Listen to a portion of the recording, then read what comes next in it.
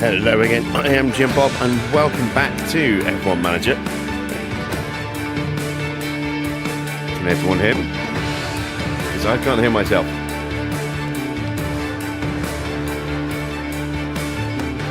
Hello, hello.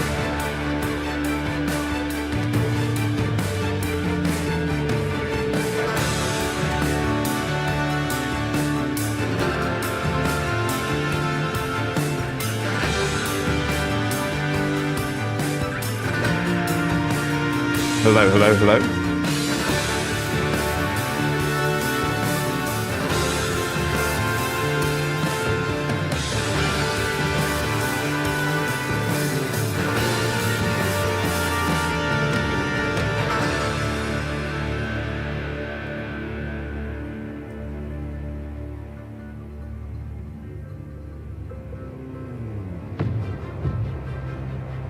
You can hear me, okay.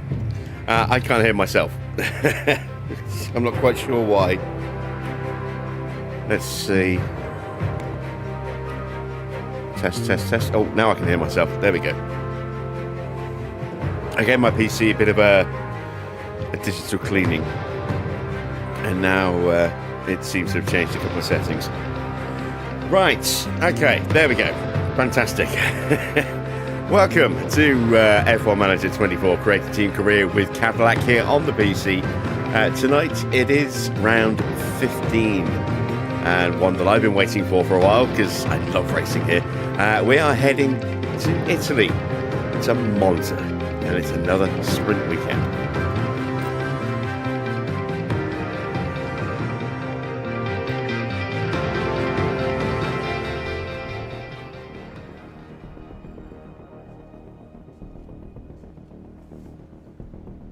Evening, Victor. Evening, Army. Evening, Gina.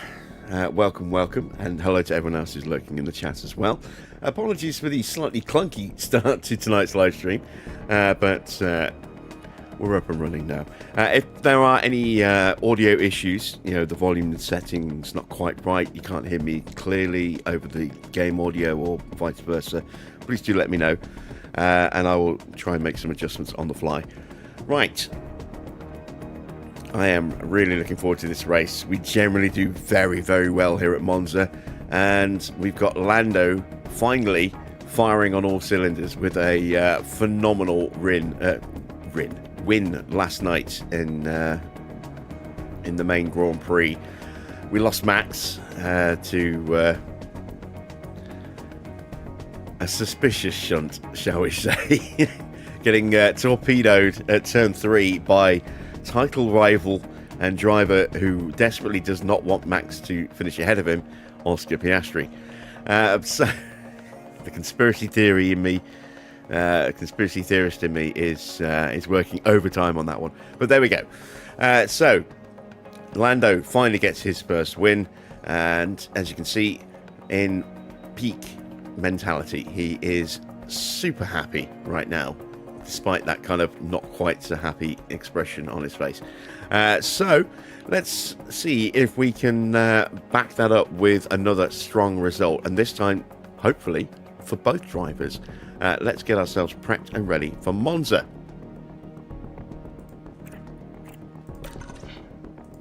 Targets will be 18th or higher for both. I'm hoping a lot higher for both, and off we go to Monza.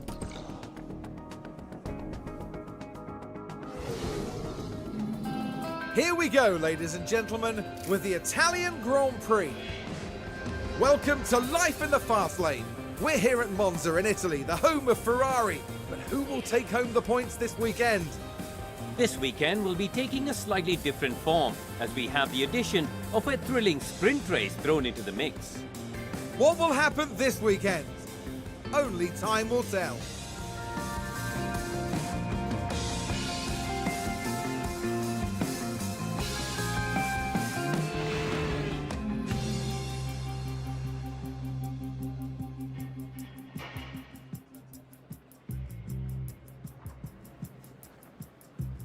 So another sprint weekend, another chance for Ugo to sit and watch because he won't be getting in the car.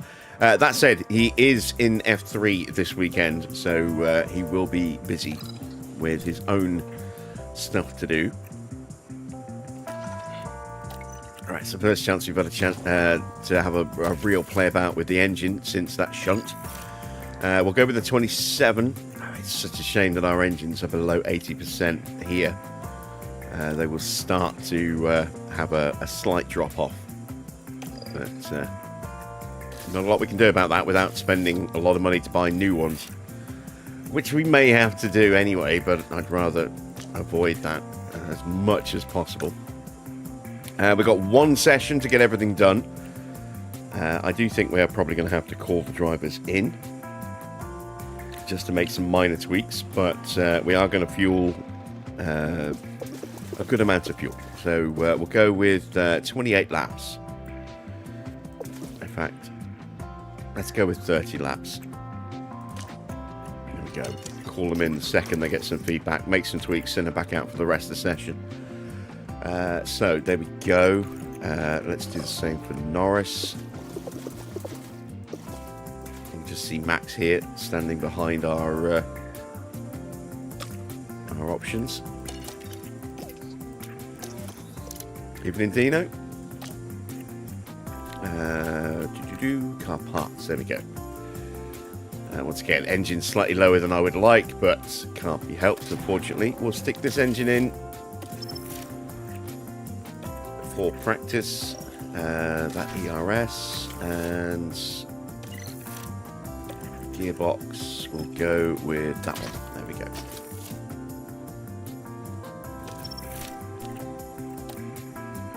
Would I want to see the China sprint? I wouldn't mind seeing it, but I'm going to have to wait for the highlights tomorrow. I did watch the sprint quali highlights, so I know the results of quali. So no need to worry about spoilers on that. Setups. Right. Start with Max's car. So, lowest downforce setup of the season for Monza. The rear wing is going to be a 9. Front wing is going to be pretty low. Could be anywhere from a 0 up to a 2.5, but it's more likely going to be sort of around here.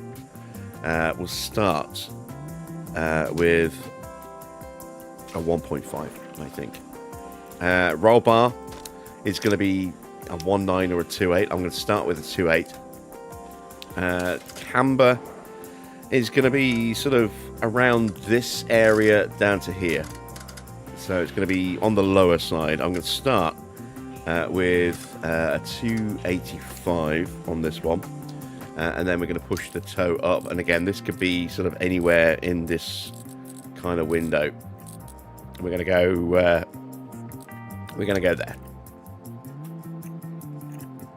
So that's max. Let's now do Lando.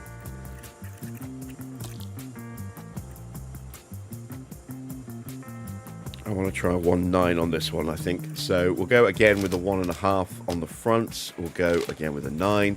This time we'll go with a 1.9. And then we'll try slightly more camber and slightly more toe. Let's give that a try. And let's hit the track. So now we have green light.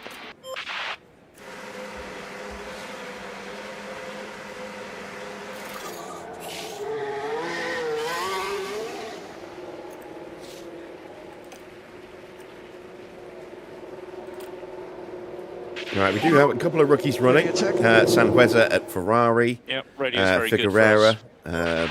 Amato, Lindsley, Watkins, and Dalla. Copy. Those are the rookies that are running today. Reminder for brake temperature. It's quite a few, actually, considering it's a sprint weekend.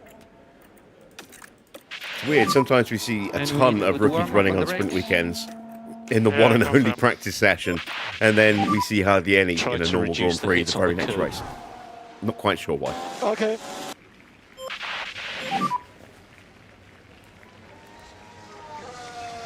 Yeah, confirm. Just one of those strange quirks of the AI.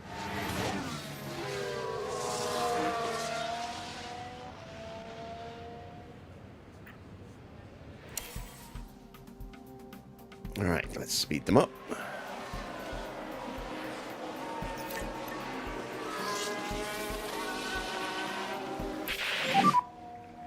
The tyres?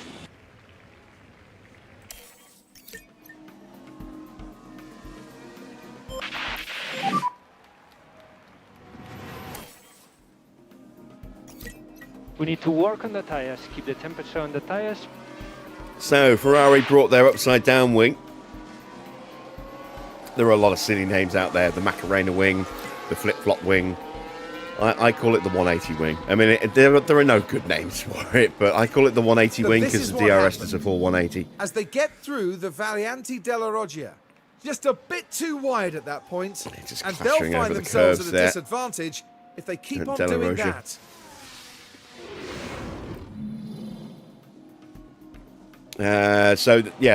They rushed it through. They put it on the car in FP1 and then decided not to run it for the rest of the weekend. So they're back to normal, back to the normal wing for sprint quali, the sprint, the main quali, and the race. They'll continue to work on it until it's ready. But yeah, bit of a strange decision, I think, when you've only got one session to get the car settled and set and prepped, that they would stick that wing on the car for the entire of practice and then take it off for everything else. I mean, I would have thought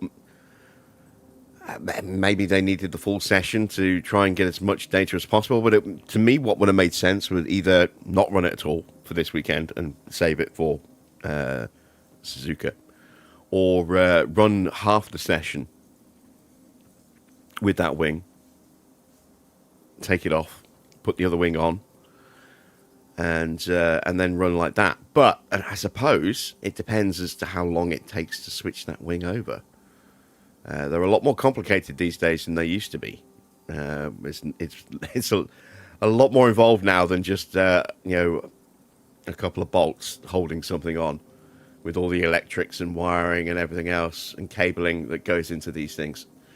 So maybe it was that. Maybe it was just taking too long. They would have lost too much time on track doing that. But it just seems a weird decision. Has that hurt them going into sprint qualifying? Possibly. I don't know. They will, of course, get to make some changes after the sprint to set up based on the knowledge that they've made. But, it might have compromised them slightly. Just, again, it seems a bit of a strange decision. Right, what is Max's feedback? Let's have a look. 96. Oh, wow, that's really good. That's really good.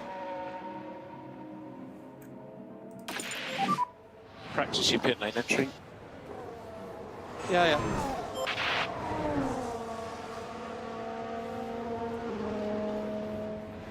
It is a very Ferrari thing to do. Yes, you're right there. You're right there, Rami. Evening, Wayne. I'm in. And limiter on, please. Stopping on the marks, going to P1, please.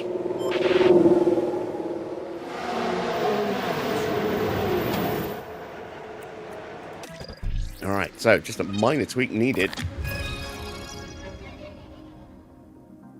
I'm going to try a touch more front wing.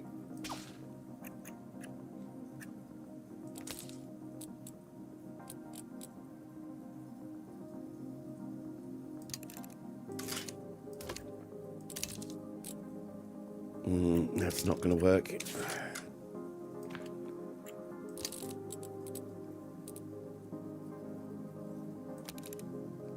This is going to be a minute change based on making a big change here. So we're going to try...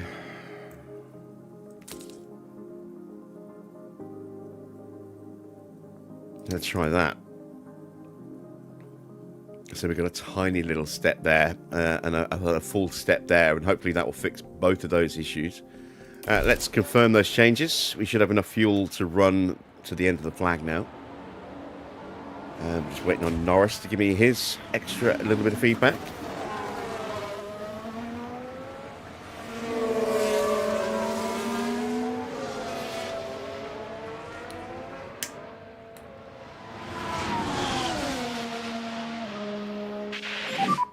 At the moment, we are good. Confirm.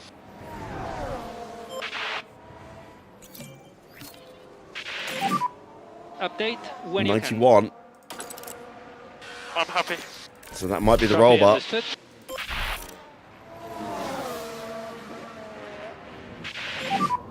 And box, dislike box, speed confirm.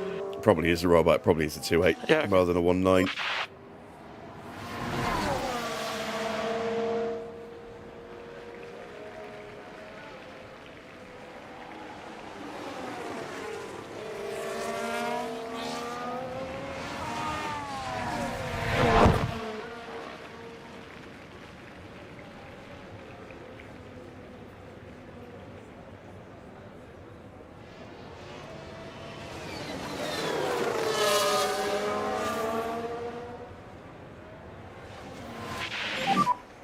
Landing lane. Speed limiter on, please. And stop on the marks.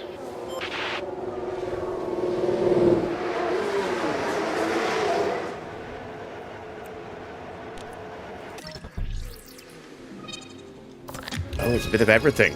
Okay, well, I am going to go with that initial assessment.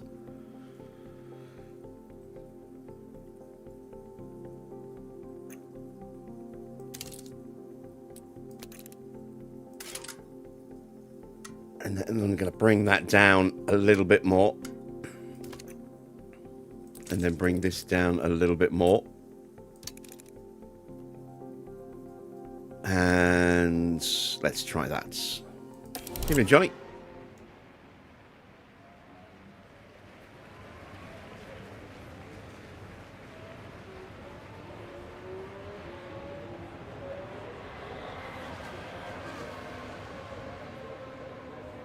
All right, let's speed them back up.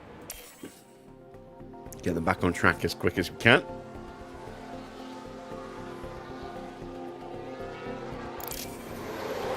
For those of you who missed it last night at the end of the stream, we went in and we demoted Pato O'Ward for next season. So with 1 year left on his contract, we have moved him into the reserve ranks for next year at whatever that team will be, because it won't be Maserati. And then we have Coming promoted fast up now. for next season Leandro Fornaroli on a 1 year deal, because he was due to expire at the end of this season, contract-wise. Fornaroli is actually rated slightly higher than O'Ward as well.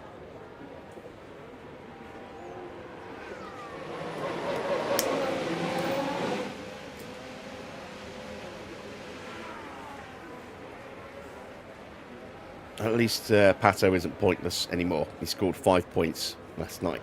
So he's finally off the mark.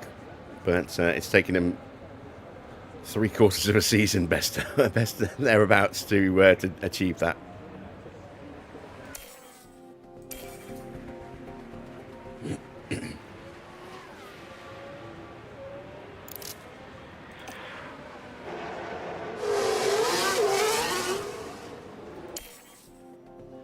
All right, there we go. We've got Lando back on track as well now. We've got 36 minutes to go. Plenty of time to dial in this setup change. Can you check the temperature? And get some good time on track as well.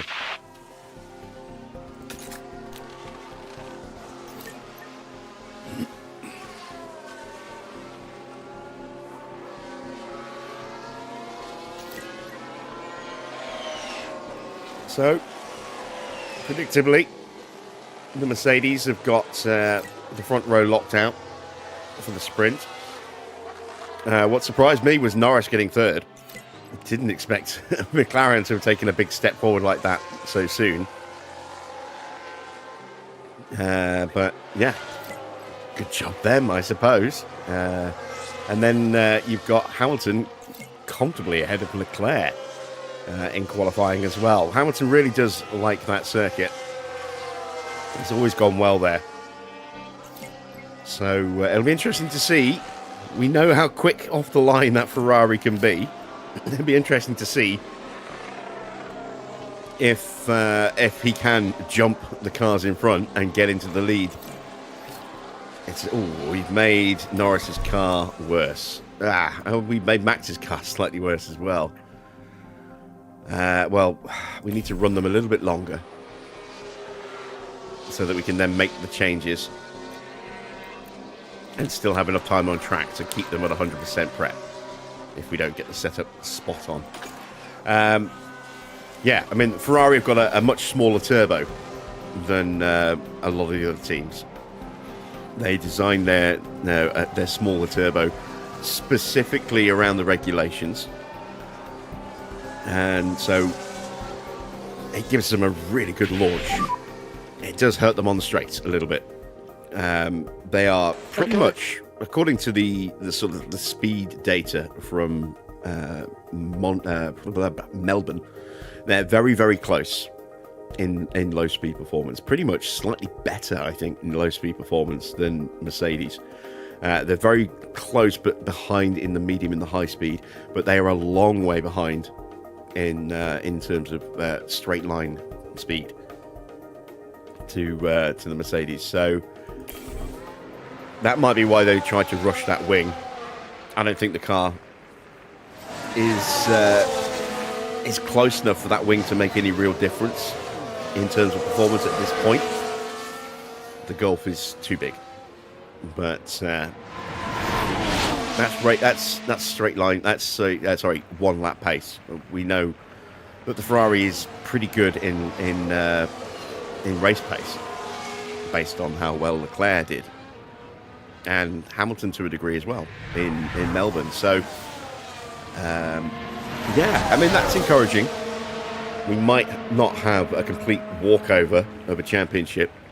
I think, at least for a little while, qualifying is very much going to be, just Mercedes potentially locking out the front row every weekend. But I don't think they're going to win every race. I don't think they're even going to be comfortable. Certainly in a few races' time, when other teams start to get their improvements, lined up, I think it could be a bit closer in racing than we expected, maybe. But yeah, still very much a Golf when it comes to qualifying.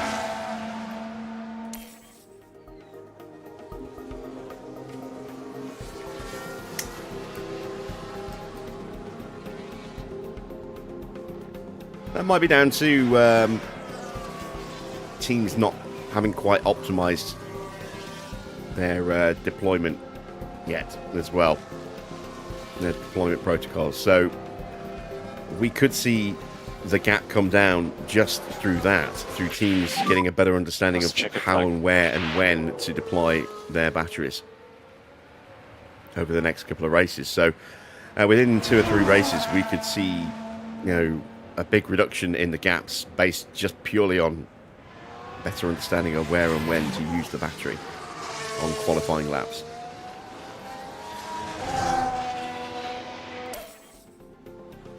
Well, there we go. Session is done.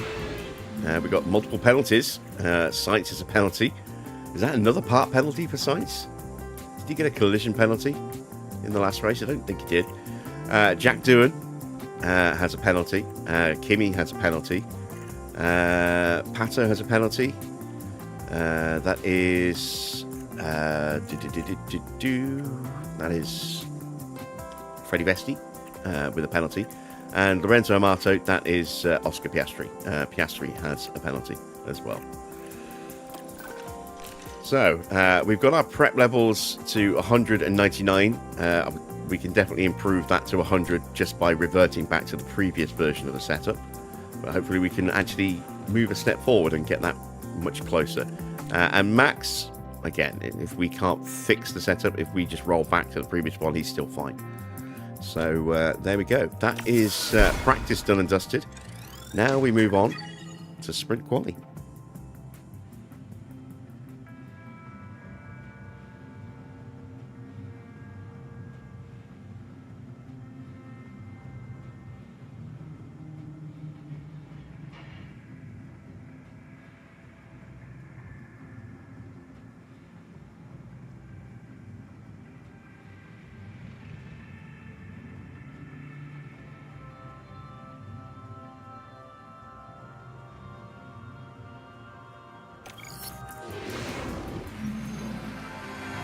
Welcome everyone, qualifying for the sprint awaits us and we're raring to get going.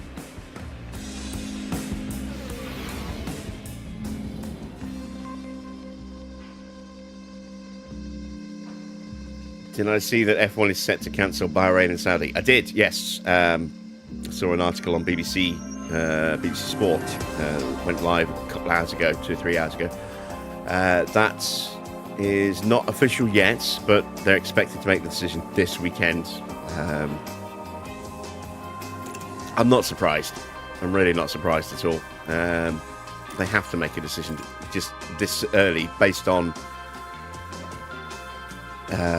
how long it takes to ship freight to each of the circuits. So, yeah, not at all surprised it's happened. There won't be replacement Grand Prix, so the calendar will go down to 22. It does mean F1's going to lose, in terms of income, probably about $100 million this year from the hosting fees. Jeddah and Bahrain are two of the highest paying on the calendar.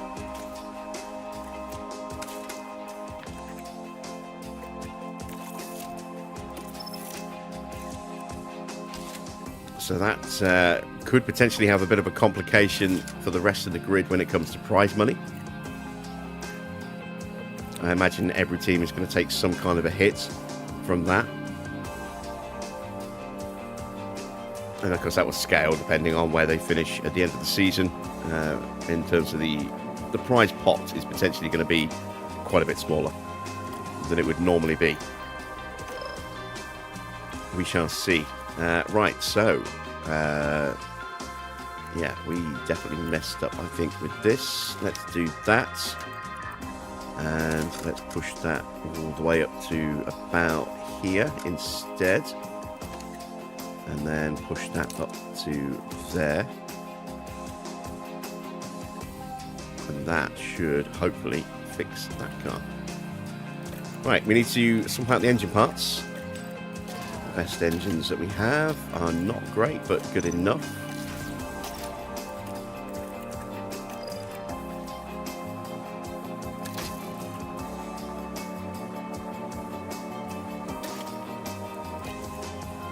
We'll use this gearbox for the sprint, and then we might swap it out for the Grand Prix because, again, we don't want gearbox issues developing here. That'll really cripple our speed. Let's go with that ERS, and we'll go with that gearbox. Right, there we go. We are prepped and ready. Medium tyres for the first session. Let's hit the track.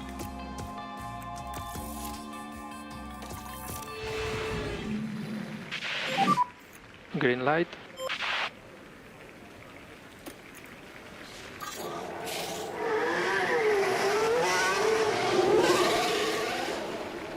And we are going to try and slipstream. Because we're going to be sitting ducks without a slipstream, I think.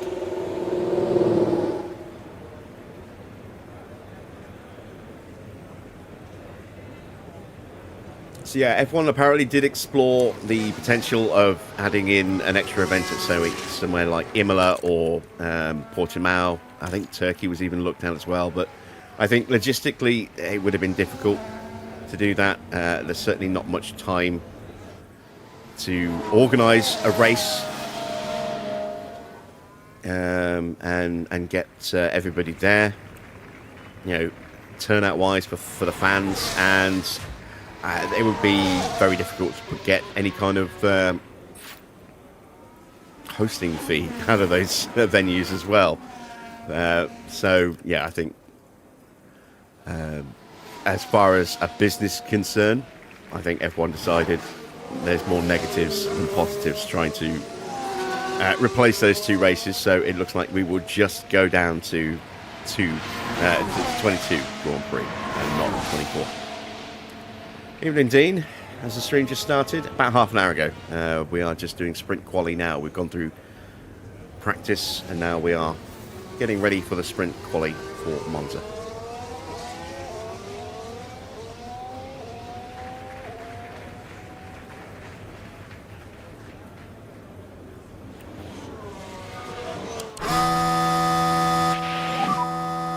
Tire temperatures are good. Of course, there's a whole load of cars coming out as we're about to start flying. This is going to slow us down. Charge button off for last corner. Charge button off. Into Retro-Video. Tire temps are good. We're looking good. Load push and you'll be ready to go.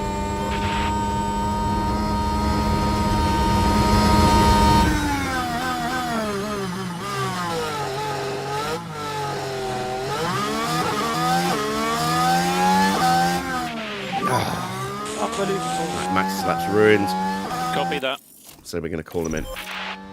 We don't have enough spare tyre to not run properly. We'll abort and send this straight back down again.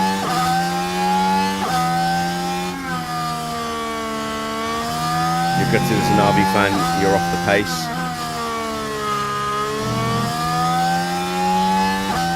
What, you mean in China? Yeah, I mean, it's certainly not the explosive start that we had from Arvid this weekend.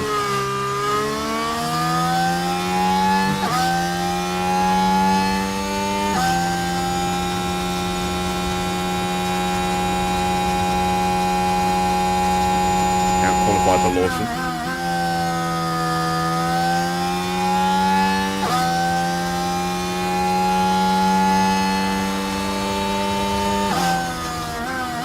So Norris goes top with a 120.5, half a second ahead of doing. Stay negative on the dash. Stay negative. I don't think we're going to stay top. Gasly is quicker overall than us at the moment, so is Sainz.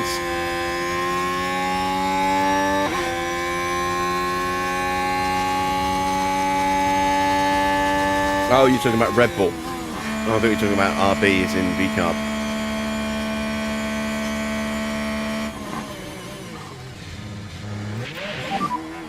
Yeah, I'm in. Yeah, as I was saying yesterday, the Red Bull's been very good with battery, based on what I saw in Melbourne. And of course, this track is less battery starved, so issues that other teams might have had in Melbourne less prevalent here, and it has certainly shown that when it comes to straight car performance, the Red Bull isn't there yet.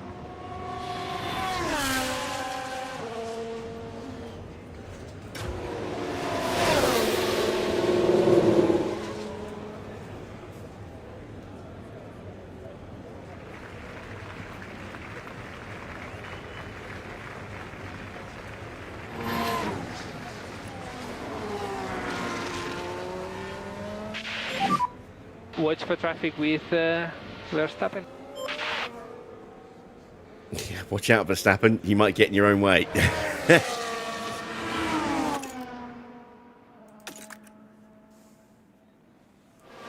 Oh no, wait. Mark Slade is Max's engineer, isn't he? So it's Lando's got Javi.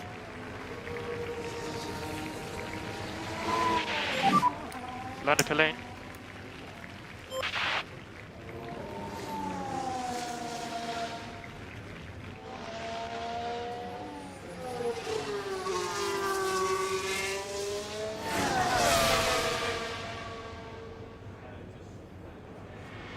In this game, do regulations really change, or are cars built around the previous versions? The car models don't visually change unless you get the brand new 2026 car models from Patreon, which aren't quite ready yet, I don't think. Last time I checked, the camera angles had been fixed. They were a bit broken, but the DRS still looks really, really bad when it opens up. So I don't think those cars are quite ready yet. I haven't heard anything to say that they've been sorted in that respect. So visually the cars don't change, apart from liveries and stuff, but regulations do change. So yes, we've got a massive change in regulations at the end of this season, where the front wing's getting a big overhaul. The entire front wing, all the different elements of that will be hit by a 65% reduction in in performance, and the rest of the car will be hit with a 55% reduction in performance.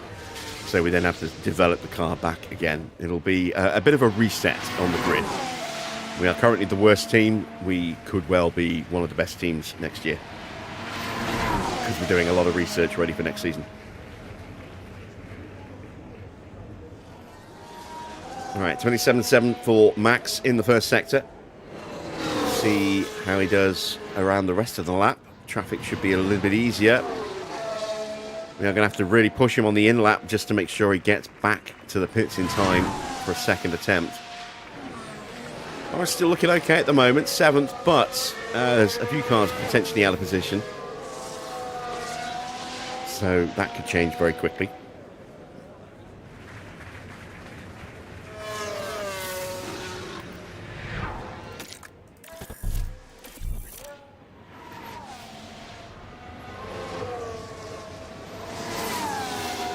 Am I going to end this career when I win the title?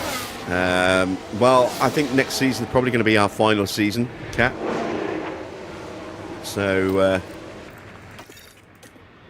I don't know if we're going to win the title next season. I mean, I'm hoping, because we're actually doing pretty well this year. We're so close in some respects to the title fight, but we're actually kind of in it.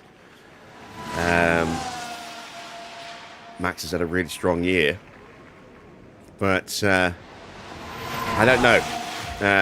Like I say, I'm planning on potentially ending at the end of next season, because that will be 6 seasons, and then we'll probably start the new 2026 DLC at that point.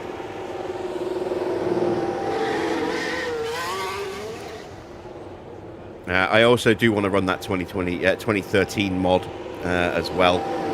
I'm still waiting for a patch on that before we get that series started.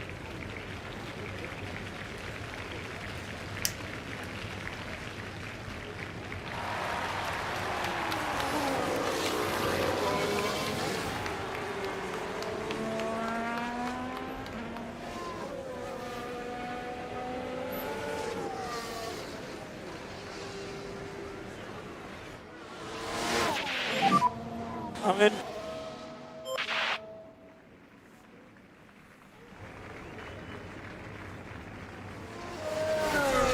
Max is back to the pits. We're not going to be able to get him a slipstream run, but we can at least get him out there for another attempt around this circuit.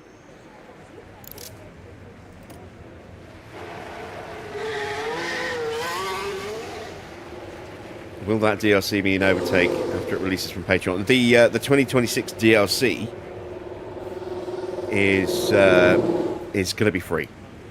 You know, the 2025 DLC was free, wasn't locked behind a paywall, and they're doing the same with the 26 DLC. The car models, I don't know what's happening with those, whether they're working an arrangement with Mr. Only, or if they're trying to work on their own versions of them. I don't know.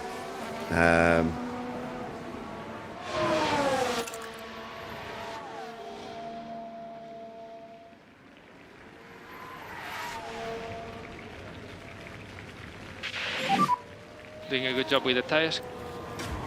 Right, Norris is about to start his flying run. We've got somebody right behind us. That's an Aston. That's Yuki Tsunoda, so we're going to give Tsunoda a tow. That's not great.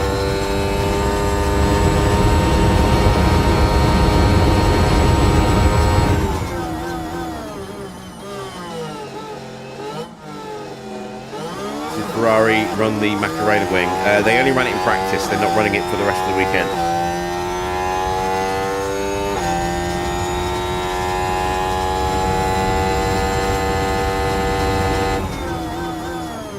Right, small improvement for Norris in the opening sector. Leclerc goes top with the 120.1. 4.5 tenths away from us.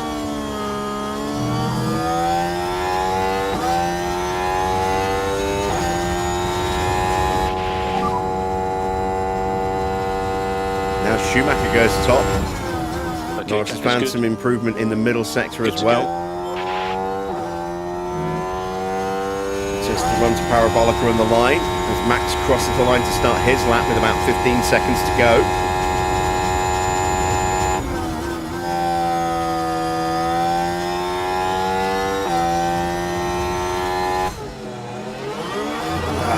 Damn it.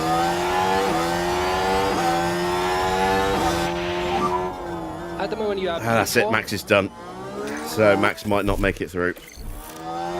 Norris improves to P4. Is Pato going to improve? Pato's fighting somebody. How are we looking? Pato's fighting Kimi Antonelli. Okay. And that's cost him. Sainz is done. Gasly's done. Colapinto, Porsche, Doohan. They're done. Lawson's still on a lap, but is not improving. Doesn't improve. I think we're safe. Yeah, I think it's only Albon left now that can improve. So Max will make it through. I was worried, but he will make it through.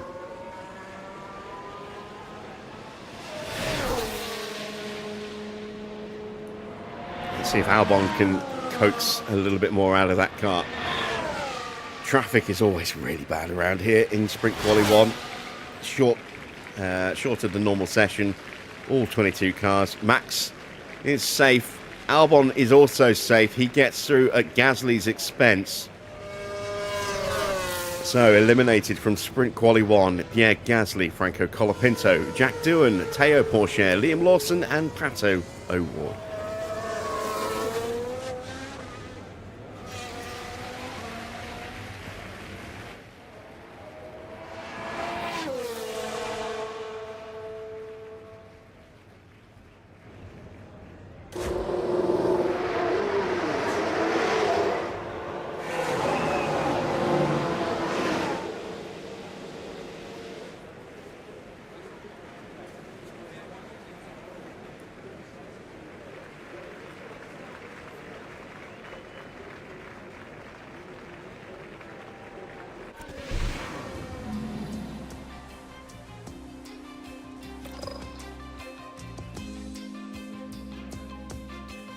Let's have a look and see whether we actually sorted the setups or not.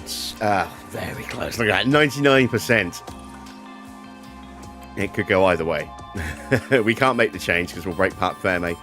But we can certainly make a change afterwards if we want to. I'm not going to. I don't think it's worth it. If we get it right, we'll go up by 1% on the setup. If we get it wrong, we could go down 2%. And it doesn't make any difference to Max's starting confidence. So we'll just leave his car like that. It's close to perfect. Norris's car is perfect. We got that one spot on. Lovely stuff. Right. Into Sprint Quali 2.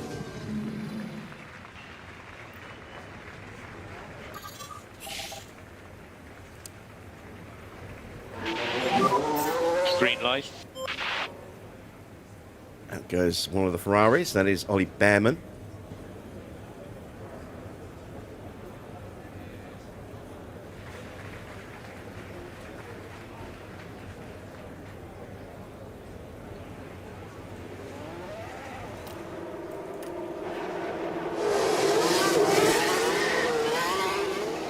We're going to go out behind Charles Leclerc.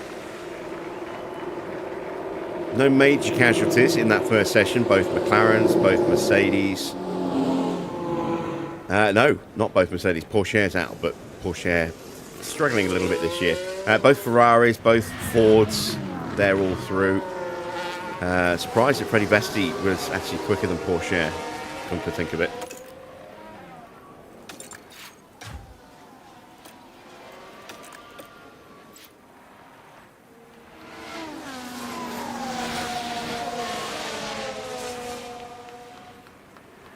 Perhaps a little surprising that Lawson didn't make it through to Q2. We know that Aston's pretty good, but I mean, they've had all sorts of engine issues recently. Maybe they're still running older parts. Art imitating life.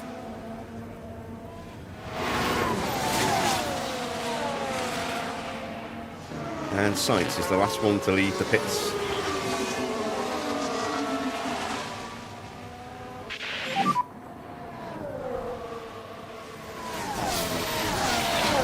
Oh, wow. Freddie Vesti's locked up already. Let's take a look at the replay. Now here, we're taking turn 6. And the car just locks. Just unable That's to the first control Lesmo. the car by that point.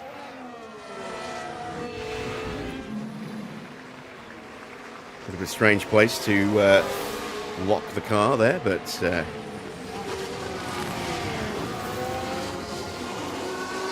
it's going to ruin his lap for a couple of reasons. One, it's going to hurt his tyres, hurt his confidence level. Two, he's got Yuki Tsunoda now literally right up his gearbox. So that's not just going to hurt his lap because he's going to have to defend, but it's also going to hurt Tsunoda and Schumacher as well. And we've got another yellow flag. Mode push, you are good to go. And that's Bearman. Ollie Bearman has messed up. Damaged his underfloor by the look of it.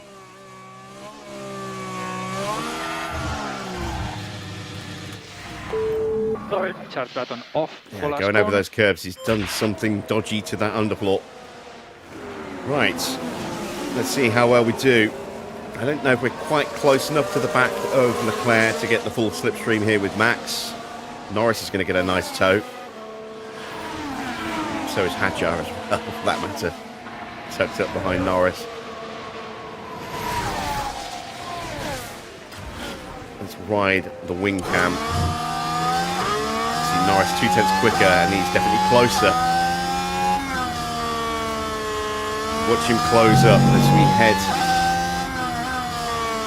down to Vialone.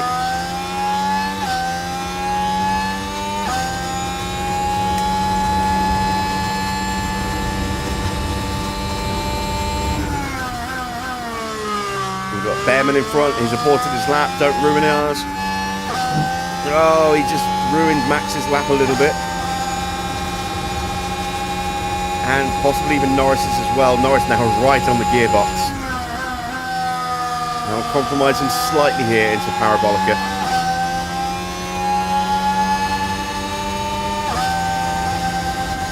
And across the line. Norris is a second off the pace. Max is 1.3 seconds off the pace. Yeah, that certainly did not help at all. Yeah, okay.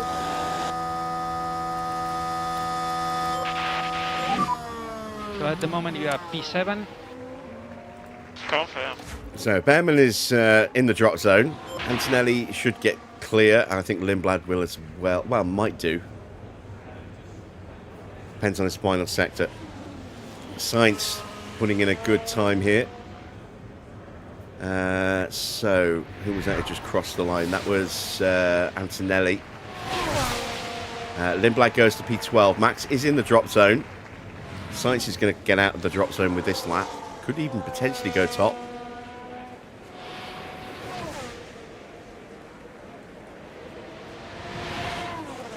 Goes up to P6. He's 6/10 away. Wow. Just not a great first sector and lacking a little bit in the final sector as well. Very strong in the middle. So we will try again. We've got one more run in us, as does everybody else.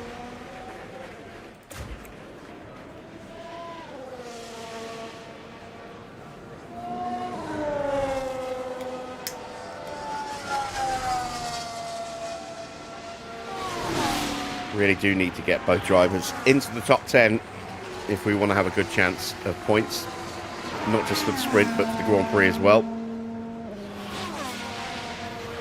So we'll have to do all this all over again.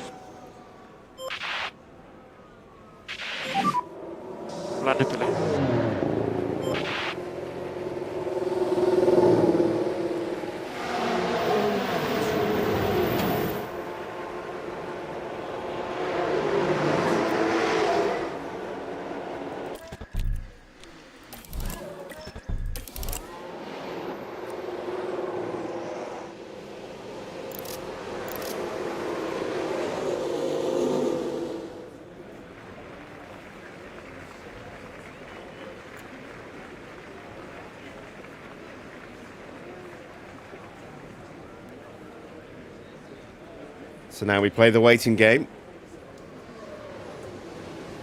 We're waiting for either Antonelli or Russell or either of the two Fords.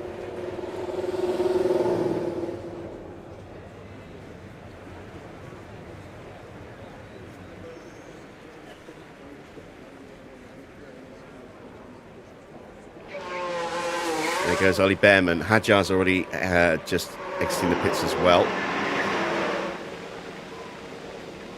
Should see some movement any moment.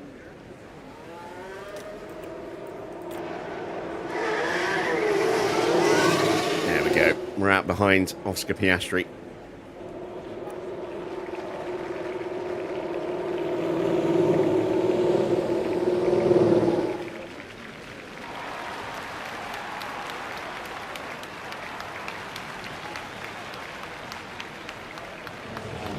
Can we make it through to Q3 even? Let's tell Max not to fight this time because he's the one tucked up at the back.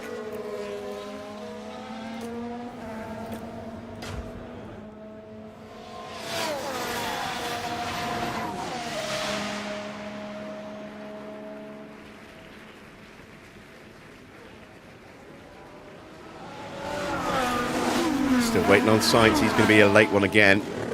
There's Bortoletto coming out. Leclerc still in the garage. He might not run again. Might not need to. Evening, Daniel. Sainz is out. And so is the second Audi now. Well, the only Audi. Yeah, no sign of Leclerc. I guess Leclerc's not running.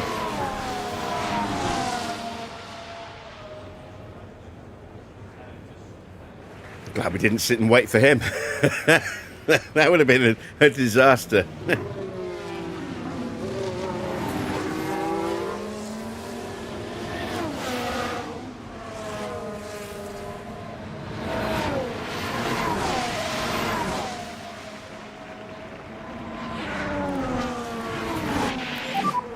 And you are doing a good job on tires. Keep it like this. And track is clear, track clear. Right, off we go. Last corner. And we get both cars through good. into Q3. Gap is currently good. Norris has got a really good gap to Oscar. Max just a little too far back at the moment.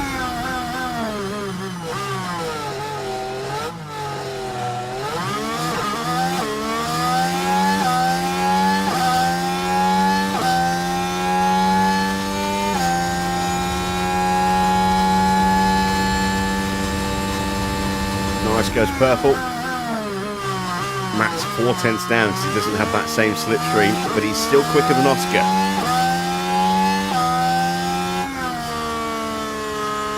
Looks like we will be clear of the two late exits from the pits.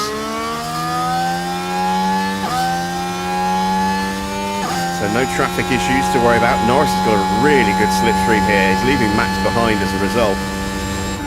Max might struggle to make it through. Norris will be absolutely fine.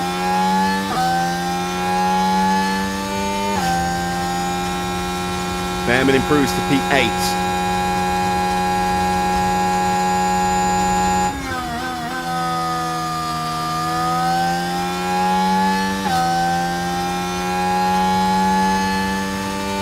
Norris goes second behind Charles Leclerc. Max is out. Ah, damn it.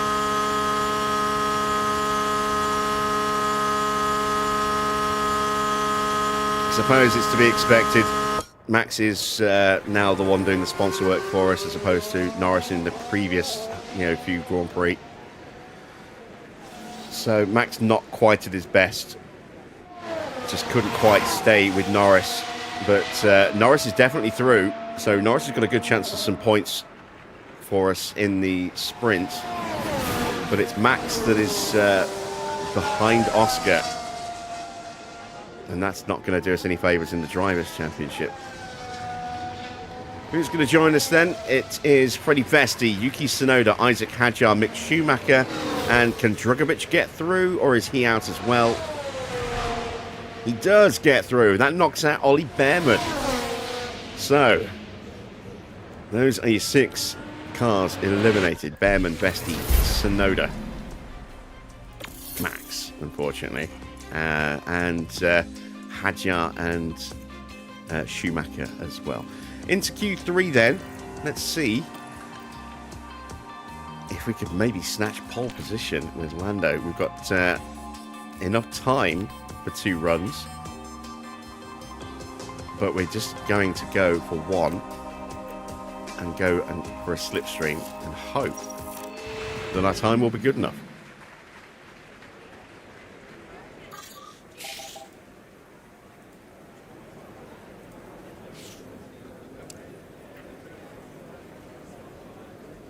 So now we just have to wait and hope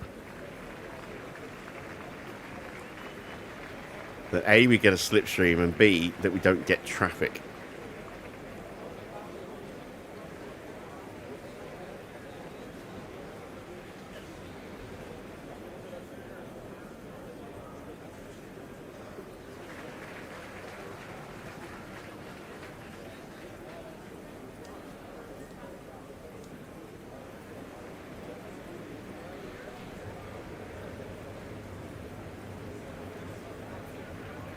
This is always the most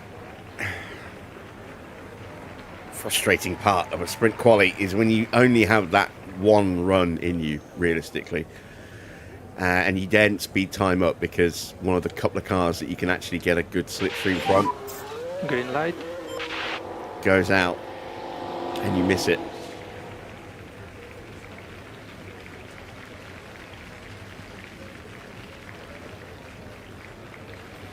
I nearly knee-jerk reacted to Russell going out there, but I decided to wait.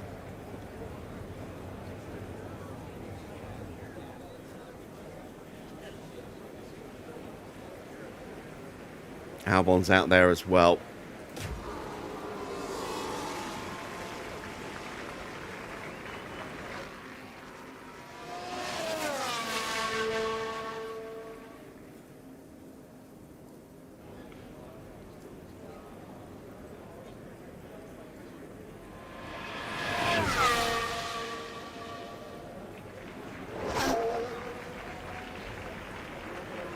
So George is going to set the early benchmark. There goes Charles Leclerc. Should have clicked. But having said that, we would have been pulled over by George. There goes Carlos Sainz. We're going to have to wait for Oscar then.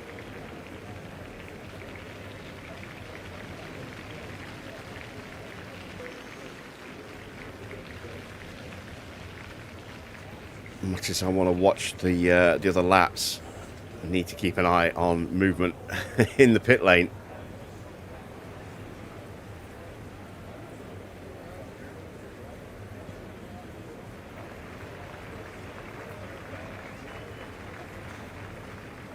Because without a tow, our car just will not be quick enough.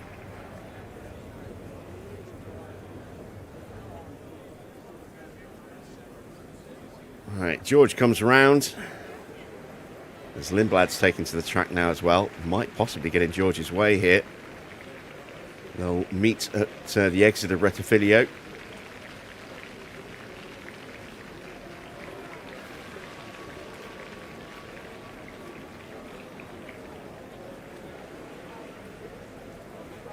Right, come on, Oscar.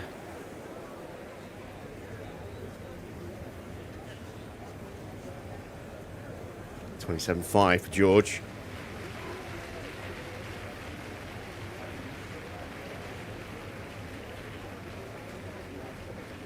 .27.4 for Albon.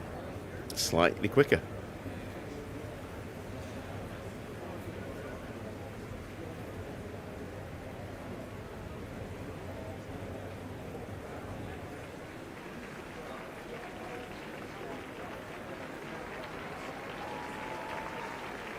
There is Leclerc whizzing through.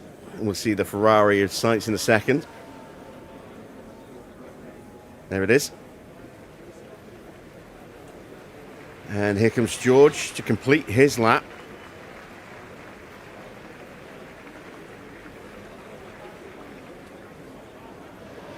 It's a 1:19.2. That's the benchmark time. Out goes Felipe Drugovich.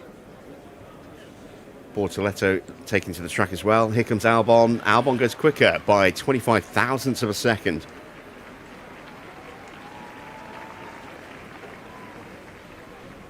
Right, Piastri or Antonelli, either of those two now.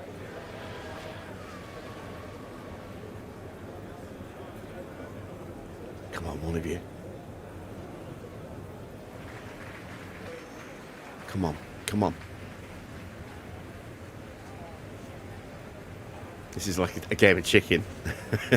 How long dare you wait?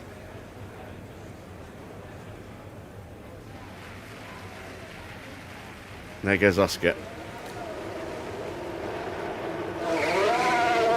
Norris is out behind him. Antonelli's still in the pits. He'll be coming out very, very soon. And we got a yellow flag. Ooh. Who's messed up? And where?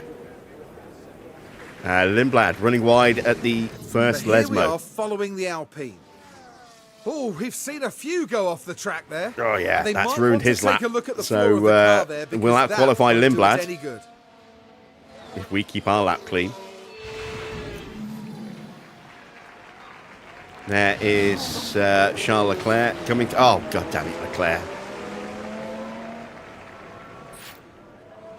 Getting in the way, breaking my breaking my toe. Oh, that is cheap. Antonelli now finally leaving the pits.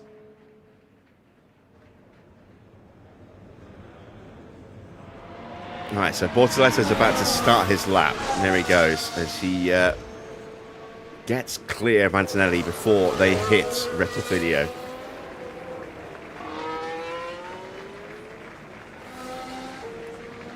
Drogovic now starting his lap as well.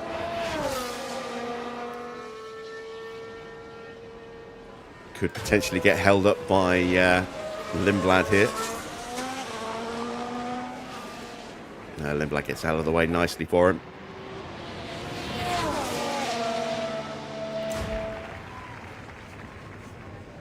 Right.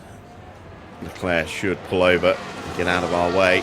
You see Sainz trundling back to the pits in the background. We've got another yellow flag. Is that a lock-up for Drogovic? It is. Here's the replay. At Right, De La so Roja. this was the fourth corner. And there's the lock-up. They were just unable to do much So we about should it. out-qualify him as well.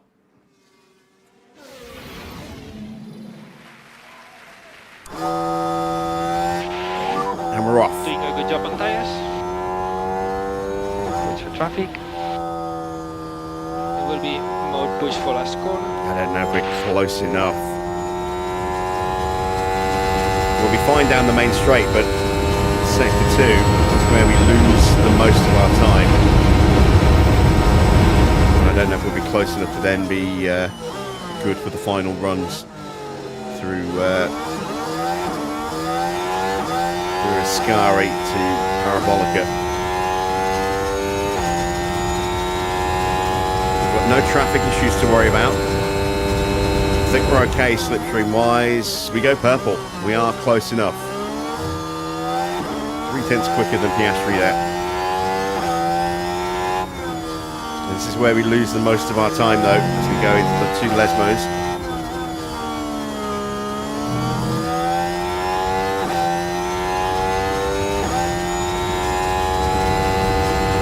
On the run down to Bialone. And then through the Ascari chicane, heading towards Parabolica. Piastri half a second quicker than us at the moment. He's going to take in the middle sector. He's going to take pole, but we should be on for second, I hope. It depends on what Antonelli does. Oh wow, Piastri's second. We're only 5th. Wow. Okay. Yeah. Leclerc did kill our chances by getting in front of us and just making that gap to Piastri a little bit too big.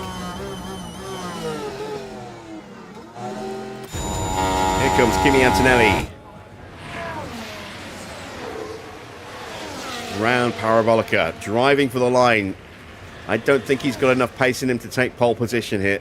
but he might out-qualify us. No, he doesn't. Wow, he's slower than Norris.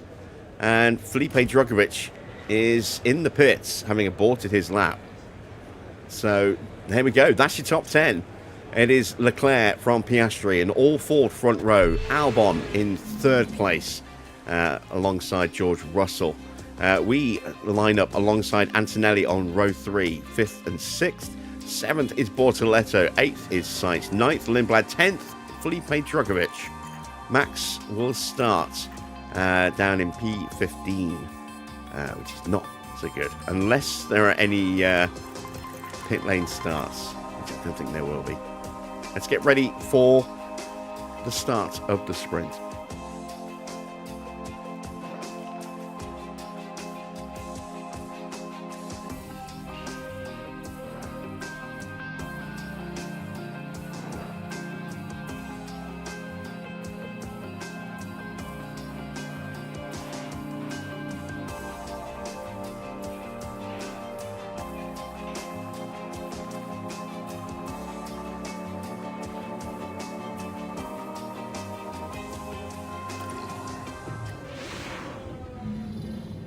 We're back, and the action is set to get even better today as the drivers go racing in the sprint.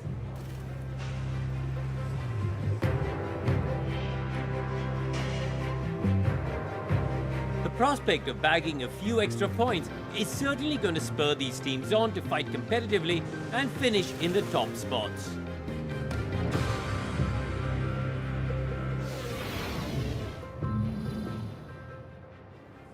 I know you can't hear me, but I'll say hello anyway. Hello, Objo. Good to see you. Right. Time for the sprint. We are going to be running the softs. We are going to put one extra lap of fuel in the car. We're going to go all-out attack off the line.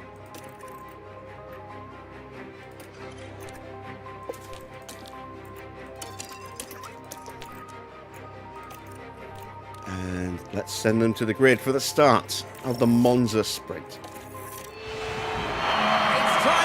Sprint around Monza.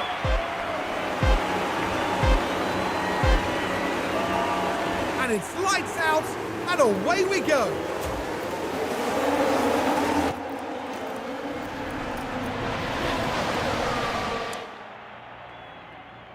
So Norris up to P3. As Piastri had a bad getaway. Albon got him.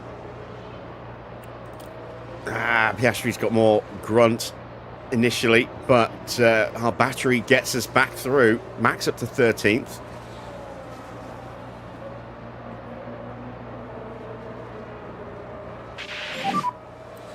Not too bad, huh? Right then, we can take a look now.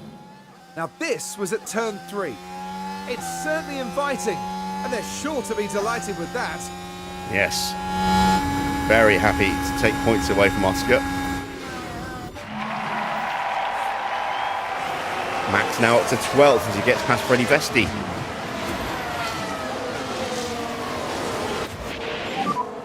That was good racing. You're doing a really good job. You are. Now we should be able to take a look here. Now we're watching Max Verstappen here. There's the opening. And Verstappen says thank you very much. Actually, Max says, that was good racing. So Norris might have a look at Albon. Max is having a look at Bearman, thinks better of it.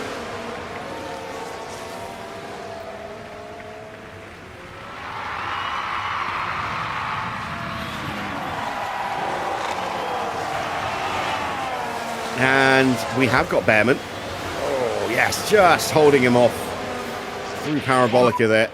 DRS enable. So 11th place now for Max. In front we have Albon. Norris is making the move. Albon just a little bit braver on the brakes. Piastri. Had the optimal line. Max now past Felipe Drugovich. Very difficult. Race is long. That's P10. 2 more places and he'll be in the points. Nice work. Currently P10. Next up, Carlos Sainz. Let's have a look at this overtake. So alongside Drugovic, and then just put the power down.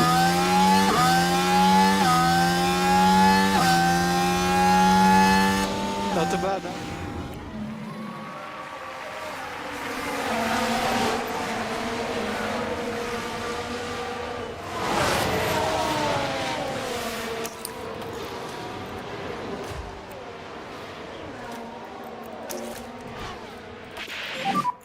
Charge on, please. Be careful with the tires. Yep, all good. We need to do the full management on this. Albon now putting pressure on Charles Leclerc. Okay. And charge button on. Has to back out a bit on the run to Parabolica. Can't quite get alongside.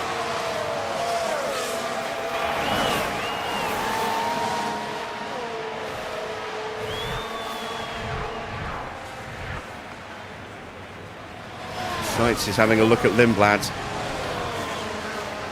There's Max. Ending Adrian. And Sainz trying to put the move through and has the inside line through Curva Grande, but can he complete the move? Sometimes the outside line is the quicker line. Lindblad holds him off for now, but Sainz crucially is still there. They're going to be side by side into the Lesmos perhaps. And now Sainz gets the position. But that's opened up a gap to Bortoletto. It's allowed Max to get nice and tight as well. And Lindblad's immediately going to come back at Sainz and gets back through again.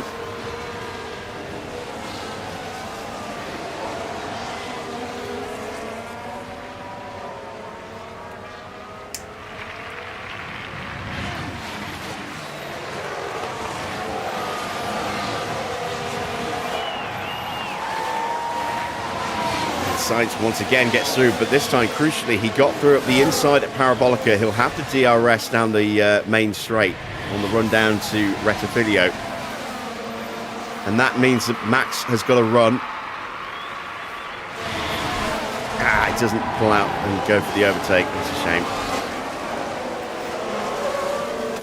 All right, let's put Max into high-risk overtakes.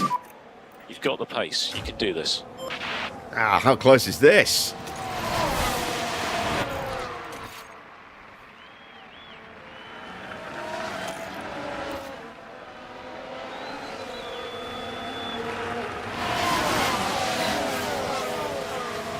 Albon gets through, but he's going to give up the DRS to Charles Leclerc.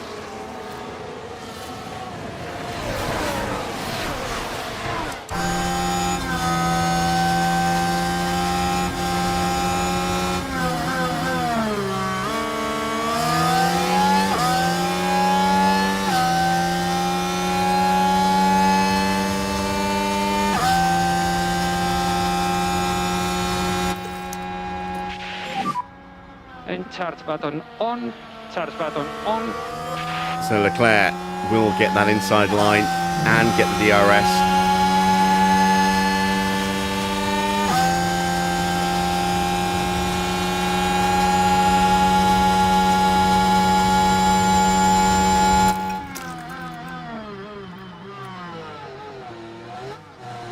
Come on, Max. All right. Charge on. It's not Max, it's Lando.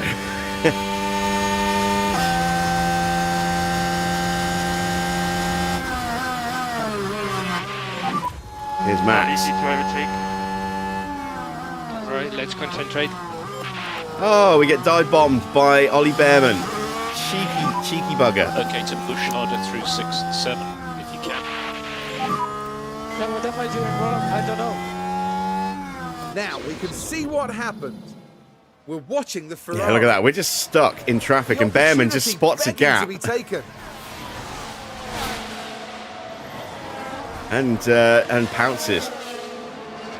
Right, I think we need to come out of high overtake because we're pulling out of the slipstream too soon, and it's leaving those gaps for other cars.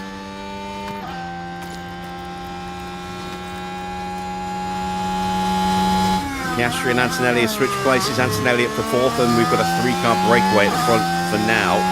See if it stays like that. Slow down now. Or if Antonelli pushes on. He is breaking away from Oscar.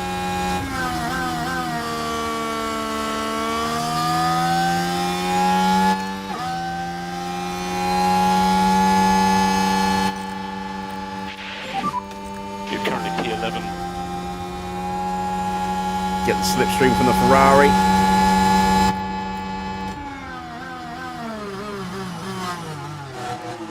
So Bearman is through to P9. Come on, hold the position, Max. Hold the position. Ah, damn it.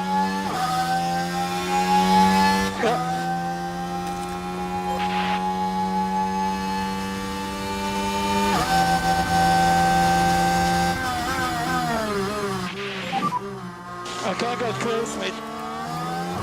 Just do your best. Charge button on. Alright. Antonelli has joined that, and Piastri's been overtaken by Bortoletto. Piastri's pace is slipping.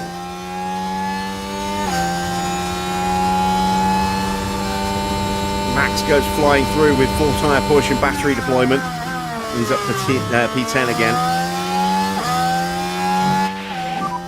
Nice job.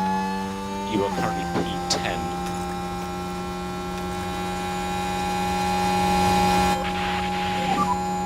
Cool the car. And that's Ollie Bearman dispatched. Sainz gets past Russell. Bearman's still there, that cheeky bugger, but he won't have he might have DRS. You've got Russell in front of you.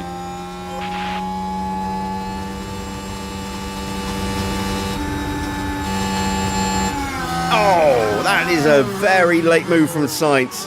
That is dangerous. God damn it. It's got Bearman back through again. It's really impossible to race like this. No worries, mate.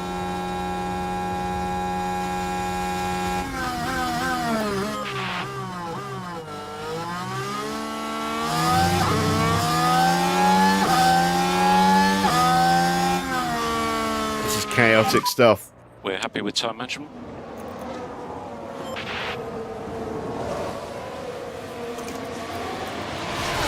And that's it for battery. Calm the tyres down, calm the fuel down. Yeah. Go back to doing In the lifting bid. curves now. Lift off needed. Confirm.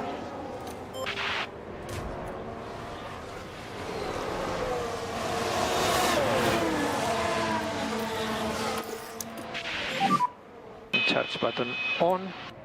Yeah, confirm. Okay, charge on. Have I got a fresh engine or low drag setup? The setups make no difference to aerodynamic performance of the car. No, they're not fresh engines. It's just So no, going just on seems to to be an absolute struggling. full push. And getting a really strong slipstream. Slipstream is massively overpowered around this circuit. And try to increase pushing status.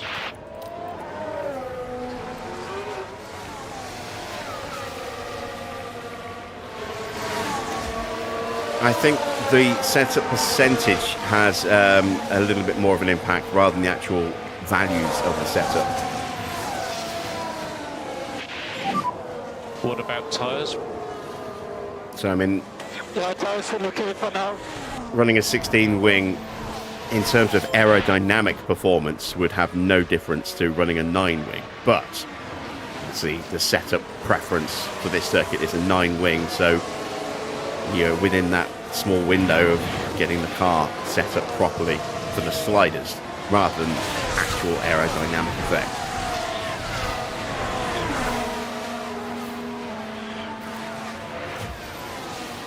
Right, Norris is going on the attack.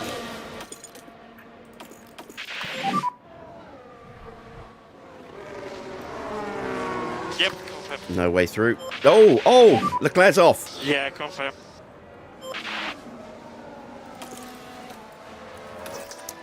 Let's have a look at that. So here we go, heading into turn 1. And the car fails to respond. and hopefully there's not too much damage to the tyres.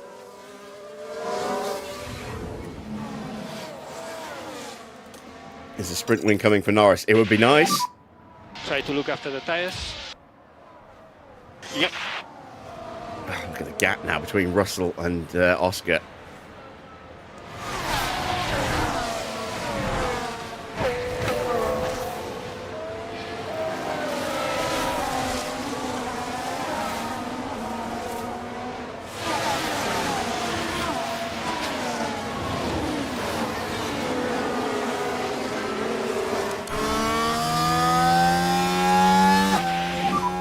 He does have DRS on you.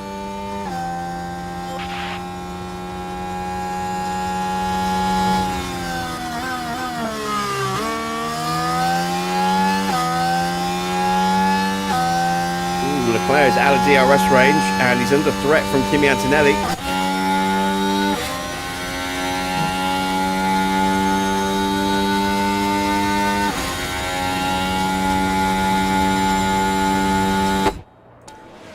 Antonelli gets through. Norris is having a little look at Albon. He's too far back. He's in harvest mode still. I'm trying, but I just can't. Continue, keep going. Damn it, Ferrari just outbraking us again. Charge on. Okay. Sainz is past Russell though, so that should speed things up in front of Max, which is good because that gap has gone up to 6 seconds now to Oscar. And I think had we been able to clear and stay ahead of the Ferraris, we could be chasing Oscar down right now.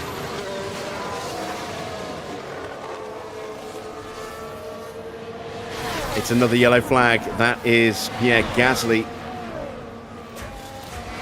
running wide on the exit of Now just keep your eyes Della on Rosa Gasly there. here. Oh, and they need to be watching Into the those gravel. track limits. They've got to be careful and watch the car there.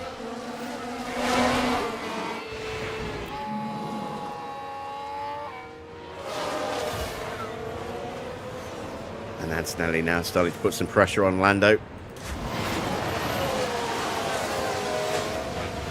Bearman's trying to find his way past George Russell, who is stubbornly clinging onto the back of Carlos Sainz. Tsunoda's got an issue with his car.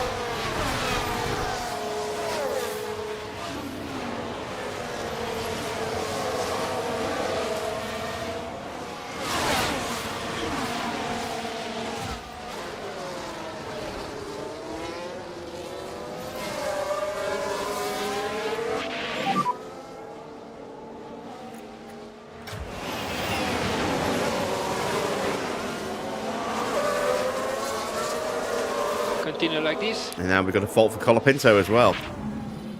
But the car's definitely not happy. Surely some kind of fault. Last home Grand Prix for Maserati. Will not be on the grid next season. It'll be a different team.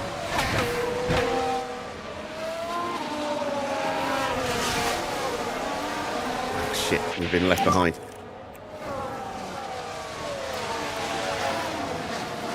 A long way to go. And more energy available. Okay, confirm. Did we make a mistake or did Albon just suddenly turn the pressure up? I think a bit, maybe potentially a bit of both. Let's see what the lap times are.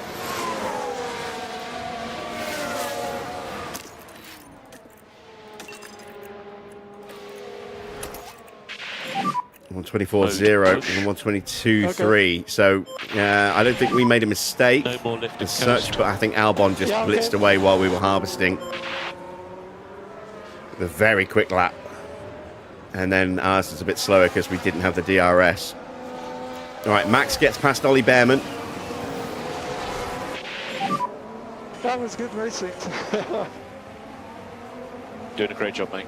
But this is what We happens. get him at Parabolica. Along the Oh no, we got him on the straight straight. The gap opens up for them.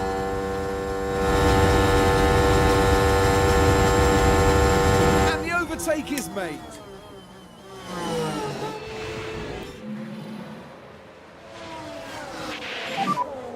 Car in front is Russell. Evening, Clark. You've got so many videos to catch up on. You feel left out. Yeah. Okay, let's get on it. Still everything to play for. I get that. So we need to push.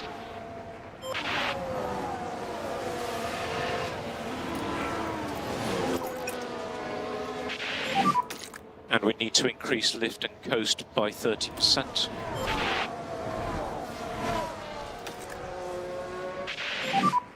Cool the car as much as you can.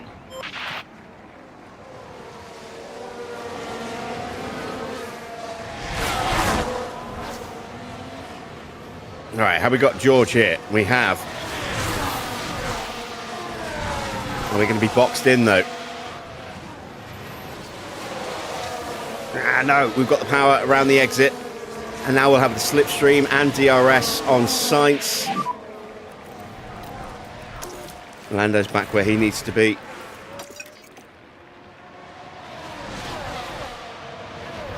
Do your best. Don't outbrake me. Don't And outbrake we me. need to increase tire saving. Come on, come on, come on. Come on. Yeah, confirm. And charge button on, please. Yep, confirm. Charge on. All right, we're through. Woo. Super job. Piastri is now the next car.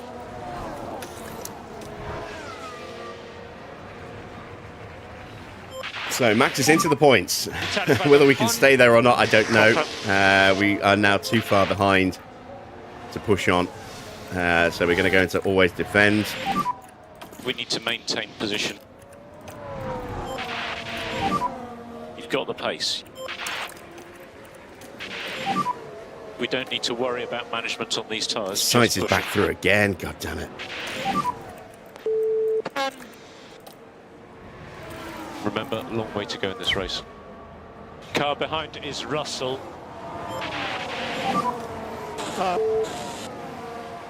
There's progress to be made. Oh, it's side by side, but we're in harvest mode. Albon will stay ahead of us. That's fine. Piastri now gets past Charles Leclerc. Really good. Max gets back ahead of Sainz. Oh, lock up for somebody. Don't be Lando. Don't be Lando. It's not. It's Albon. No, it's Bortoletto. Race is long. Oh, Jesus. There's a yellow flag now. Oh, it's Drogovic with a spin. Things were all right here. Okay, I'm completely... That's the moment they lose it. In the end, just a helpless passenger. completely wrong on that one.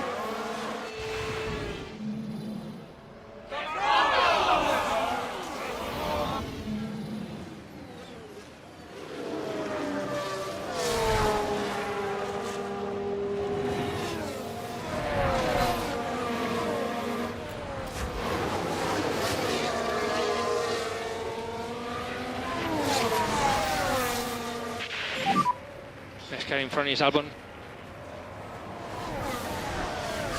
I'm going to be wide awake. You know, I only got up All right, let's concentrate. because I was up all night. I only went to bed around 1 o'clock this afternoon, so I've only been up for about 2 hours.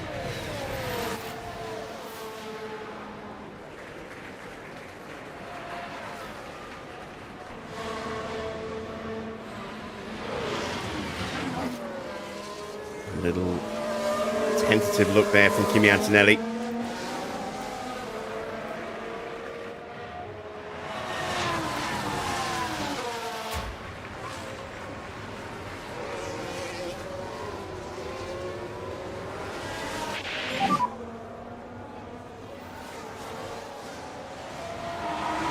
He's 0.5 behind.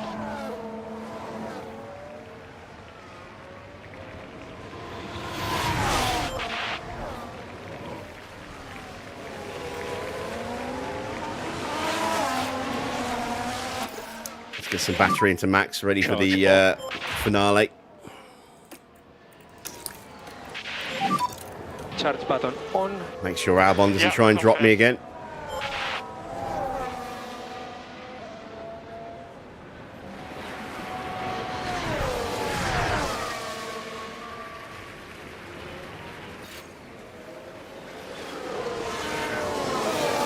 sounds like a good afternoon or a good evening or a good morning, depending on the time of day of the Grand Prix. Andretti's 3 go-karts. laps to go. Is that actually tied in with the Andretti family?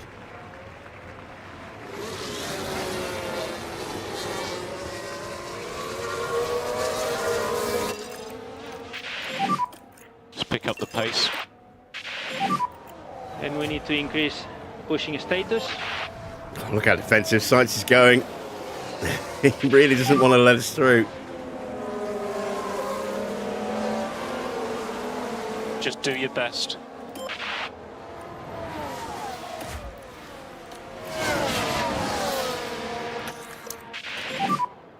Charge button on. Confirm.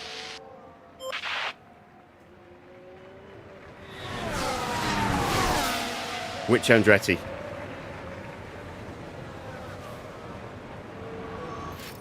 Because there are a few. Michael.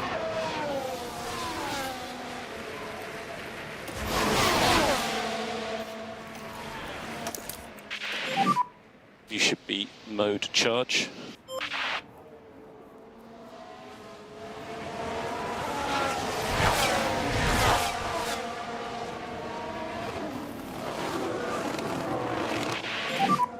Two laps to go.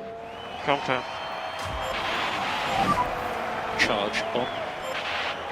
Oh, look again, Albon doing what's... Oh, we got a chance. We got a chance. Energies are good. Okay. So deployed. Confirm. And charge button on. Charge button on. Norris into the lead. Confirm.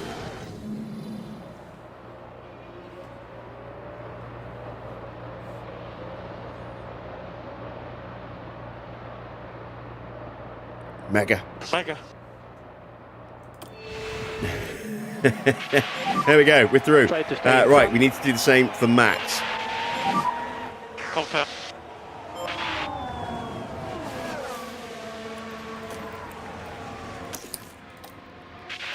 Colapinto's car gets a little worse. Well, yeah, right. It Not certainly that's looks going to like help they've him much. developed He's, a fault. he's or hurts him too much. He's down in 21st place.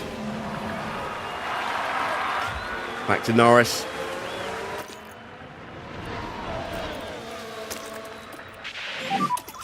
Use the energy. Balls to the wall attack now. Confirm.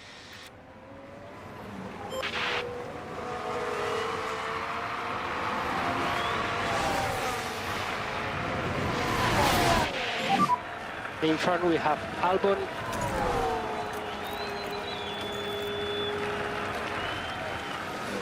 Oh, did we get the DRS there? Did we brake at just the right I time? just don't have enough pace.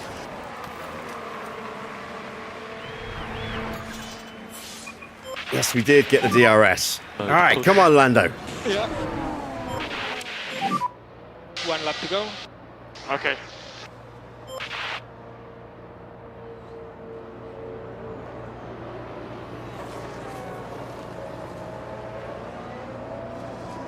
Max gets ahead of Sainz. You can save less.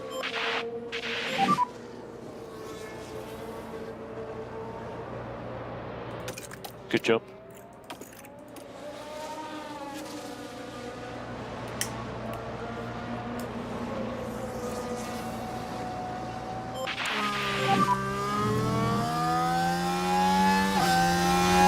Yeah, confirm.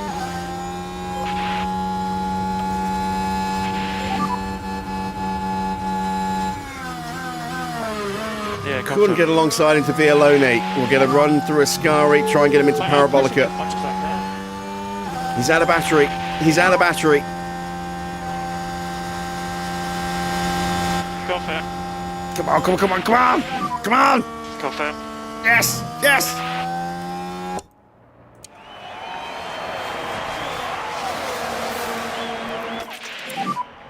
Good Norris job there to keep wins. Like this. So you have you. Fantastic stuff. Need to see that overtake again. Oh, the final turn of the final lap.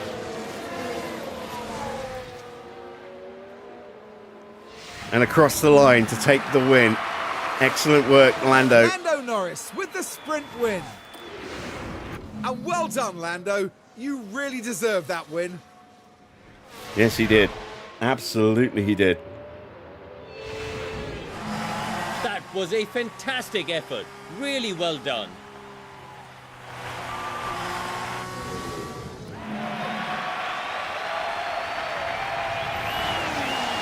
Max just gets across the line in 7th before running out of fuel. Okay, so you've taken the checkered flag.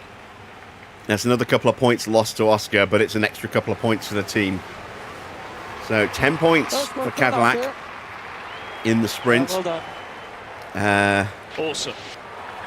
7 points for Ford. So we closed the gap by 3 in the constructors. And the winner of today's sprint, Lando Norris. And what a well-deserved P1 finish that was. Absolutely outstanding.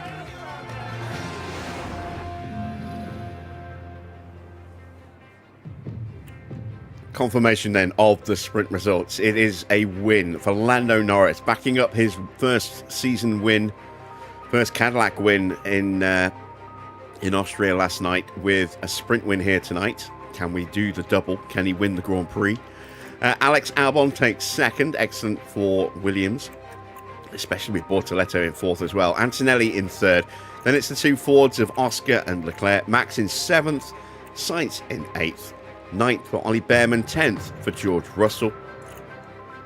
Then 11th, Freddie Vesti. 12th for Schumacher. 13th for Lindblad. 14th for Tsunoda. 15th for Doohan. 16th for Lawson. 17th for Hadjar. 18th for Pato. 19th for Gasly. Then Porsche 21st, 20th, 21st for Colapinto, 22nd for Drugovich. No retirements from the sprint. Now, qualifying for the major Grand Prix.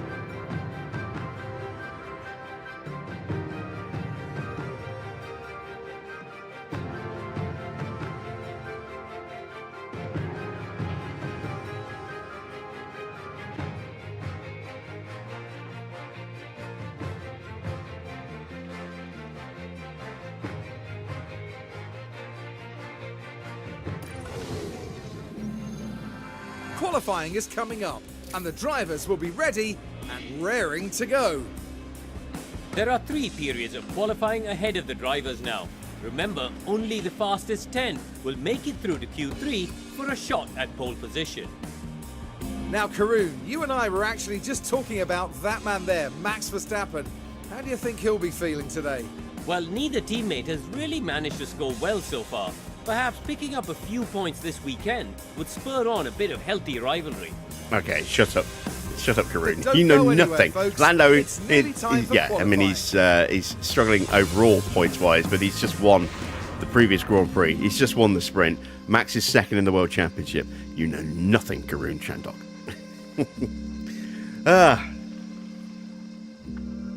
I'm not bitter at all about that statement there. Evening, Thomas. Welcome, welcome.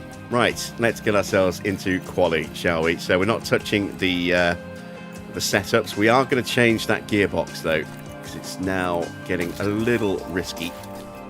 So we'll stick a brand new gearbox on for Max. We are going to start with a set of mediums.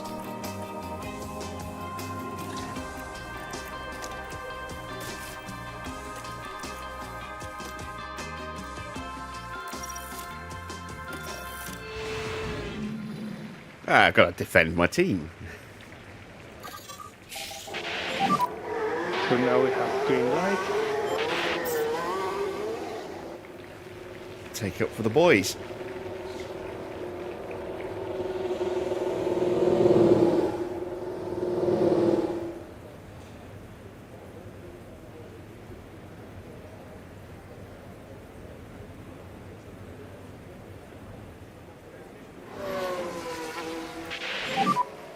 And we need you to push this out lap. Yeah, confirm.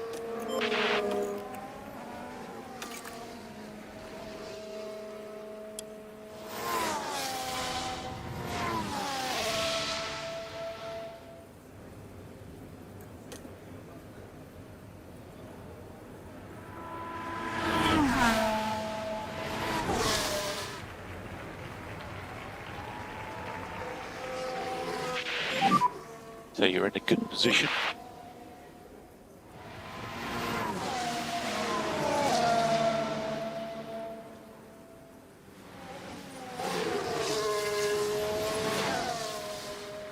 I'm just grabbing a quick bite to eat. I'll answer your question in a minute, Gina.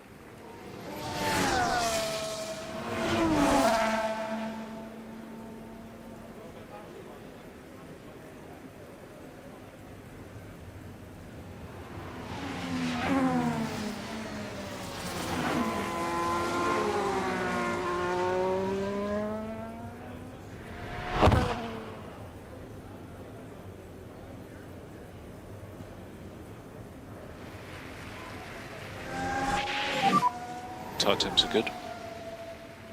Track should be clear. Good to go. And you are doing a good job on tires.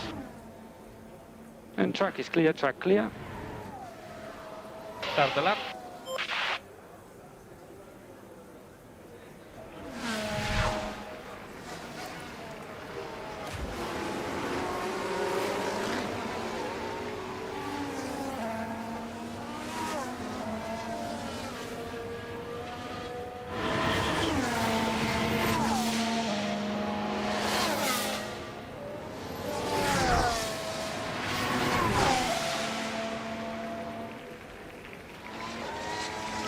Right, there we go. Right, so why have I put mediums on and not softs? Well, the first run isn't going to be the run that gets us through. It's all about building up the confidence. No point wasting a set of, wasting the best of a set of soft tyres just to get the eye in, so to speak. So, run the mediums. I only generally tend to do this in sprint weekends when we have access to the mediums that we use in sprint quali. Otherwise, I would just be going with soft tyres, but we have an opportunity to just save a lap's worth of life in our softs, so we'll take it. Evening, Cool the Iber. car, but stay negative on the delta. Mode in, please. Okay.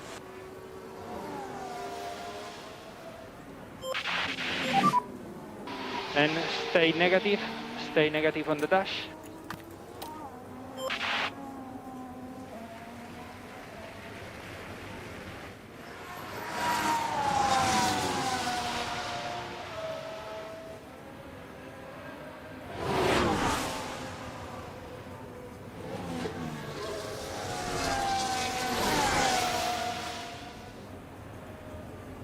Is the car the worst or good? Both. It's not a bad car in the grand scheme of things. It's the worst on the grid, but not by a massive margin. Yeah, it's pretty close.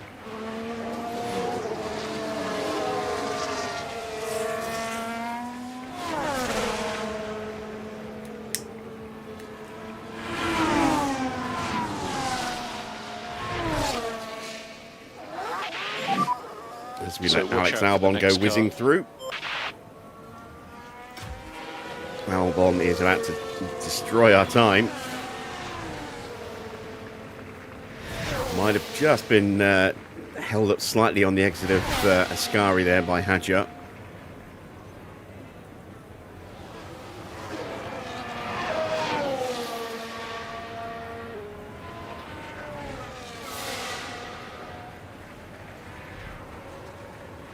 It's a 120.1. 7 tenths quicker than Max, 9 tenths quicker than Lando. Here comes Felipe Drugovich. Tucked up behind the other Williams of Gabriel Bortoletto. So limiter should be on now. Stop where the guys are and P1.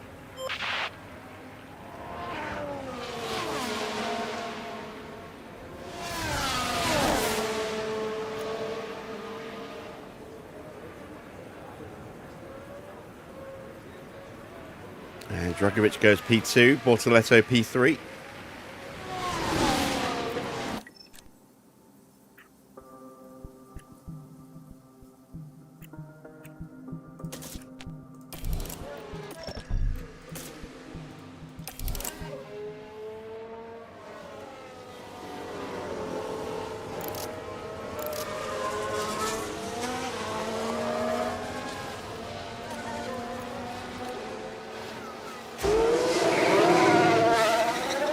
will sneak our way out behind Oscar Piastri.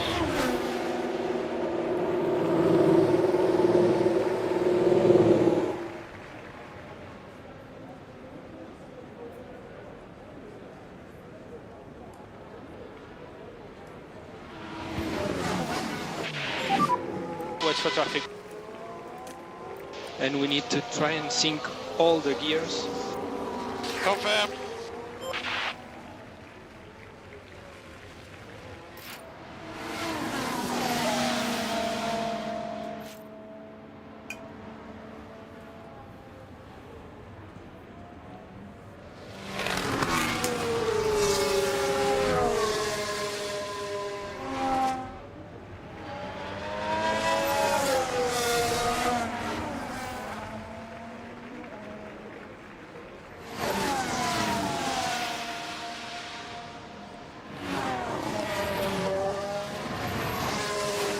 Lawson crosses the line. He's in P4, just 4 thousandths behind teammate Sonoda, who does have some issue with the car.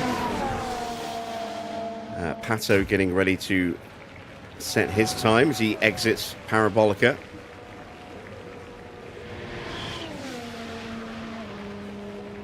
And he's a second off the pace.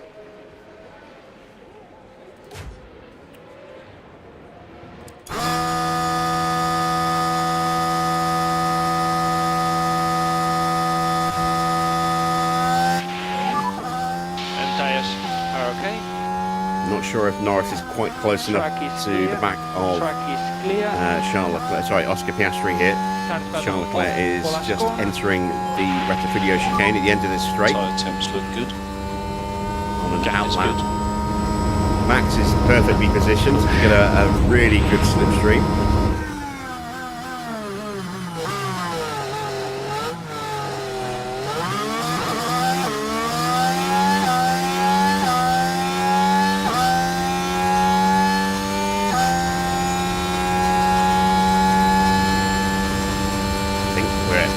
Good slipstream with both here. Yeah, look at that. Fantastic. Oscar, for whatever reason, not great on the start straight. The middle sector is much quicker than us, though, usually.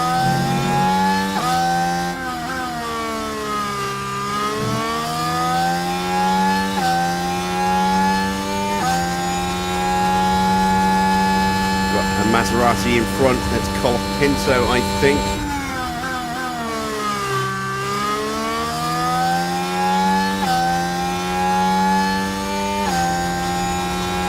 Yeah, there we go, whizzing past him. It's not Colapinto, that must be O'Ward heading back to the pits.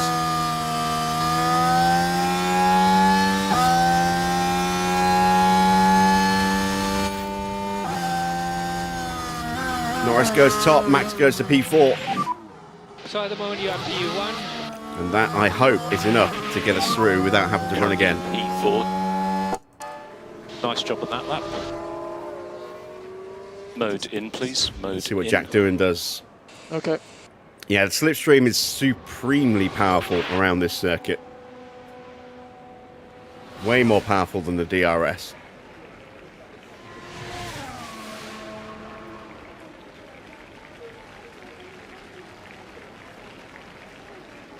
If battery's not involved and you're chasing a car with another car tucked up right behind it, and you're trying to overtake the car, you know, and you pull out of the slipstream to try and overtake using just the DRS, there's a good chance you might not make it. Because the slipstream is so powerful.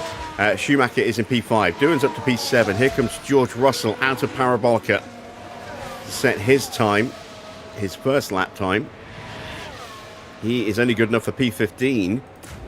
About Charles Leclerc exits Vialoni into the Ascari chicane, now on the run down to Parabolica. My car's top speed is the worst top speed on the grid.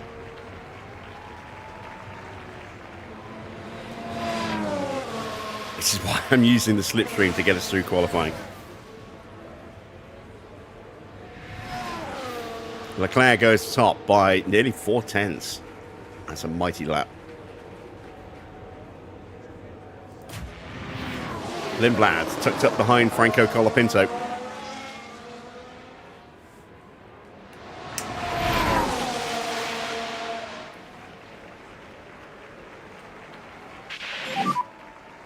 the pit lane. Oh, and they're fighting each other, which is going Will to be hurt them both. on, please. Will be stop on the marks and focus being in the middle of the box. Antonelli exiting the second Lesmo as he's on his flying lap as well. Goes past one of the Astons. Sonoda, I think. Colapinto goes P16, Lindblad P15, bumping Colapinto down to 17th and in the drop zone. Here comes Antonelli. Teammate Pourchaire's had a bad first sector, and he's now got a little bit of traffic.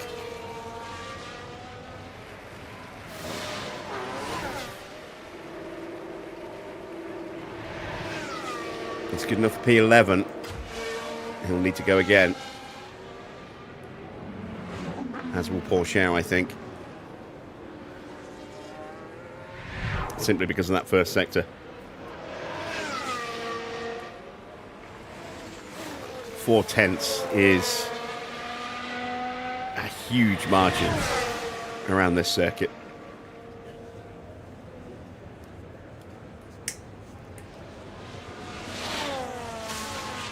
And a decent middle sector, not the best final sector, but yeah, a lot of time lost there. 1.4 seconds if he wants to get to the front of the grid. Hadjar crosses the line, does not improve.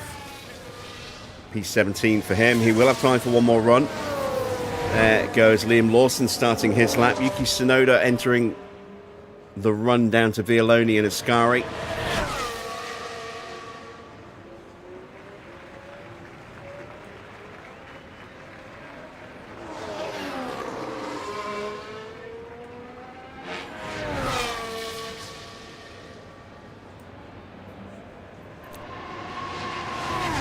It's a mighty middle sector.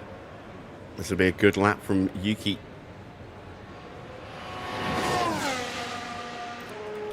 Max is not guaranteed to be safe, but should be okay. We'll prep him for another run. We're going to leave Norris in the garage. He's safe. Tsunoda goes P8. Evening, Mike. We've got a yellow flag out there. Is that at the first chicane? Is that at Rettifilio? It is. Pato O'Ward Let's see locking up. what happened there. Now, this is where the RB driver's involved. Well, things are okay at this stage. Well, you can see the lockup. Just but in that's a just hurry the to get risk into you that take. The chicane later you before leave the it. McLaren, and it cost him. He outbraked himself as a result.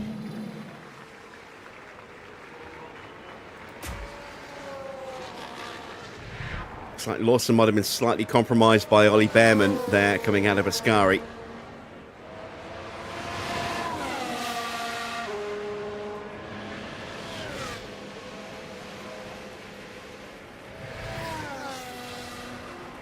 And it's just an improvement of 100th of a second for Liam Lawson there in the end. What about Bortoletto? Let's see what he can do.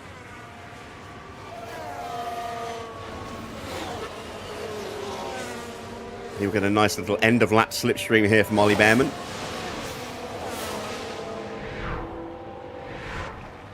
And that promotes him all the way up into third place.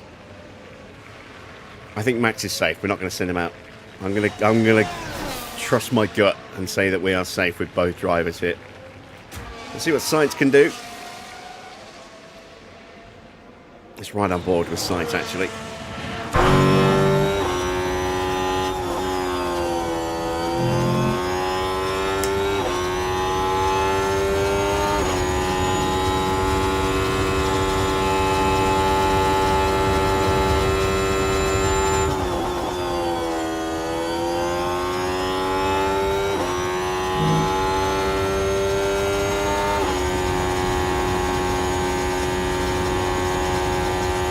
Piastri pops up into second place. He's through. He's safe. Sainz is going to go safe as well. He's probably going to just displace Piastri. No, he doesn't. P5. What about Bearman? Close to the drop zone. Should be okay. There's a lot of cars that can still try and improve. Bearman needs to find some time here. And does. He goes P2. So, Liam Lawson is the driver at risk. Lindblad, Hadjar, Colapinto, Russell, Pourchaire, all looking to improve. Pato in the pits is out. He's not going to have time for another run now.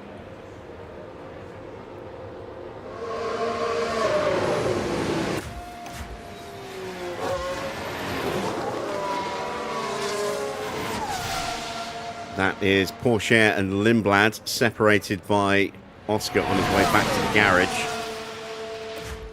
George about to start his flying lap.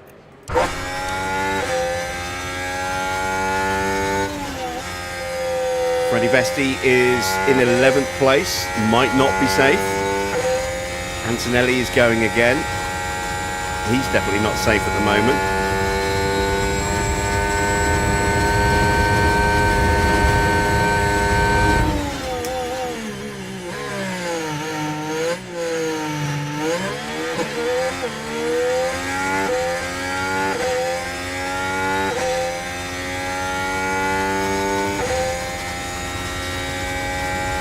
Curva Grande, avoiding the traffic.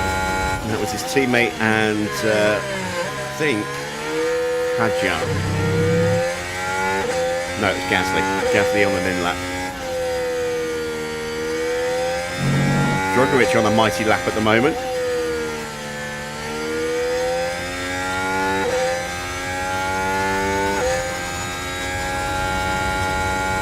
It's not the best first sector for Colapinto, but it is a small improvement for him. Got traffic now to deal with. I think he cleared that without too much issue.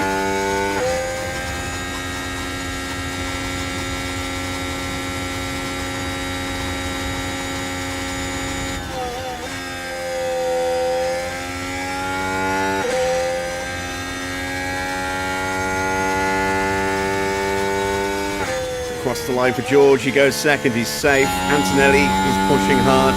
I want to see what speed he does into Parabolica, because George was doing 312 before he hit the brakes. Let's see what speed Antonelli gets up to.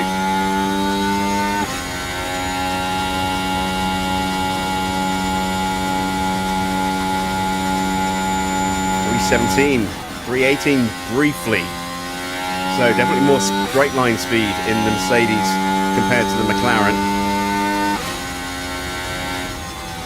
Antonelli goes safe. Doohan's at risk, but he's on a lap. Let's see how quick the Audi is into Parabolica. 304. He's tapped out at 304. Not great straight line speed in that Audi. And we'll have to see what we do. Doohan improves and knocks out Isaac Hadjar. Hadjar is out, along with Liam Lawson, Arvid Lindblad, surprisingly, Franco Colapinto, Teo Pourchaire, and Pato O'Ward. Those are the 6 drivers eliminated from Q1.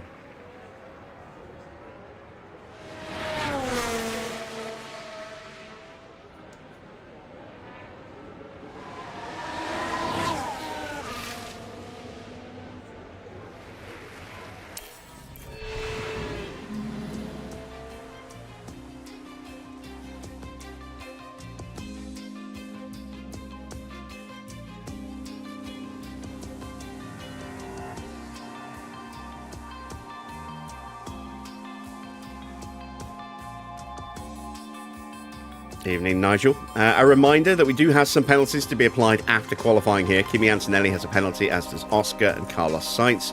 We also have penalties for Jack Doohan and Freddie Vesti. So let's see what happens to the running order after qualifying. Into Q2.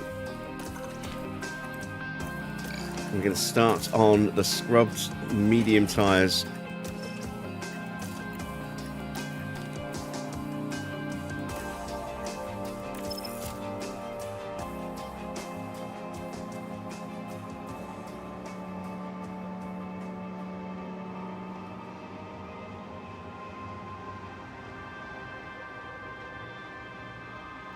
Evening, Biliopolis.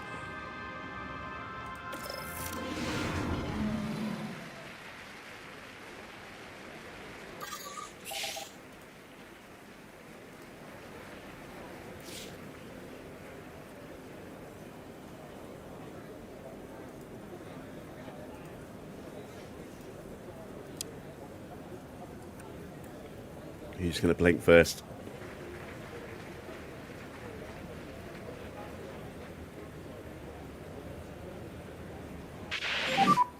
Green light.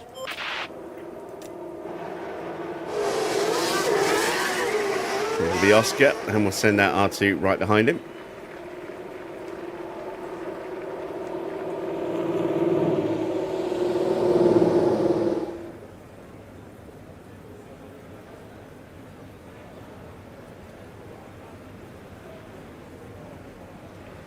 Where is it they're racing in IndyCar? Is it Phoenix this weekend?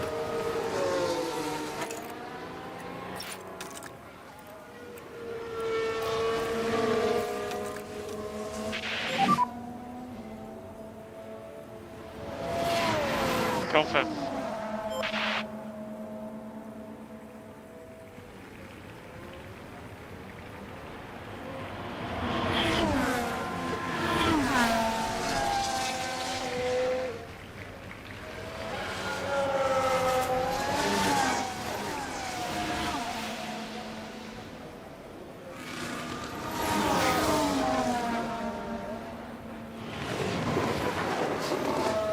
I think I'm going to have to see if I can find some full-length replays of last season on IndyCar, just so I get more of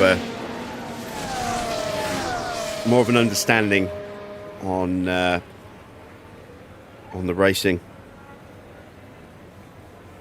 rather than just sort of the crash course extended highlights that I'm watching, where they cut out big chunks and you have to kind of try and figure it out yourself.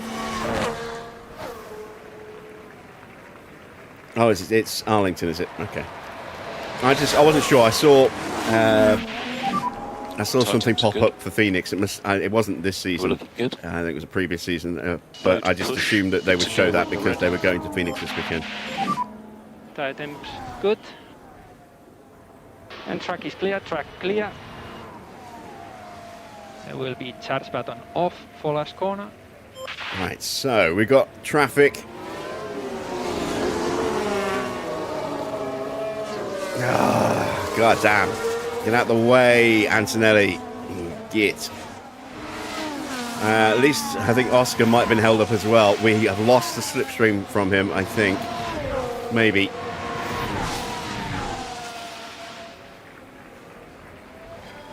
Yeah, we're not going to beat Oscar's time.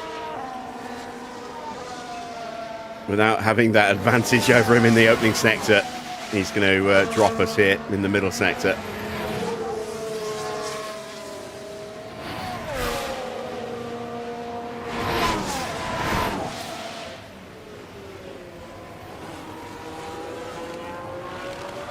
Yeah, I can't afford Sky. It's just too expensive. I would love to have Sky F1 so that I could watch, Formula One and IndyCar. But I just can't afford it.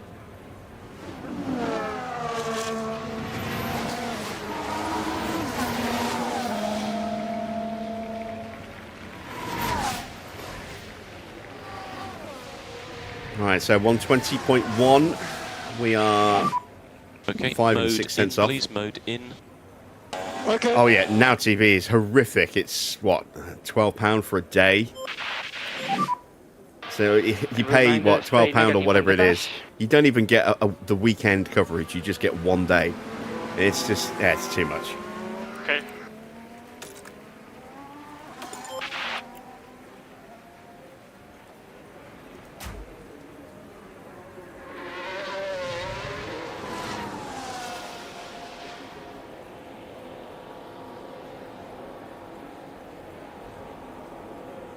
Schumacher goes top by quite a margin.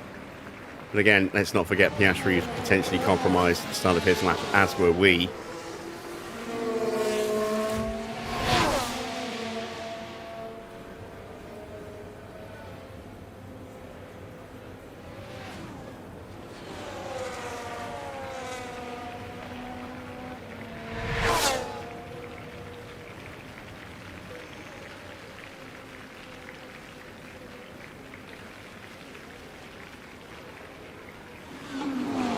Final corner here for Ollie Bearman.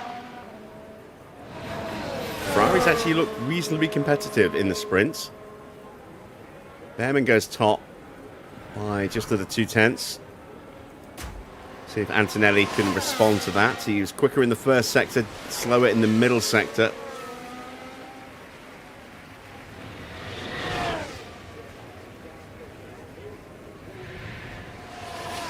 And he goes second by a 10th. Jack Doohan across the line goes to P8, 2.3 seconds off the pace. Strong middle sector for Tsunoda. This will put him on par with Antonelli, give or take. Might be able to challenge for the top spot. Depends on this final sector here.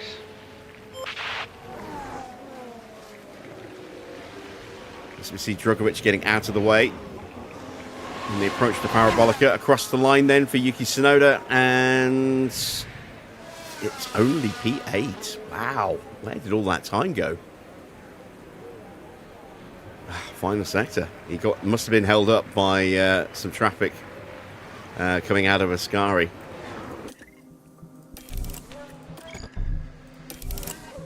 All right. Second run on these scrub tyres.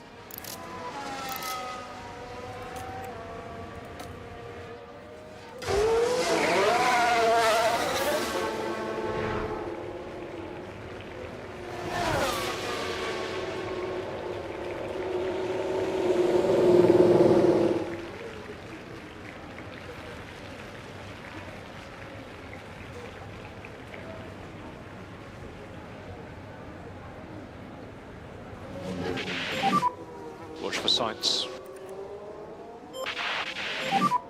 Watch for traffic. Keep warming up the brakes. Yeah, confirm. Oh God, he's on the high-risk curves and don't fight teammate. Oh Jesus! Ah dear. No wonder Norris wasn't quick enough in the first sector.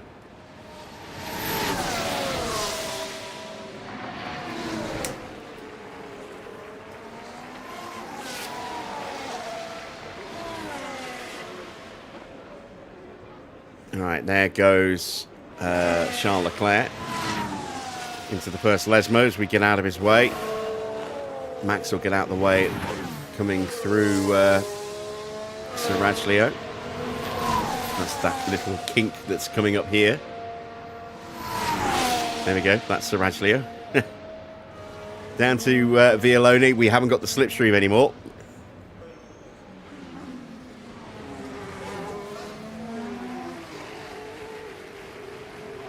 And then the Ascari chicane very slowly trundling through. We've got a Williams in the background. There's Bortoletto on a push lap. We pull over to let him through. Max will start his lap now. Look good. Leclerc goes Track will top be clear. by 1.4 tenths, Must go and now. 119.4. We are good for the moment. So And track we is can clear, turn track clear. that instruction off. And charge button off. Charge button off for last corner. Just looking to top the driver's confidence levels back up into peak again, ready for the final run on brand new soft tyres.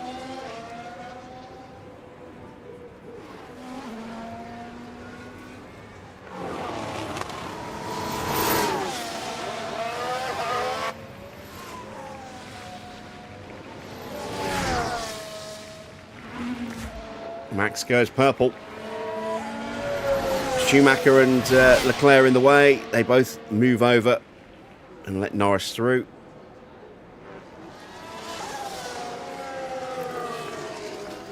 Back to Verstappen.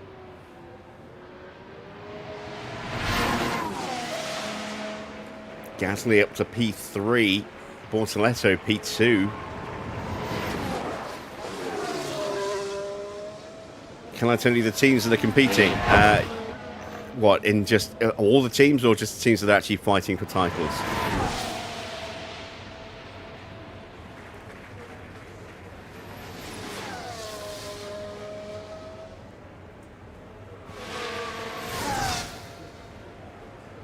All right, across the line for Max. He gets up to 9th. And look at the tiny, tiny margins. P9. We're just 2.7 tenths away from pole position, or from P1. Norris does not improve. So we have Ford, who have bought out Red Bull. So Ford are competing as themselves now. BMW Williams, we have TGR, who bought out Haas, Ferrari, McLaren, Mercedes, Cadillac, HiTech, who bought out Nissan, who had bought out Alpine. And then we have Audi and Aston Martin.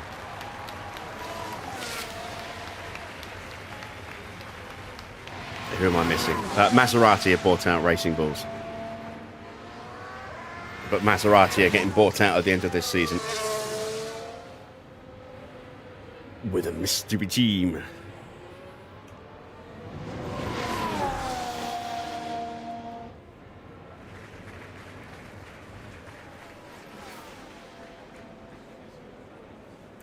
We have a yellow flag out there. And I think we're about to spoil Schumacher's lap. Might not have held him up. Here's the lock it replay. for Oscar at, so heading into turn at 1 Rettifilio. Again, look, trying to make sure he gets into the turn ahead of the Mercedes. Now they did leave it very late. And just overcooked it. So, Piastri has blown his chance of getting through. He's going to be out. He's not going to be quick enough, I don't think. Yeah, look at that first sector, 34.5. That is 7 seconds off the pace. Oscar's out. Oscar is out as Schumacher goes top. Yeah, I'm in. And limiter on. There is still a minor chance if Oscar can get, if he's aborted the lap, which he has, if he gets back to the pits, he might just have time to go straight back out again. But if he doesn't, Oscar is out, which is excellent news.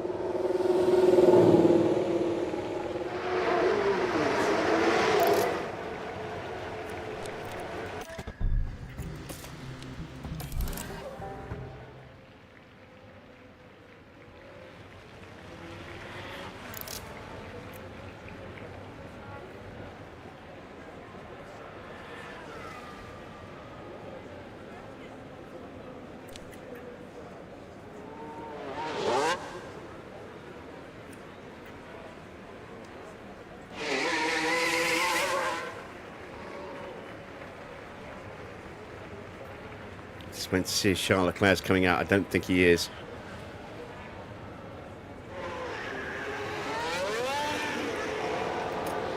We'll go out behind George Russell instead. I've got a horrible feeling I forgot to turn off the don't fight teammate, which will drop. Oh, there is Leclerc coming out in the background. Oscar's made it back to the pits in time. Is he going to come straight back out again?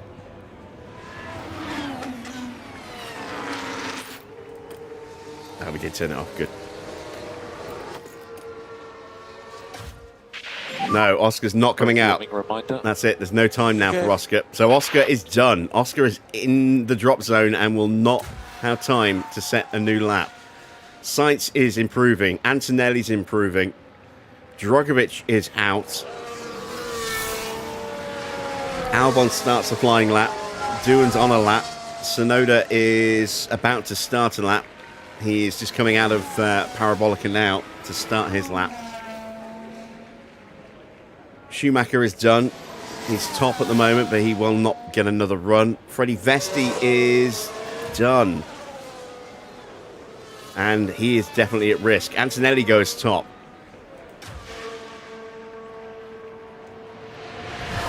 Damn it. Damn it, damn it, damn it. There goes our slipstream. Max is now too close to the back of Lando, and we've lost the slipstream to the back of George.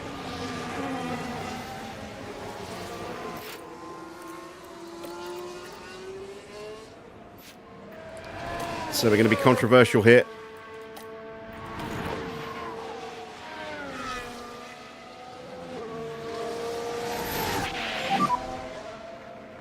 Norris needs to tow more than Max does. Okay, gap is good. Mode push, good to go. Tires are good. And that's the perfect gap. Track is clear. Track is clear. It has got off for a stop. It has got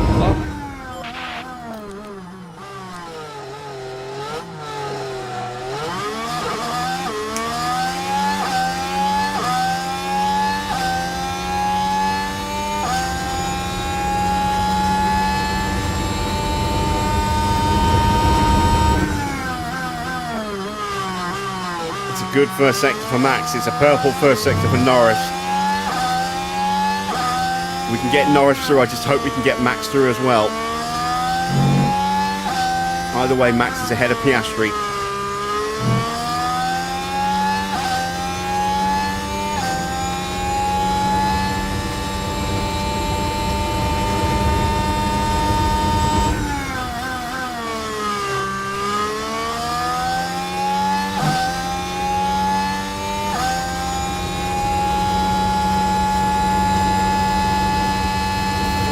.319. Wow, I think Audi might have the slowest car in a straight line then.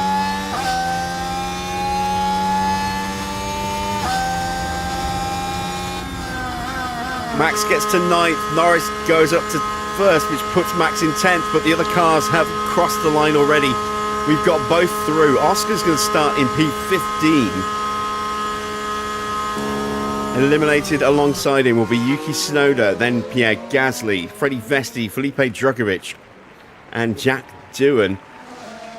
Whew, look at that. We set an identical time to Ollie Bearman, and we were just 16 thousandths of a second quicker than Yuki Tsunoda.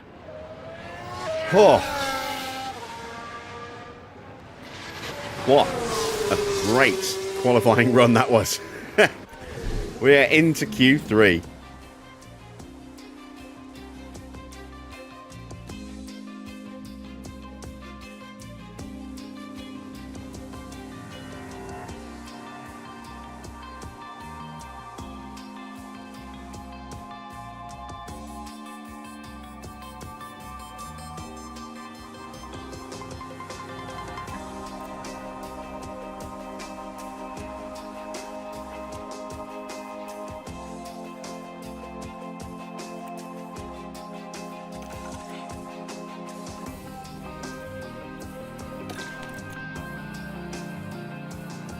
All right, here we go then. The all-important Q3. Brand new set of tyres. I think, let me check, 94 and 94. We'll do our first run on these tyres. And the second run on a brand new set. We're going to try and get slipstreams on both runs. Let's see, can we do this?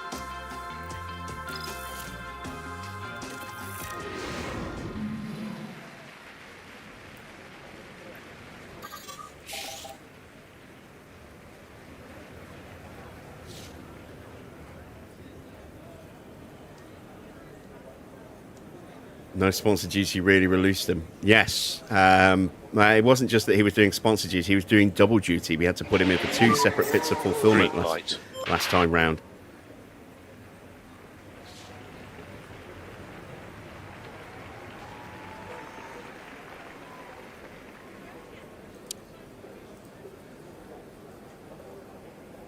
Sights burst out. We're waiting for Antonelli or Leclerc or Russell.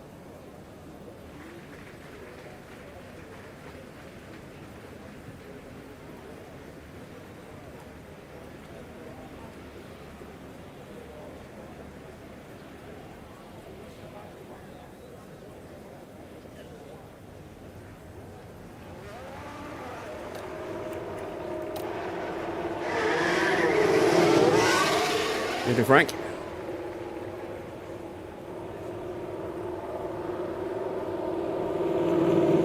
All right, we have got a nice gap to Sainz, so I don't think he's going to come through and break our toe here. So now we just have to be wary of traffic coming out as we start the lap. Just work on your tyres. Okay.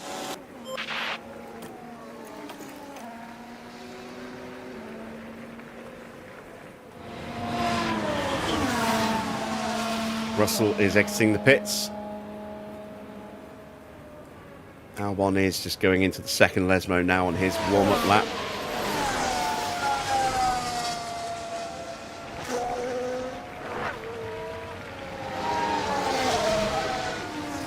Four cars left in the pits at the moment. Antonelli, Bearman, Bortoletto and Schumacher. There comes Bearman.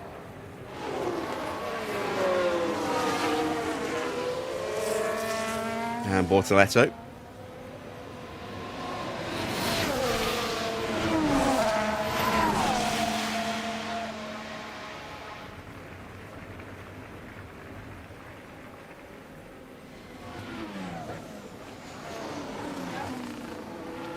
No more now, please, until we go through.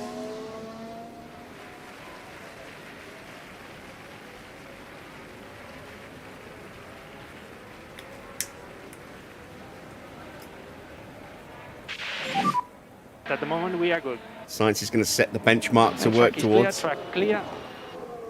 And we are perfectly And it will be positioned. start button off for last corner. Now they can come out. Titles Now are we're good. You should have no traffic issues. Max is a little bit too far behind Norris. Slightly closer to Leclerc. Let's see how they're doing the braking zones. As out comes Mick Schumacher and Kimi Antonelli.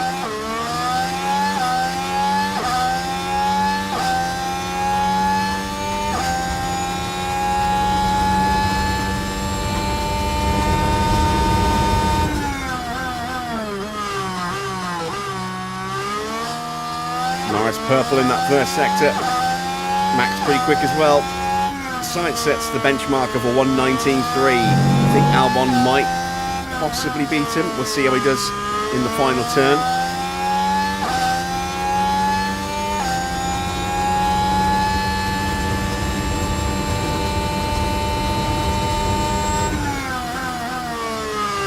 Oh, it's nip and tuck between Norris and Leclerc.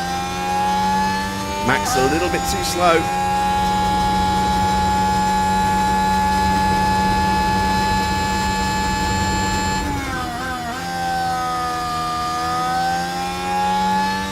And a parabolica and driving to the line. Albon has gone top with a 1:19.1. Leclerc is third. Norris goes top. Max So at the moment, you fifth. have P1.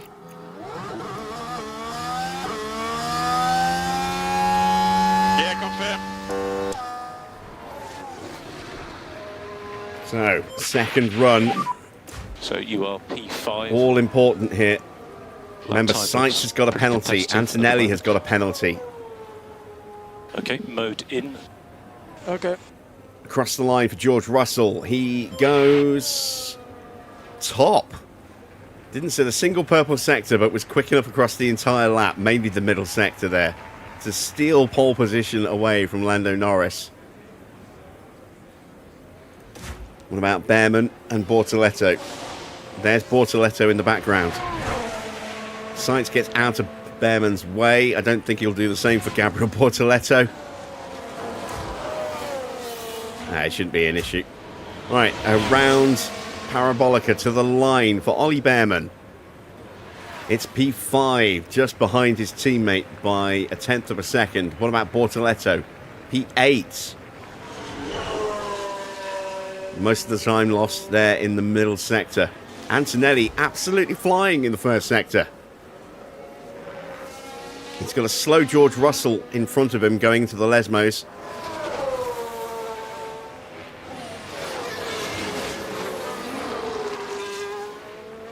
George gets out of the way quickly. Antonelli whizzes through. Schumacher just went purple in the middle sector. He's 3/10 up there. He's 3/10 down here. So it's going to be nip and tuck between these two. Let me in. And pit limiter on. And stop on the marks. Across the line for Schumacher. It's second for Schumacher. What about Kimi? Kimi goes top with a 1:18.7. That's 3/10 quicker than George Russell. That is a mighty lap. Absolutely mighty.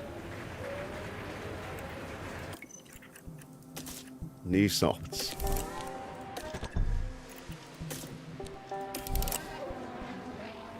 We will send Norris out ahead of Max.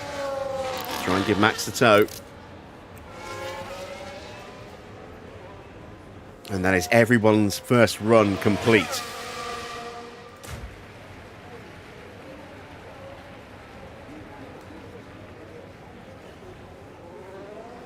And instantly Leclerc goes straight out again.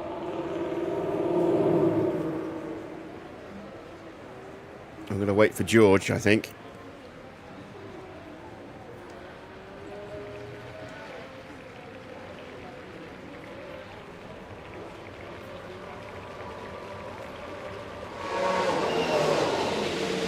Into the pits for Ollie Bearman and Portoletto.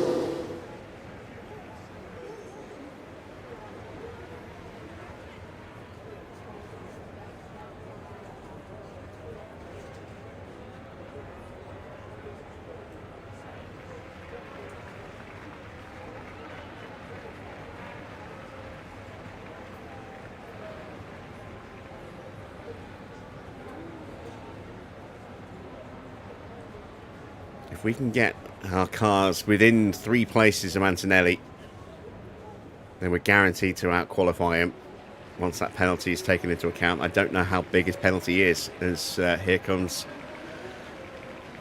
Schumacher back into the pits. There is Antonelli coming back in as well, and there goes Sainz to start his final run.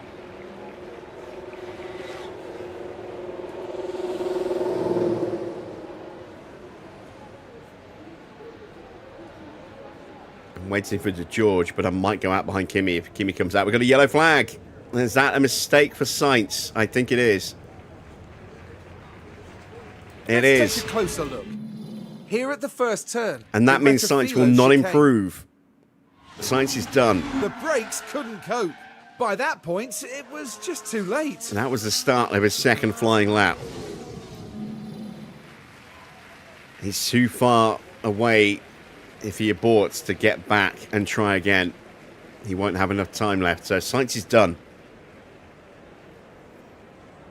This is the risk with not going out with enough spare time to abort and try again.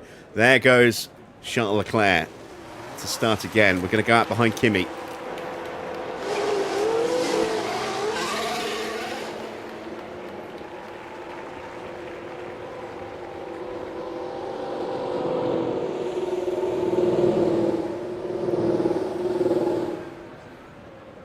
And Schumacher's coming out behind us. Damn it. We're going to give Mick a tow. And we see Bortoletto exiting the pits in the background. Was that Bortoletto or was that Albon? I think it's Bortoletto. It is. Reminder. It's a 27-3 for Leclerc as Bearman leaves the pit lane. And now George leaves the pit lane. Albon gets clear.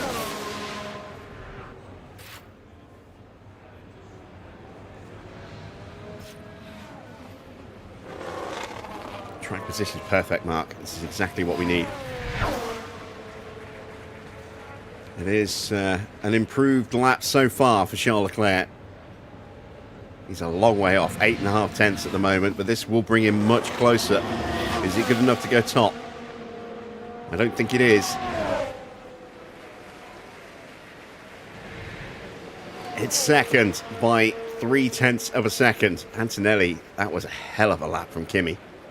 Absolute barnstormer of a lap. Right, Alex Albon will start his flying lap. But we're not going to watch it because we're going to watch our lap here.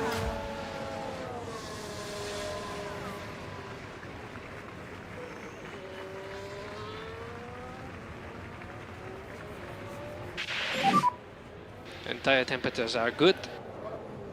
And track is clear, track clear. And Charles button off for last corner. Charles button off. Here we go. Tyre temps look good. Can we make the front row? Gap is currently good. Or is Kimi just too quick? Low to push. And is Mick going to get too big a slipstream off the back of Max?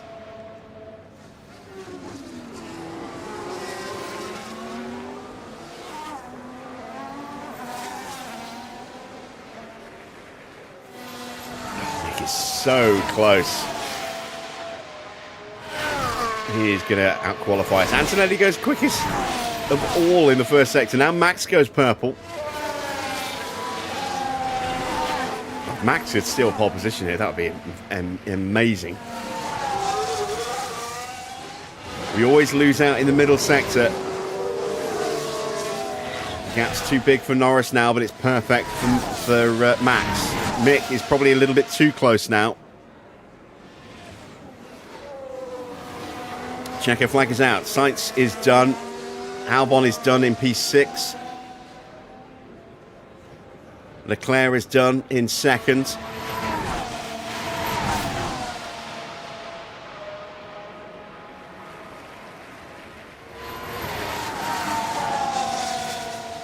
I don't think we have the pace to beat Schumacher. I don't know. Norris goes second. We do have the pace. Schumacher gets us. We've got row 2. Antonelli on pole ahead of Schumacher, Verstappen, Norris. We're still waiting on a couple of cars. Bortoletto crosses the line for 9th. We're waiting on Bearman and Russell. Here comes Ollie Bearman. Can he spoil the second row party? No, he can't. He is in P7. What about George? George is 0.3 quicker so far. It's all about this final sector. George bumps us down a place. It's so annoying. Antonelli had a 3-place minimum penalty. If it's only 3 places, both of our drivers were going to jump him. Now only Max will.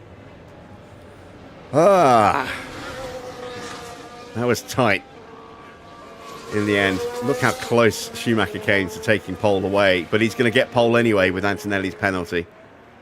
So it is Antonelli ahead of Schumacher, Russell, Verstappen, Norris, Leclerc, Bearman, Albon, Sainz and Bortoletto.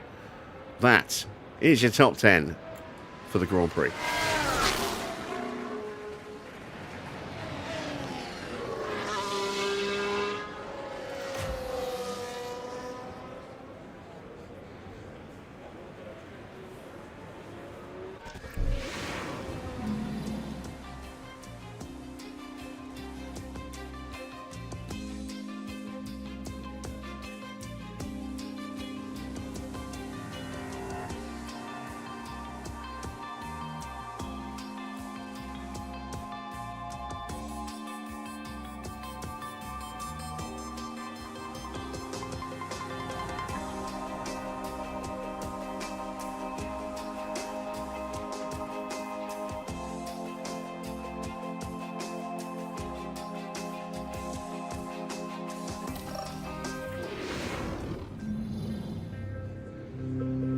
Well, it won't be long before the drivers hit the track for 53 laps around Monza, in what should be a fast and fantastic race.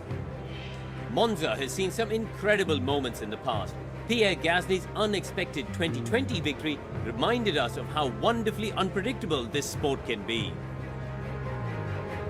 Monza, a centurion among circuits, dripping with motorsport history. Expect to see cars fly by, as 80% of the track is tackled at full throttle.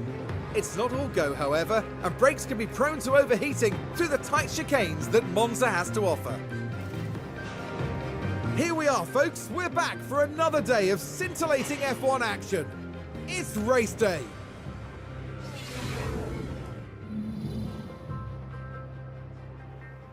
All right, I'm going to set up the strategy and then I'm going to take a quick bathroom break.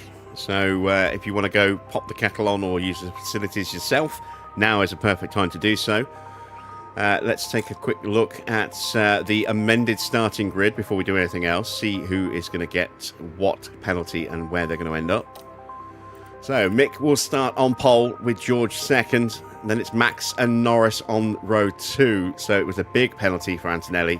Sainz also getting out of the top 10 with his penalty. So it's Leclerc 5th, Bearman 6th, 7th and 8th with the 2 Williams cars. Then Tsunoda 9th, Gasly in 10th. There is Sainz. It was an 11th place, a 3-place penalty. So 11th is Drugovich, 12th is Sainz, 13th for Hadjar, 14th for Lawson, 15th for Lindblad, 16th for Colapinto, 17th for Pourchaire, 18th for Piastri with a 3-place penalty, 19th with a 10-place penalty for Doohan, 21-place penalty for Antonelli, so major engine overhaul for him. He starts in P20 ahead of Freddie Vesti and Pato O'Ward. Right. That is slightly quicker, but I would prefer to have the better grip of softs and mediums, and we can look after the softs a little bit more. The question is, do I want to go soft to medium or medium to soft? I think, again, given our lack of outright pace when we're not in the slipstream, better to start on softs. We are going to put 2 laps of extra fuel in. We are likely to get a safety car at some point, be it virtual or full, but I want to be able to really push in the braking zones all the way through, or at least for a good chunk of this race, certainly through the entire first sector. That'll help me keep the tyres in the slightly lower push rate and still be competitive. So there we go. That's it for strategy choices. It's a front row, a second row lockout for us, third and fourth. Let's see if we can convert that to a double podium, or maybe even a 1-2. Let's keep our fingers crossed.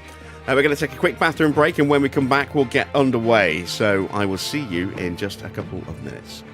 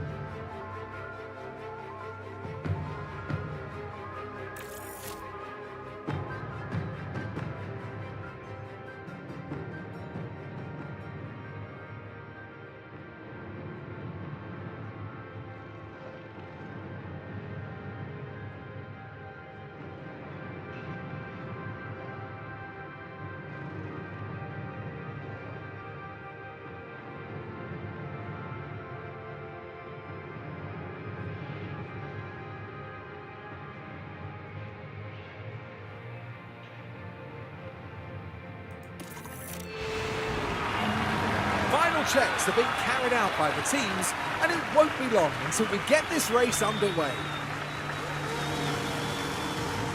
And here's George Russell settling in for the race. A second place start for them today. They'll be aiming for a podium, but could they even sneak the win? Not if I've got anything to do about it. It's time to go racing. Here we are at the oldest circuit in Europe. For this, the Italian Grand Prix. It's lights out and away we go. We are off and running.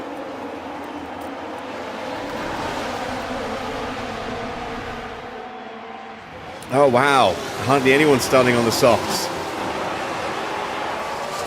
Tsunoda, the only other car to use softs. So it looks like it's going to be a medium hard strategy for everyone else.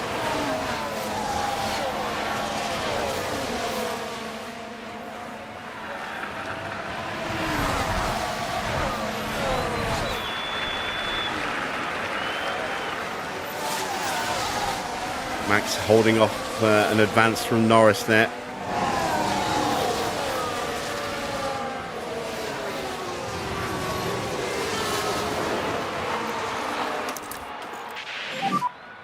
And charge button on. Yeah, confirm. Charge on. Yeah. No management required. Have to think a little bit more long term Increase with tire this set of saving. tyres.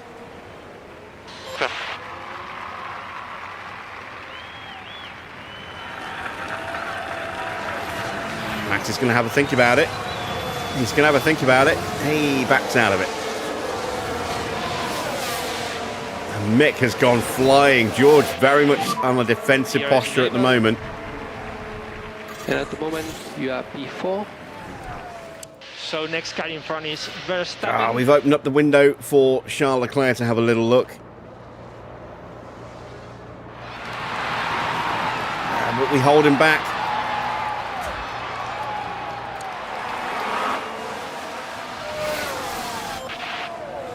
Piastri in 17th place. Antonelli up to 15th already.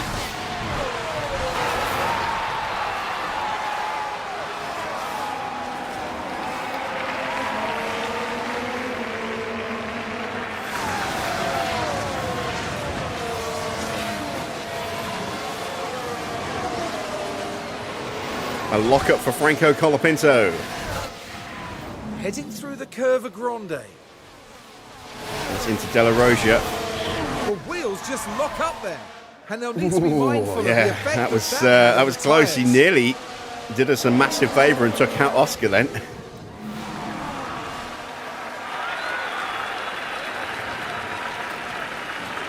All right, time to stamp on the power again. Motor push. Okay.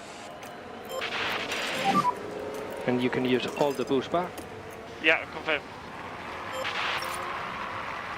George is trying to brake.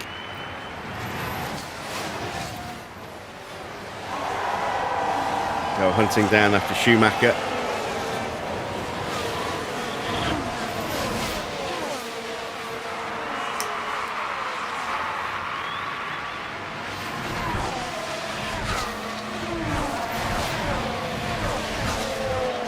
Very tempted to deploy team orders in this Grand Prix.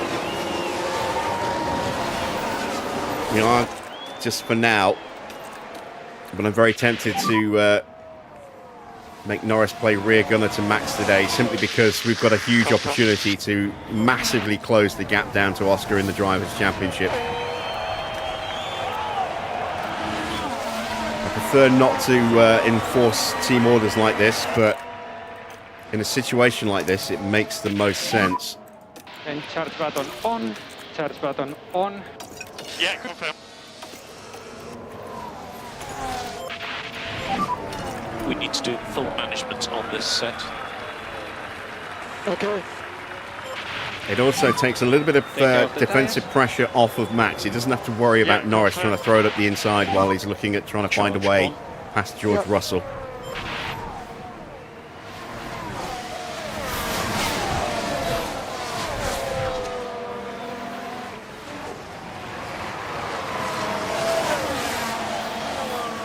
We'll keep an eye on Oscar's progress as the race progresses.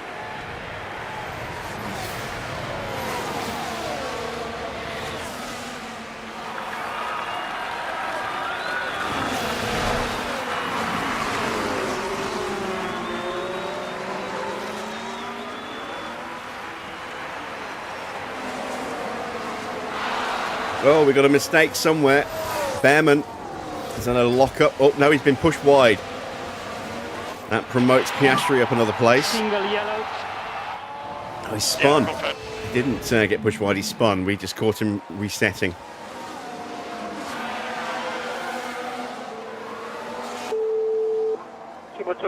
That's where we picked it up.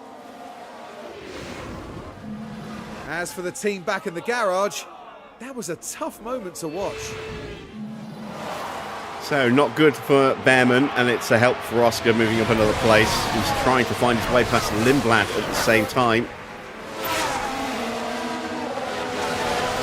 Having Oscar stuck in the midfield like this is good for us for a couple of reasons. One, he's nowhere near the points at the moment, and two, all that dirty air is going to be putting extra heat into his car and his tyres. So if he has any kind of niggling, looming issue with his engine, that will help exacerbate it a little bit, and overheating his tyres just won't be able to run as effectively. Work out very nicely for us indeed.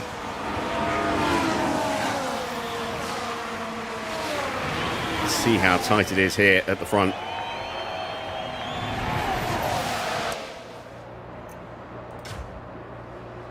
George making a move on Mick. Max going to have a go as well. Max gets through. Can he hold the line though? Oh, it's a lockup for someone. I think that was a little lockup for Mick. It was a little lockup for Mick. Now this was just a small one, but it was enough to give Max the move. Oh, and the car locks up, and they ended up their own passenger. So Max into second place and hunting down George Russell. We're going to harvest some battery. Charge on. So we're going to try and save a little bit more tyre wear. Slow down now. Okay. Let's turn our attention back to Norris. Take care of the tires. Yeah. Try and cool his tyres down a little bit more as well. Albon's got ahead of Charles Leclerc, and Bortoletto's right there too.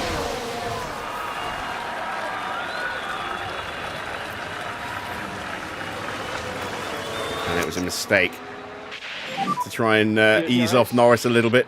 Confirm. Going to push him to get back in range again. It's the tyres. We've taken too much pace out of the tyres. And charge button on. Confirm. If you are able to increase pace, it would be a good time to do it. Here we go. Right.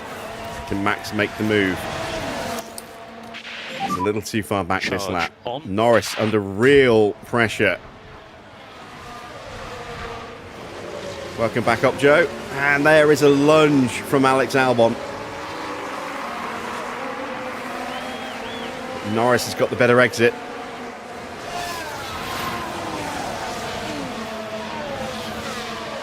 And Norris might be in a position to make a move on Schumacher here.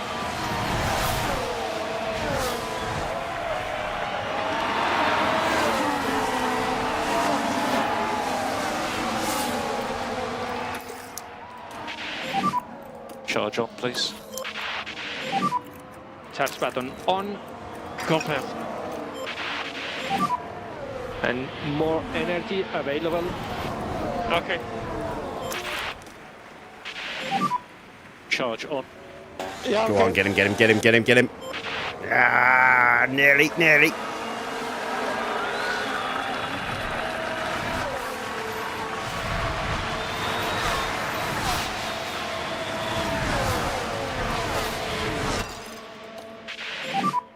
So I guess I'm not going to be fighting him, right? At the moment, continue like this. Yeah, confirm. Norris not happy with the team orders, but, it is what it is. Where is Piastri? P15 still.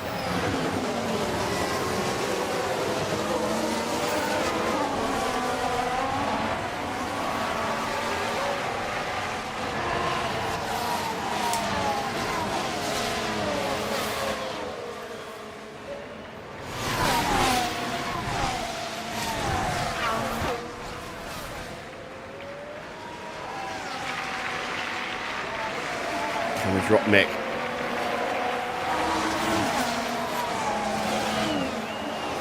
It's tight. I think we might have just made it. Charge on. Yeah, confirm.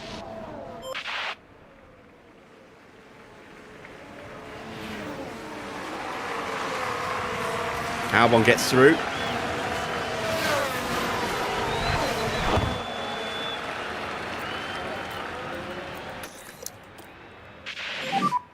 Charge on. Okay. And Leclerc's having a look as well as Schumacher, trying to get back past Albon. And they both have to tuck back in the end.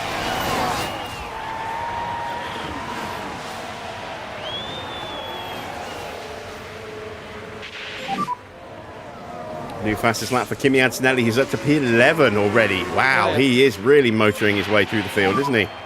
Piastri back down to 16th again. Okay. And we're going to try and break Max through on the next lap.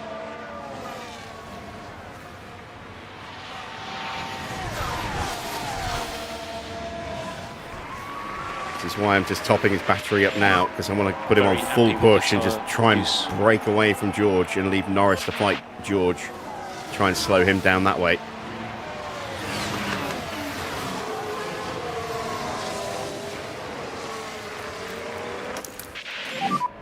Norris with DRS.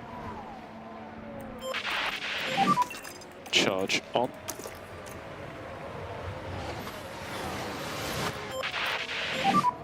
Let's get after these cars in front.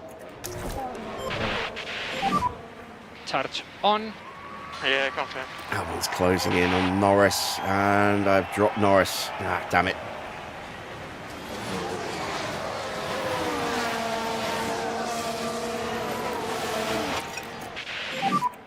So increase pushing status.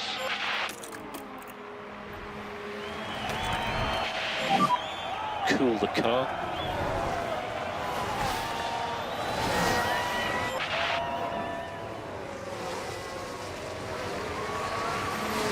All right, there we go. That is the move done on George.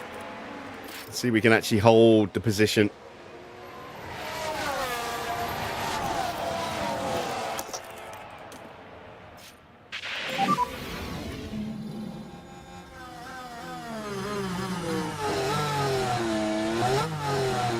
Basically forced him out of the way there.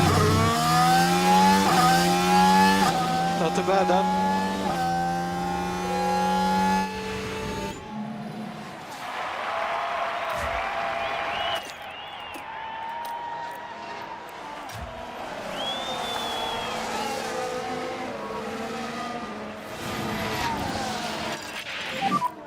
You are doing a good job.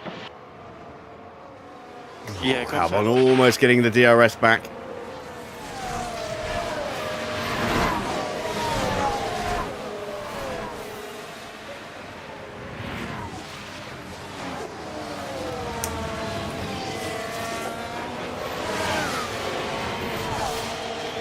George is refusing to let this go.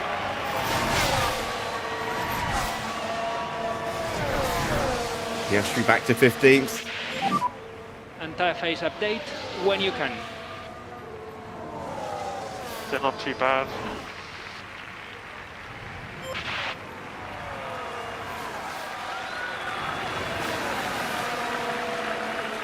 Max has got George covered.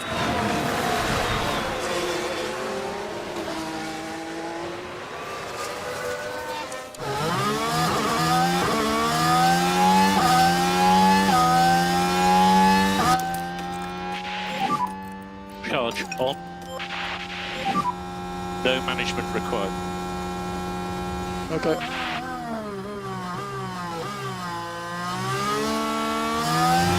And we've got our little breakaway at the front.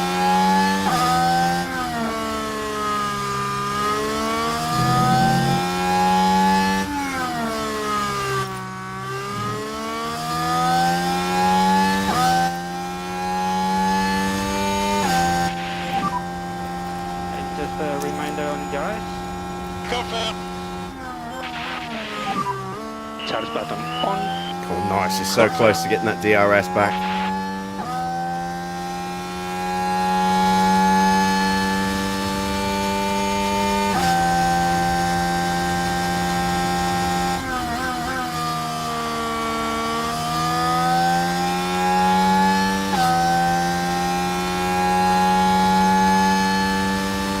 Antonelli fighting We need to reduce to get into the points. He's stuck in a three-way fight, four-way fight. Djokovic, Gasly, Antonelli and Sainz. At the moment you are P3. Verstappen in front. Russell gets back through. gap to Verstappen in front, 1.6. Behind we have Albon.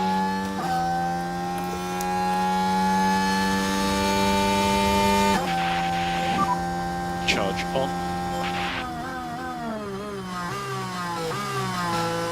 So it's not going to be easy to actually break away here, if at all possible.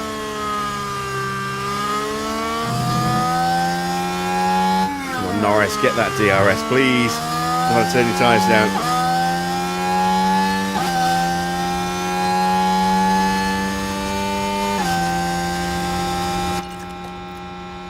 We've almost burnt off all that spare fuel.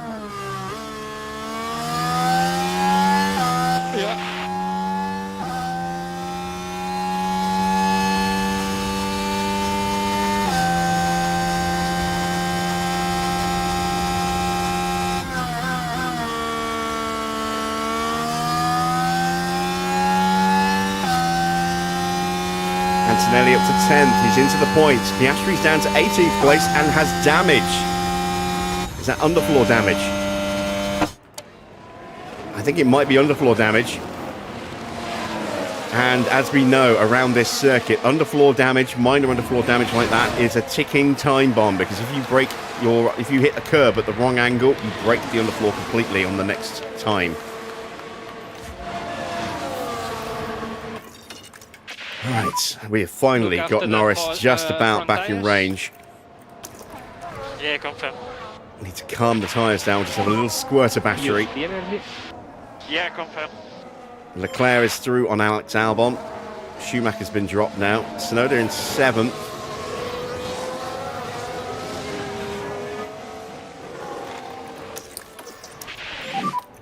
And charge button on, charge button on. Confirm. And there is And we need to look Leclerc after and the tyres. Albon in the background. Confirm.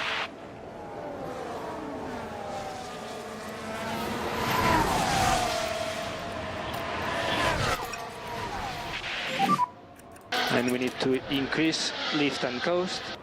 Yeah, all good. We need to do more lift and coast. Please increase by 10%. Yeah. We got an issue for Colapinto. And as far as we can tell, they've got a fault with the car. No idea what, but there is an issue.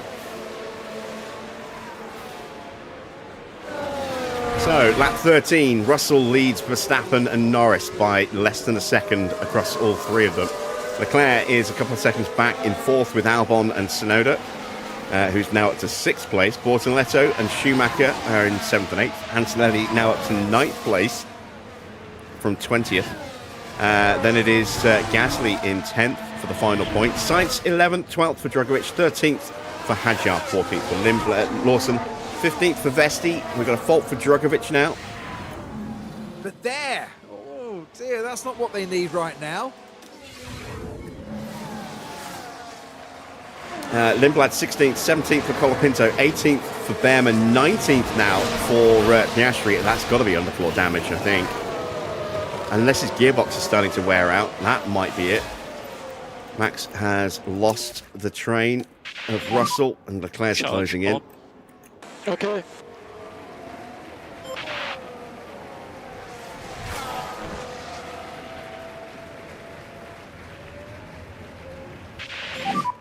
What about tyres? I'm good.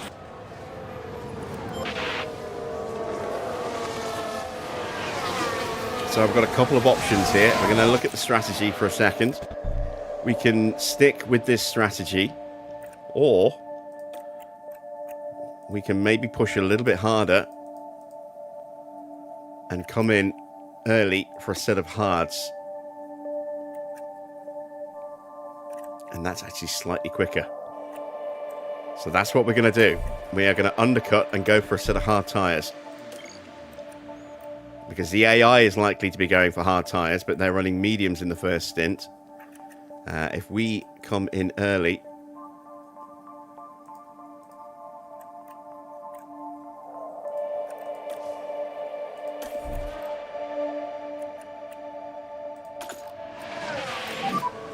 He has DRS.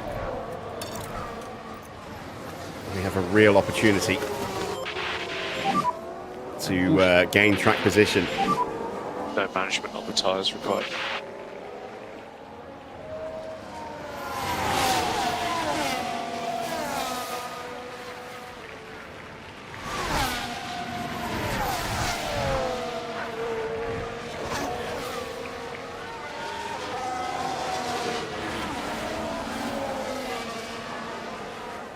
There's a lot of very quick cars in this group that's behind us. Leclerc, both of the Williams are running well today. Tsunoda, we can't discount him. Schumacher, Antonelli. Tsunoda's going to be boxing around the same time as us, if not slightly ahead of us. The only good thing we've got at the moment is that Piastri is down in 19th, and it doesn't look like he's going to threaten the points anytime soon.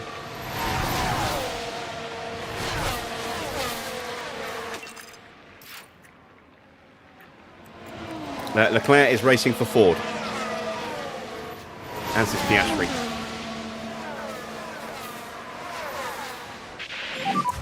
He does have DRS on you.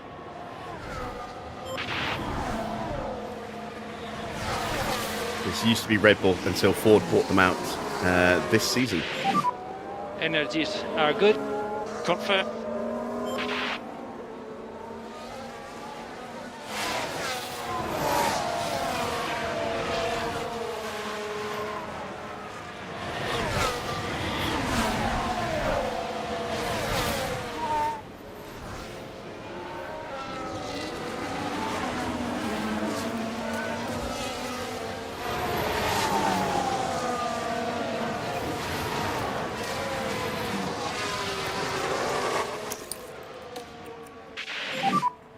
Touch button on. Yeah, okay.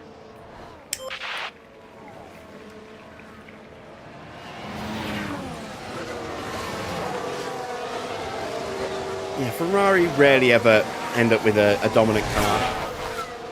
There's a couple of reasons for that. One is their wage bill is usually very, very high, not just in terms of drivers, but staff as well. Same for Red Bull. Sometimes Red Bull will have a really strong period and then they'll just drop off a bit. But they've got, such good staff that they usually bounce back pretty quickly. But Ferrari, with Hamilton and Leclerc, have an enormous driver wage bill. Absolutely monstrous at the start. So it allows other teams to outdevelop them. Because Ferrari end up spending too much money.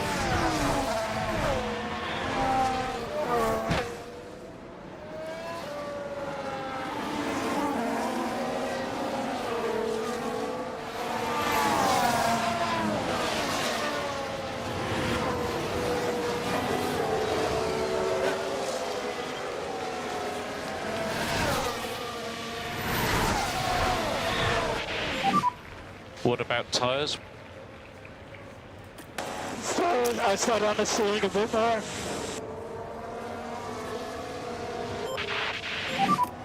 Mode push, please. Mode push. Okay.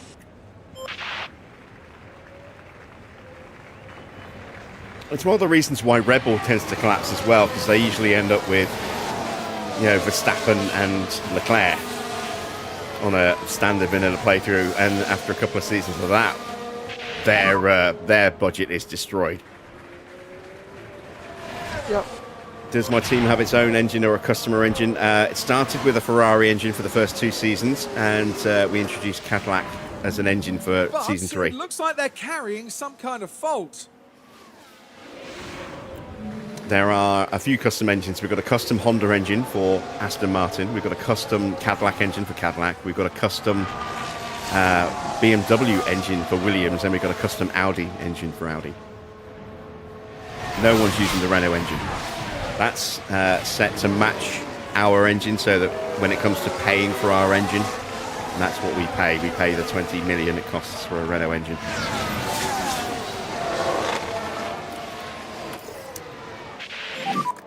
Charge on. Yep.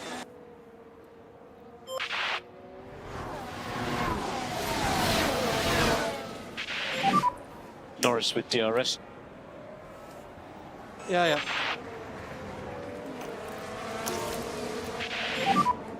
Charge on. Okay. George's pace has really picked up. I think this is because we're not pushing in the braking zones anymore. He must be pushing his tyres pretty hard as well.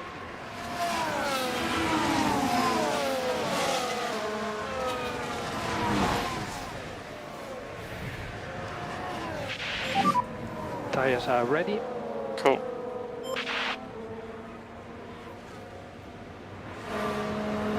Oh, I am going to box Max first. That's why I've not got Norris on the same push level. Partly because he's getting the slipstream, and partly because I want his tyres to wear out slightly less so that we can go a lap longer with Lando.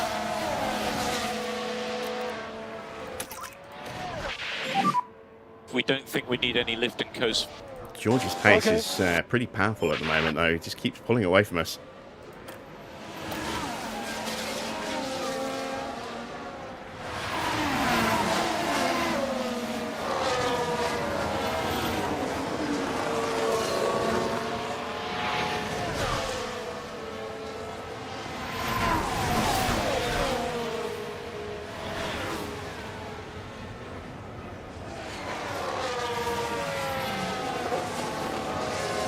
Leaving us for dead.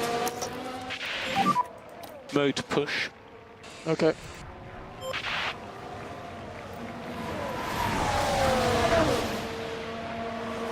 Antonelli's still driving for Mercedes. Well, Antonelli's been around a bit. Actually, he went to McLaren and then back to Mercedes.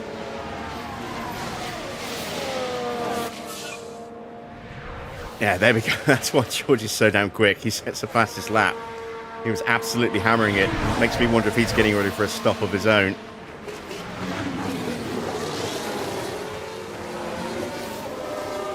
Sonoda. That is something wrong with his powertrain. It could be engine, gearbox, or battery. We don't know, but it's gone orange. That's an escalation of wear. Gasly's still down in 18th place, doing 126s.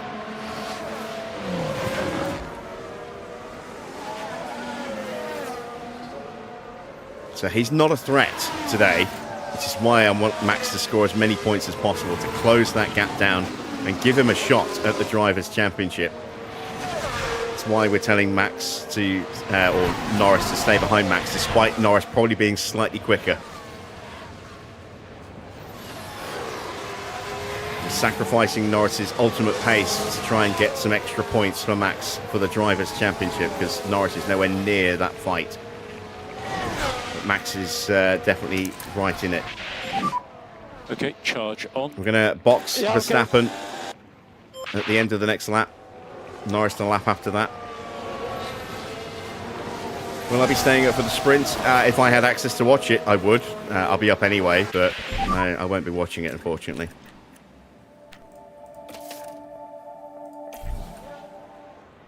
Oh, yellow flag. Gasly's into the pits. Wow, Gasly's boxing first. Okay.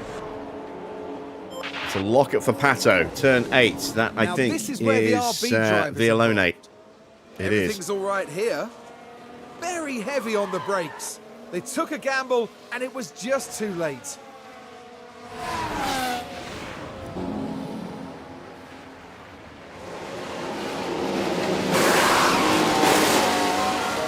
Hard tyres going on for Pierre Gasly. Colapinto's in, having just destroyed what's left of his tyres.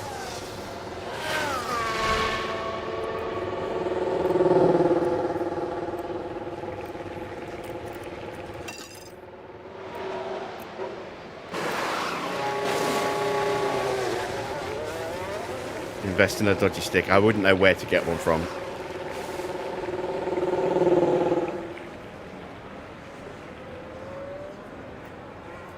Pato's in as well. Hard tyres for the pair of them. All right, Max is into the pits this lap, and again, Russell is just pulling away.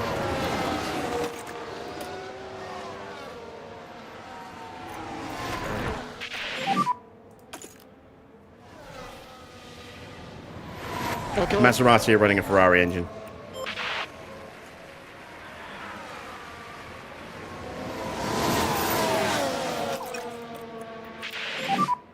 Go back to doing lift and coast now. Right, Schumacher coming in. Check.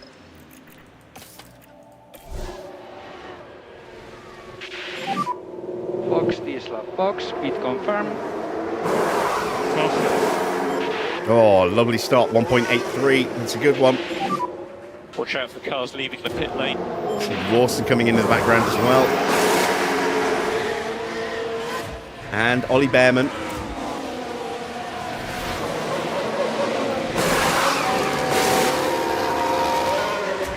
Slight delay getting him out there because of Bearman coming in, and Bearman's got a problem.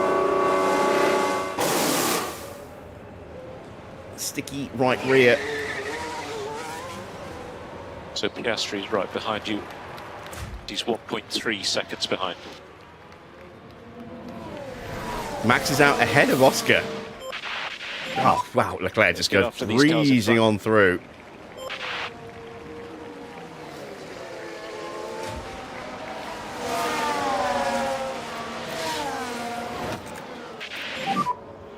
Okay, remember mode push. Now put Max into don't defend as well. Stay on the racing line. Currently P13.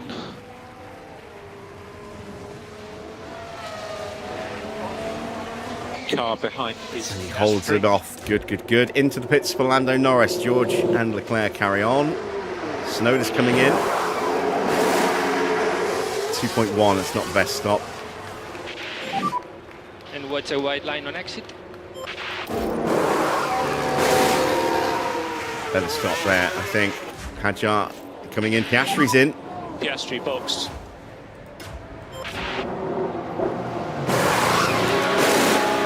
Excellent stop, as always, for Ford. At the moment we are P10. Oh, he's ahead of Max. Now next car behind is Verstappen. Verstappen 1.7 behind. There we go. So, once again, we have to sacrifice Norris.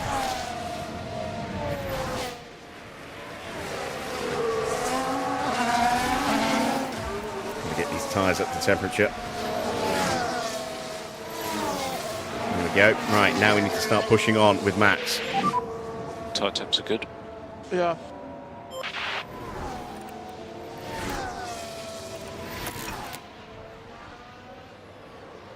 Gasly's right behind. George is into the pits.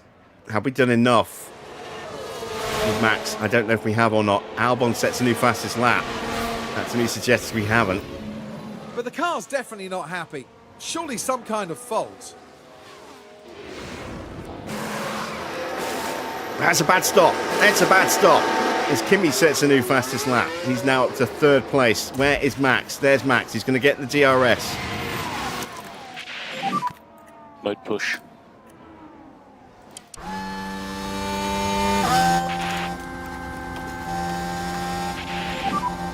Try to reduce curb use. There's since George. unsettling the car. That is George. Ah, we couldn't jump him. Have I ever used a reserve driver in F1 Manager when a driver is not available? No, because it doesn't give you that option. I mean, we could manually do it with some jiggery pokery in the editor, but you'd have to be looking to do a real proper narrative playthrough. Charge on.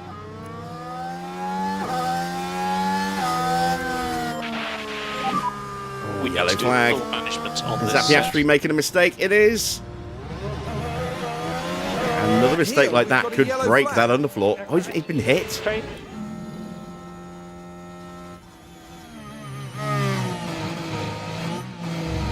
Or rather, he hit Colapinto. So that'll be front wing damage then for Oscar, I think.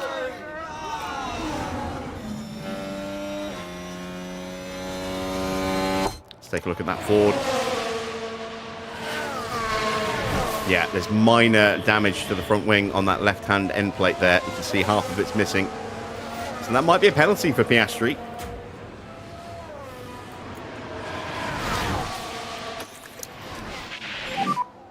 Charge on.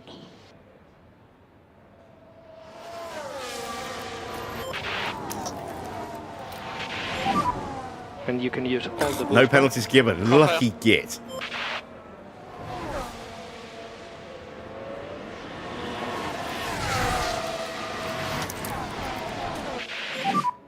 Charge on.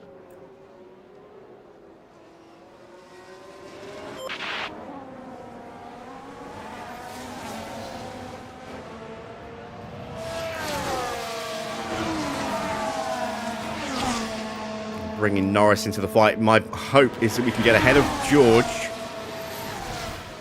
and then we can get get Norris ahead of George, and then use Norris as a rear gunner. Sick. Okay, let's get on it. Still everything to play for.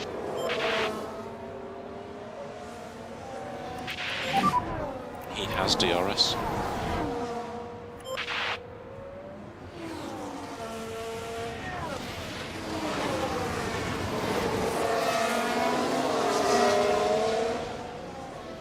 Nigel, that would be amazing. Yeah, if you want to drop an email to me, that would be fantastic. Right, the Williams drivers are both in.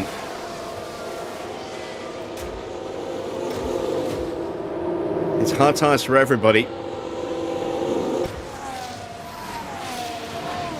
George is going to clear. Oh, wow, they've undercut us. Overcut us, sorry.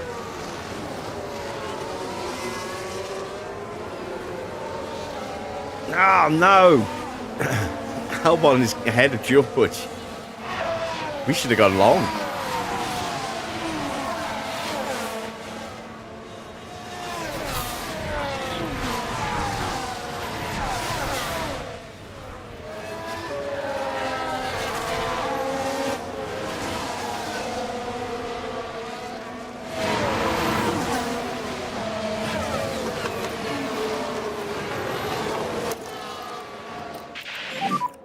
Mode push. Yep.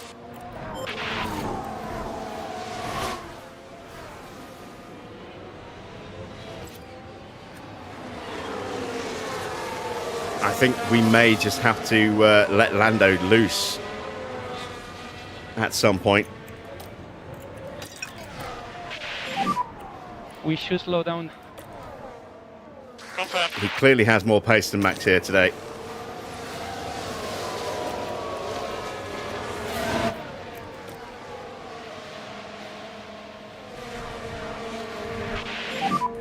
He does have DRS on you.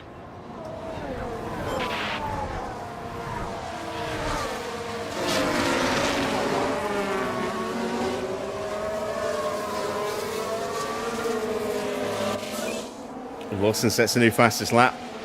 Can I get ahead of Charles Leclerc?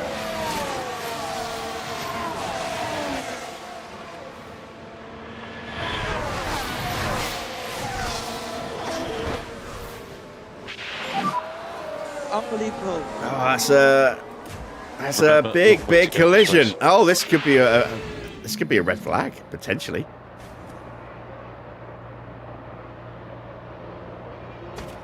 I think it would be a safety car. I think it'll just stay as a safety car. But yeah, chaos there coming out of Della Rosa. Sorry, Rettifilio. Safety car deployed. Charge on. Stay as close as you can to 0 on the delta. Okay. Do whatever you need for tyres. Safety car is out. And I am debating whether or not to go back to softs.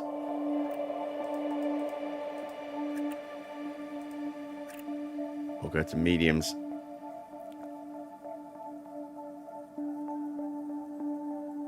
No. I think it's too... If it was further in, I would consider it. But we will stay as we are.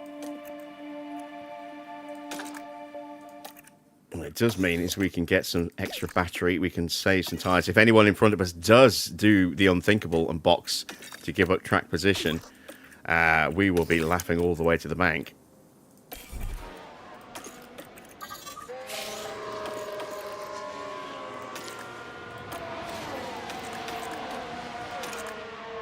Yeah, that is a seriously wounded Energies are good. Felipe Drugovich. Hadjar is out.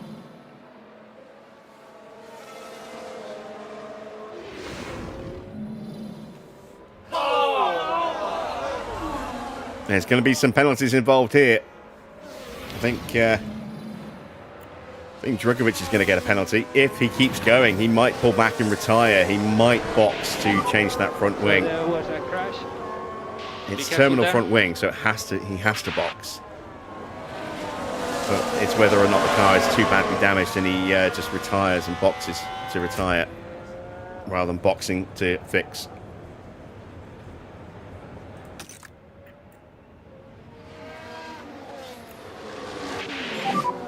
What position am I in? That's right, come on. Albon, Russell, Leclerc, hit that pit. Hit that pit. In front we have Verstappen. Come on, come on, come on. Ah, damn it. It's too close to having them just having stopped.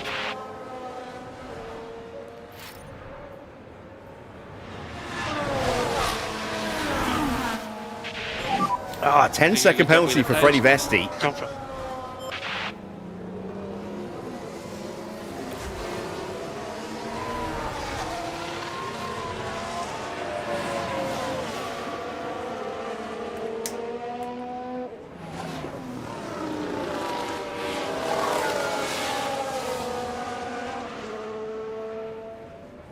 Pinto and Piastri are in. Piastri needs to change that front wing. I'm not sure why Colapinto's boxing, maybe just to get new tyres.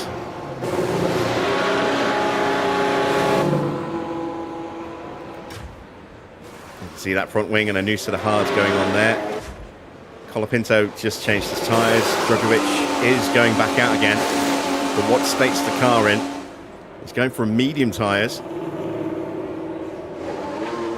Probably the right call, tyre-wise.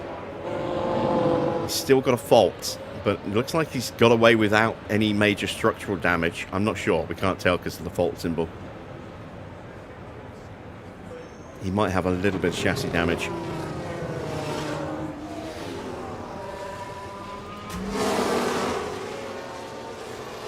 Right, let's take advantage of the safety car with a quick commercial timeout.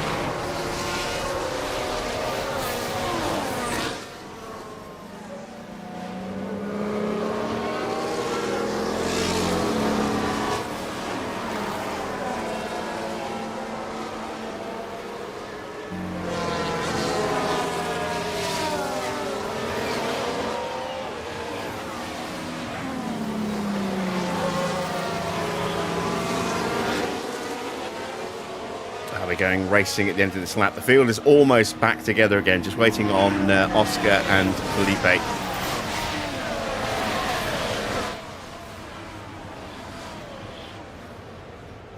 This is where we'll find out.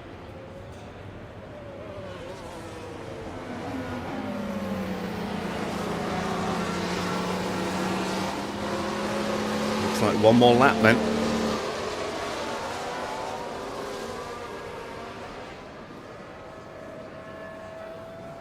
So it looks like we're going to be back underway at lap 30. So we'll have 24 laps of racing.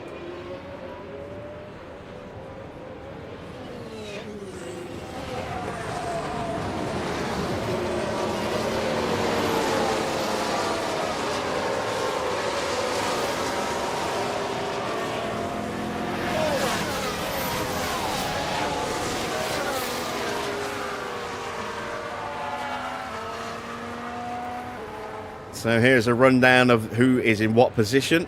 Albon leads from George Russell, Leclerc in third, Max is fourth, Norris in P5, Schumacher sixth, seventh for Gasly, eighth for Antonelli. He's had a really good race, and that safety car has massively helped him out, closing the gap right down to the front ones. Bortoletto ninth, 10th for Yuki Tsunoda. Yeah, okay. Oh! Freddie Vesti's out. What the hell did Freddie Vesti just do? Oh no, wait, that's a penalty. I thought I heard a shunt, and with the yellow safety car thing flashing up and then seeing that, my brain just completely crossed wires. Start again. So Yuki Tsunoda 10th in the final points position with some serious damage to his powertrain. Teammate Lawson's right behind him in 11th, so I wouldn't be at all surprised to see Lawson move past him at some point. Then it's Carlos Sainz in 12th, 13th for Freddie Vesti, who we're looking at there. With that 10-second penalty, will be added on after the race if he doesn't make another stop. Then it's Doohan from Lindblad, Bearman, Pourchaire, O'Ward, Colapinto, Piastri down in 20th with what we think is underfloor damage, and Felipe Drugovich down in 21st. One retirement so far, that is Isaac Hadjar, and that is why we have this safety car, which could well be in at the end of this lap.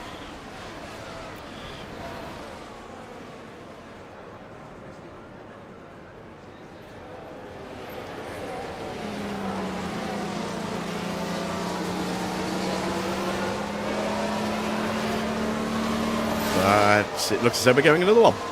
Okay, so that means... oh, no, there we go. It is coming in. Safety car is in this lap.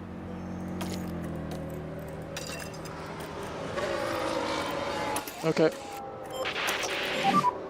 Let's get after these cars in front. From tyre points of view, we don't think lift and coast is necessary. Yeah. And more energy available. Confirm. Safety car in the pit lane. Email received. Thank you, Nigel. Okay.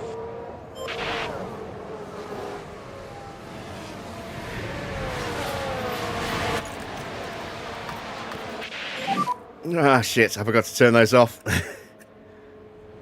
Yeah, confirm. No! Alright, we get back past Gasly. Now we've got to fight our way back past Schumacher.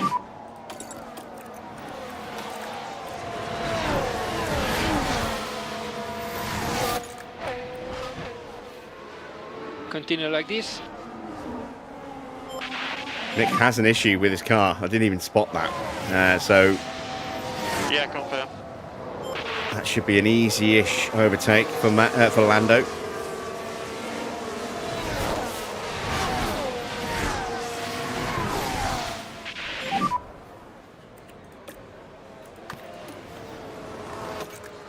Leclerc 0.9. No worries, mate. Free to fight. Confirm.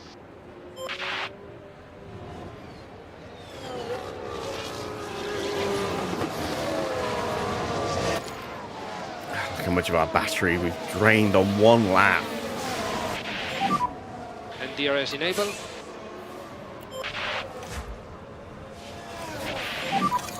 Sonoda's struggling. Cool the car. Yeah.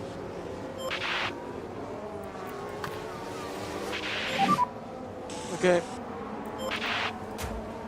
Come on, Norris. You almost had him. Ah, not quite. Charge button on. Yeah, confirm. Slow down now. Okay. Ah, this is frustrating. We just don't quite have enough I'm pace. pretty much pace 0. Just the other cars are just that little bit too quick for us. Okay, remember mode push. Yep. I probably should not have boxed early. I probably should have just tried to hang it out a little bit longer on the softs and then go to mediums. Shouldn't have second-guessed my strategy choice.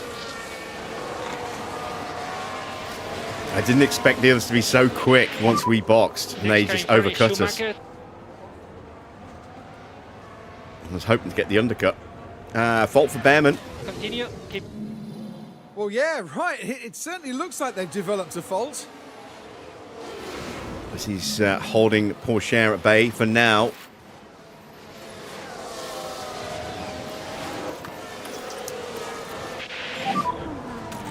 And charge button on. Charge button on.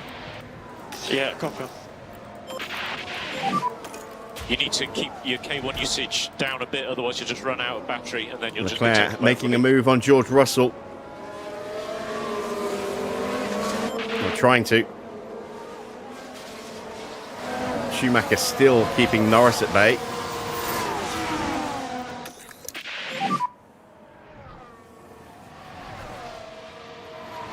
Right, so how much extra time do we actually have? Let's go into our strategy here. Do your Let's best. see. Ah, okay. So we can run the tyres higher than this and still make it to the flag, assuming, you know, that's not accounting for thermal wear on top. That's just normal wear. So we've got to keep an eye that the temperatures don't get too high, but it does show me now the limits of regular wear. So I can run the tyres like this for a while. Might need to pick up the pace a little bit.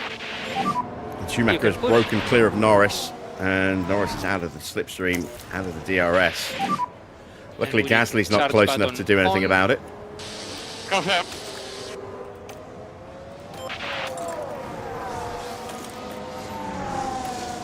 I'll put them back into medium overtake rather than high, so they don't pull out the slipstream too soon.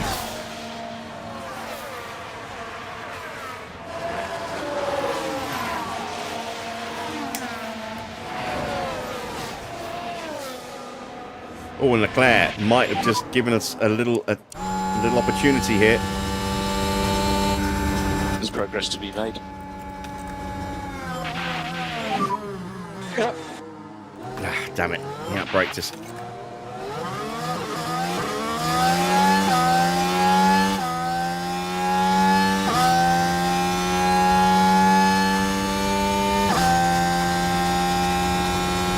Albon's scampering away. Albon could win this. There's still a long way to go. Still 21 laps left, Very but happy with tyre management. he's able to just break away while Russell and Leclerc keep fighting. We're kind of involved in that fight as well. Charge on. Okay. I need to catch Norris back up. Okay. Yeah, confirm.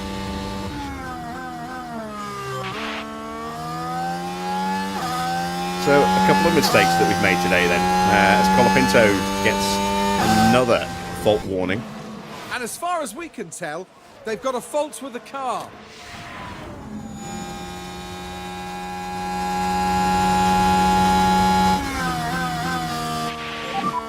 He's 0.5 behind. Just do your best. So two mistakes that we've made so far this race. One was changing the strategy and going for an undercut, which allowed us to be overcut. And the second was we should have just unleashed Norris right from the beginning.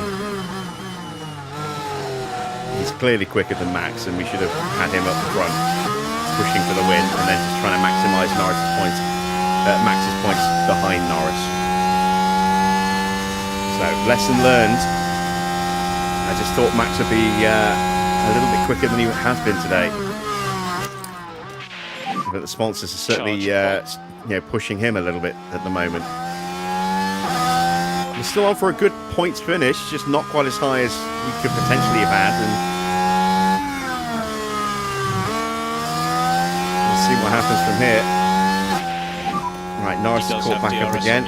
Now Max is dropping out of range. And just a reminder on DRS. Confirm. So let's have mode push now, please.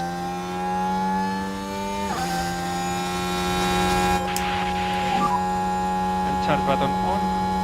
Confirm.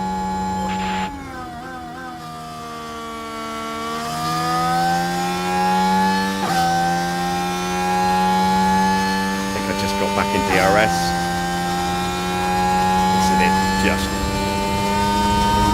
Wow, listen to that overspeed.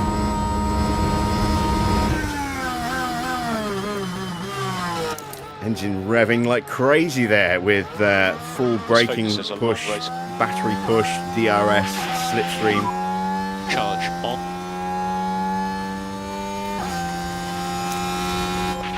Still out of range. Go mode push.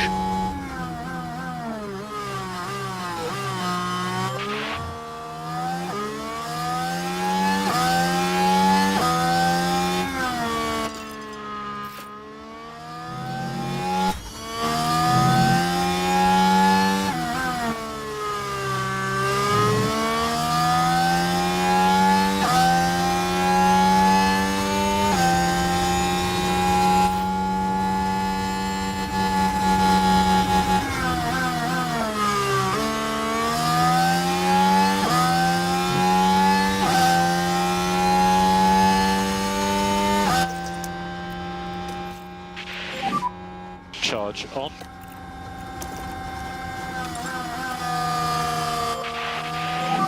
Right, can we get past Schumacher? Deployed. Yeah, confirm.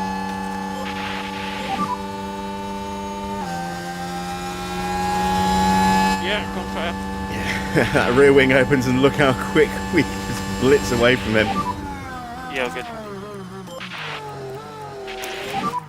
You are doing a good job. So in front we have Verstappen. Got to him too. Right then, we can take a look now. Now the focus is on Lando Norris here. The opportunity's there, Absolutely flying through there. and Lando says, Oh, "Well, thank you wow, very I didn't even much." see that. Max almost managed to get George. Look after the tires, please. Problem Yeah. for Sonoda. Ah, that's it. His car's gone. His engine's blown.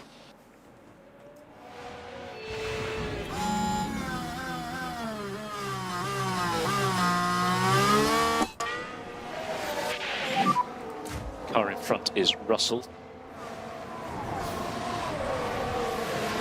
Leclerc's got ahead of Albon, and Long way to go. Leclerc now is pushing to try and win the Grand Prix.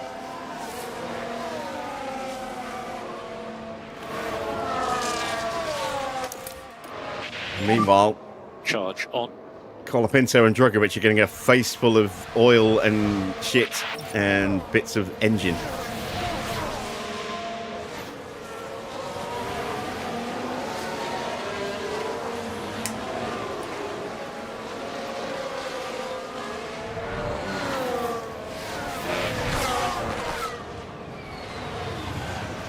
It's almost like he's being attacked by wasps and is, desperately spraying a defensive action with a can of Raid, trying to keep the cars behind him.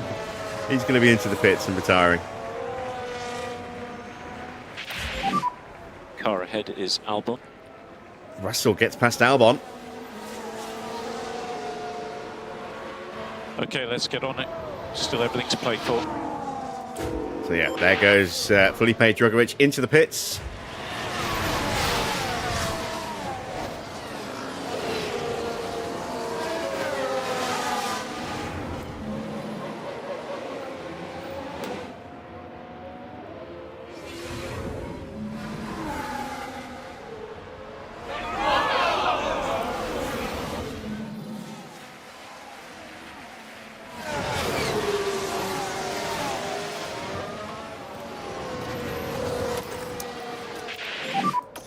And charge button on, charge on. Cool.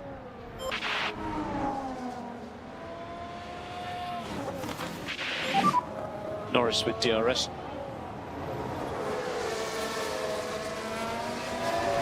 Yeah, ever since the Aston became the best car, Yuki had that win, and it's all gone downhill for Aston since they got that win. I think it's just engines at the end of their life. Remember, I think they'll be very quick race. again very soon.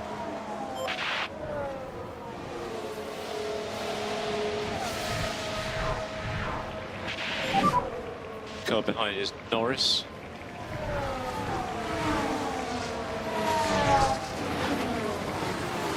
No worries, mate.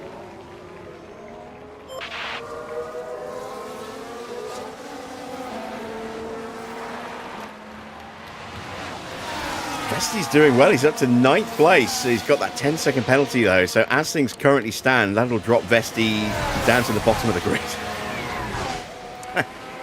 He needs to pick his pace up.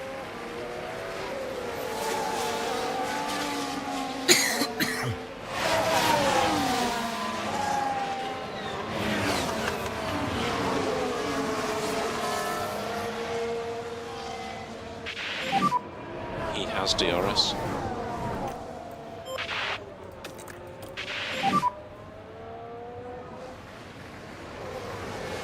Yep.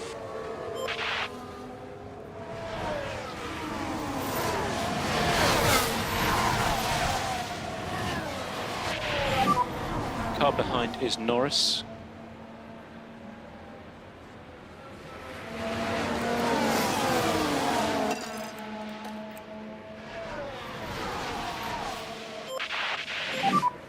Let's get after these cars in front.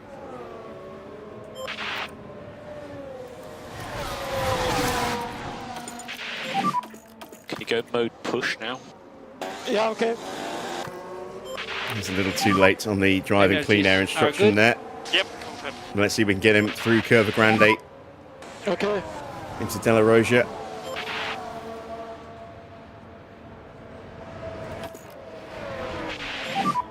Cool the car as much as you can. Nope. Okay. Yellow flag. That is Oscar. Somehow that underfloor of his is leading a charmed life. Watch out for yellow. Yeah. That's the third excursion over a curb. Well, yeah. How he hasn't broken his underfloor yet, Just I had do a not know. snap. It's P20. So there's hope for Freddie Vesti yet. He might not finish in last place.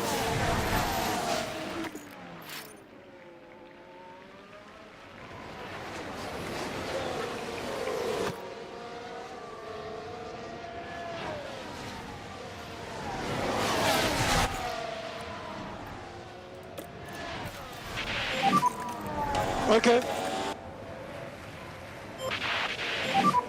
Cool the car. Okay. Yeah, there's not much we can do.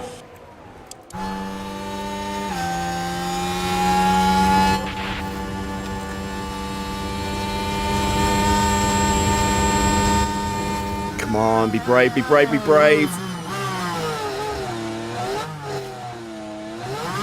Yes! Okay. Finally. Single yellow where you are. Cool. So let's take a look at the replay. Right, we're taking the That's second the same camera corner. angle. They decide to give it a go. I'm wondering what the yellow flag was for. Oh, there we go. That's the yellow flag. Spin in the It's a background third there. And contending for a podium place.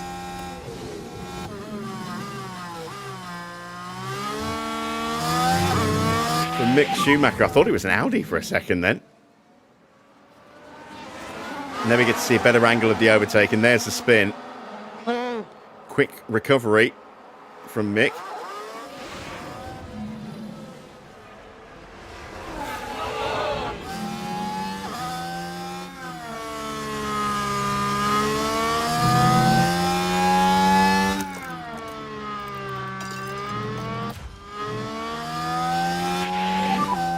He holds position over Gasly as well.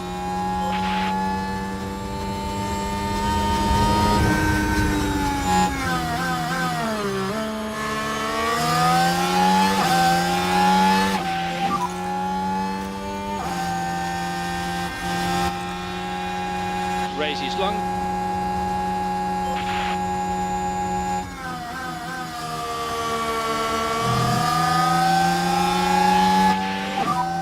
You are doing a good job, continue like this. Okay, in front is Verstappen. Come on, Max, don't fight him off. Let him through. I can't enforce team orders here because it will give Albon the opportunity to squeeze on through. So next car in front is Verstappen. So we have to do it like this, on track. Come on, Max, don't be a dick. Alright, let's concentrate. I'm just so slow. Continue like this.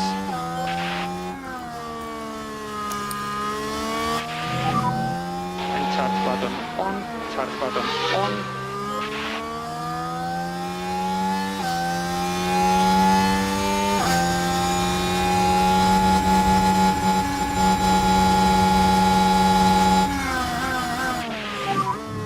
So at the moment you are P4. All right, there we go. Norris is through. So now Behind we have Albon. we can hopefully use Norris's pace to try and bring Max closer to Russell and Leclerc. And you can use all the boost back. Do not fight. Charge on. Yeah.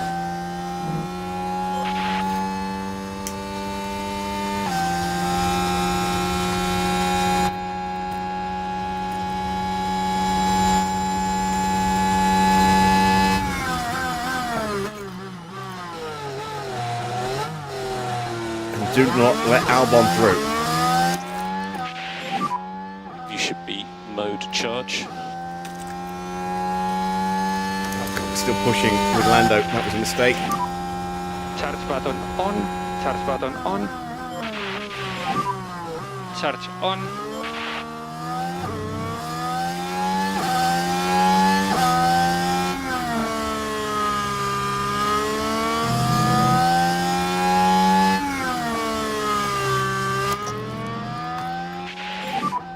An Albon behind you.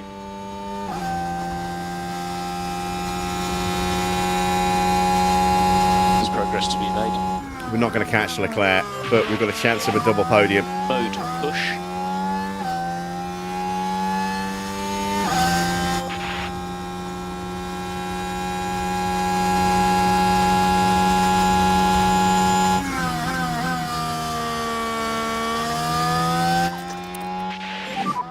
And we need to increase lift and coast by 30%.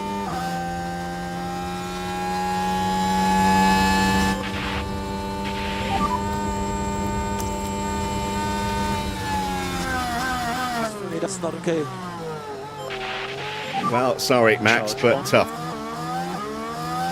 If it comes down to the last couple of laps, we will switch you back if you're still like this. Give you those extra points over Oscar. But for now, And charge button on. you're doing what you're doing.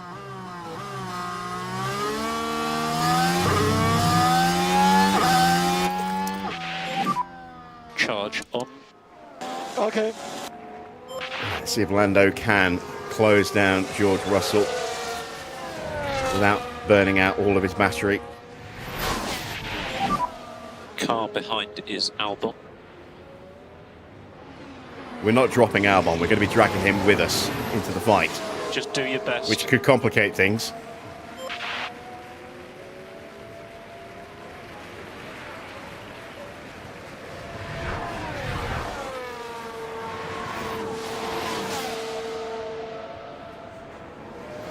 Ten laps to go. Leclerc's too quick, but we can get George. He does have DRS on you. Yeah.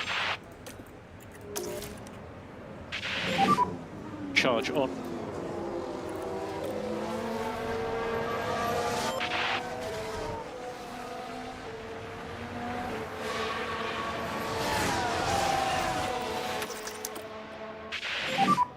Getting down Charge to on. 2.3 seconds.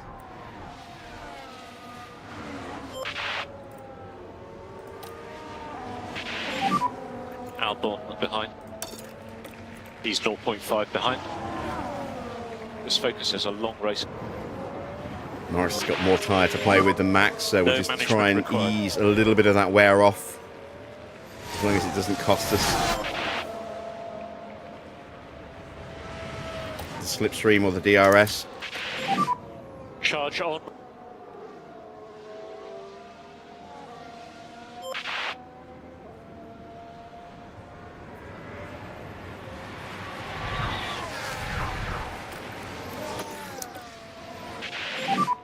Charge on.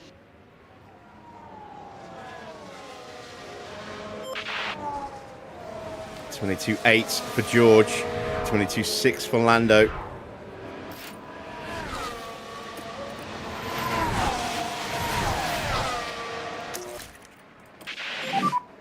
Charge on.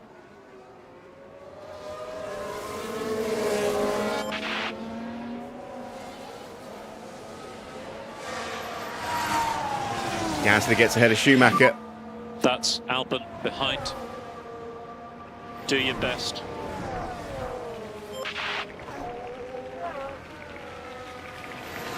Oh, Max, stay in range, stay in range.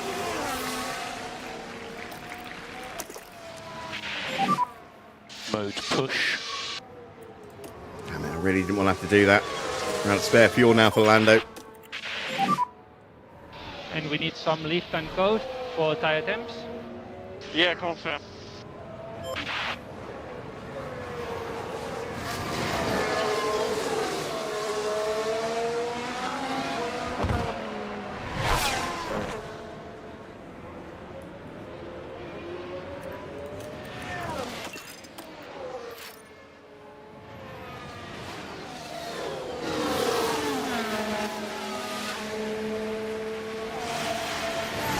.1 seconds is the gap. We are going to have to use Norris's Car battery to behind get him is close. Albon.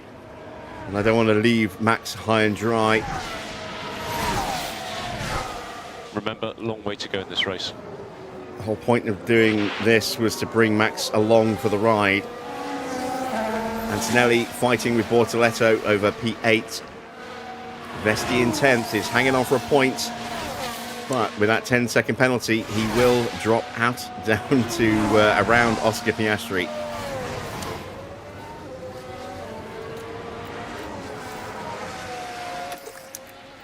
Okay, we've got Norris back in Charge range. Sorry, Max back in range. And Norris, we've dropped Albon slightly. Take a little bit of pressure off. I'm going to have to burn Norris's battery in a moment, but I need a little bit more in Max first. What about tyres? So I feel like the tires just dropping off.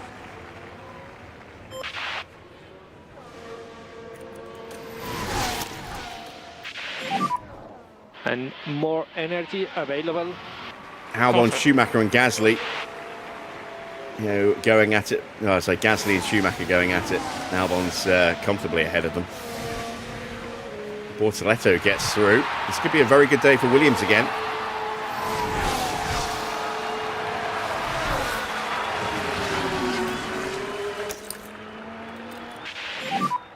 Charge on. Confirm.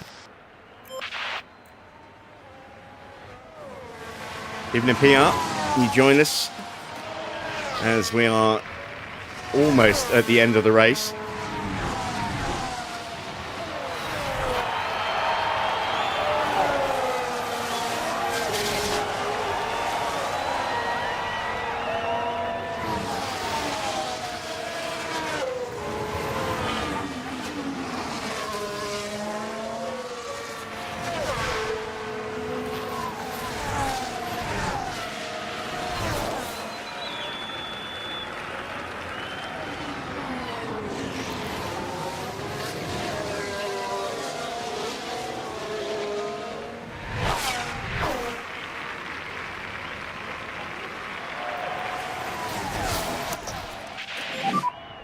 DRS. Confirm. Trying to be a little strategic with the deployment here. Boost Norris's speed to boost Max's speed while still harvesting for Max. And 6 laps to go. Yeah, confirm. into the final 6 laps.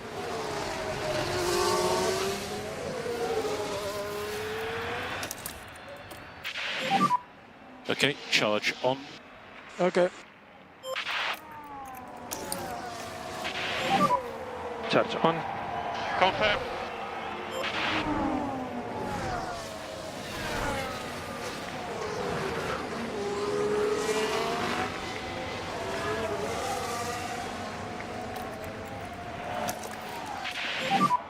You are good to go. Mode push. Albon's closing back in on Max again.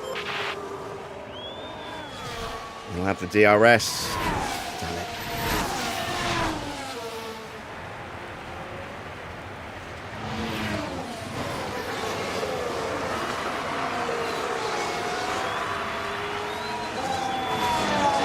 I really don't want to take a podium away from Norris, but we're going to have to, I think. Charge on. Oh, yellow flag. Okay. So deployed. It's a mistake we for should be Kimi. able to take a look here. Now, this is what happened as they took turn 8. Oh, Villalone catches him That out. won't help their chances. Well, hopefully not a sign of things to come. He didn't lose a position, but he lost momentum and lost ground on Bortoletto and Gasly. All right. Charge button on. Almost in range of George. Cool.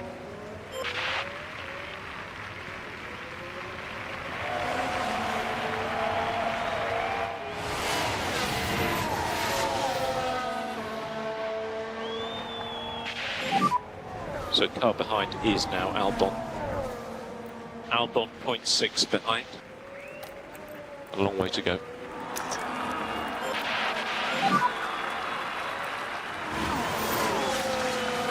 Confirm.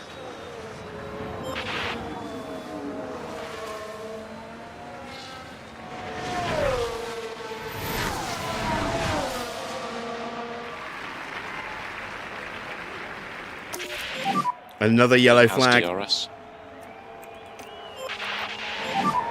Charge button on. Yeah, confirm. Lawson making a But this is mistake. what happened. That's De La So we're Roja. heading now into turn 5. And that's where they slightly run off the track. Just cutting And the you corner really slightly can't under do that pressure too from often Teo with these Porches. cars. Only over P15, so it's just bragging rights between those two. Nothing of any value at stake. Confirm. No, it's just missed out on getting DRS on George there.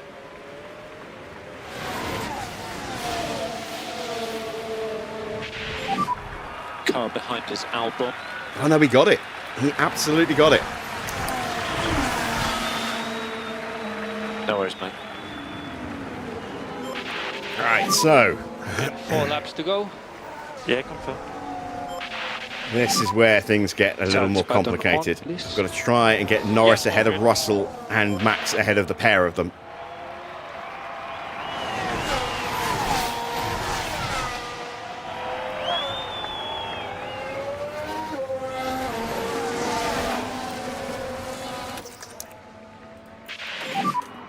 Charge on. Okay. Norris just dipping out of range again.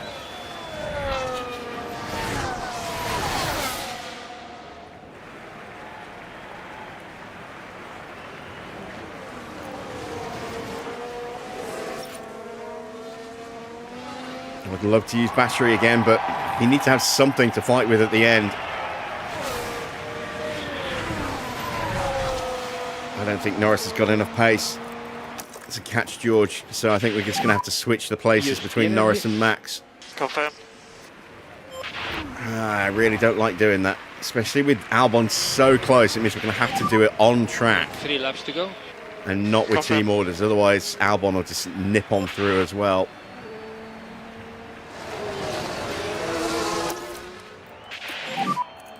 Charge button on. Yeah, all good. Charge on. Okay.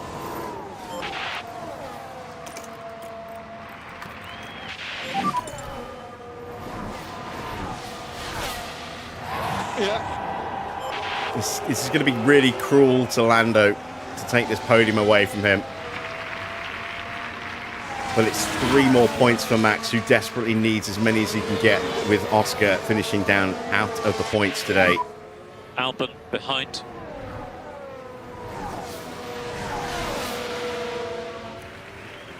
Okay, let's get on it.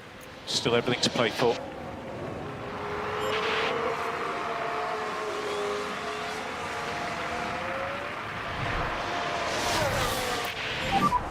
So you're currently P4. Okay, next car, Norris. Norris is back in DRS range.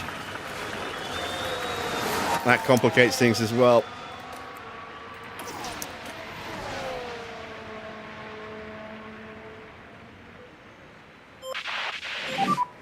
Charge on. Okay. Charge on, please. Okay.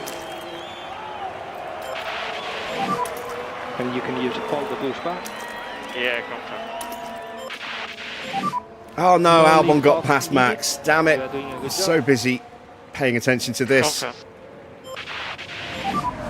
Mode push. Yeah.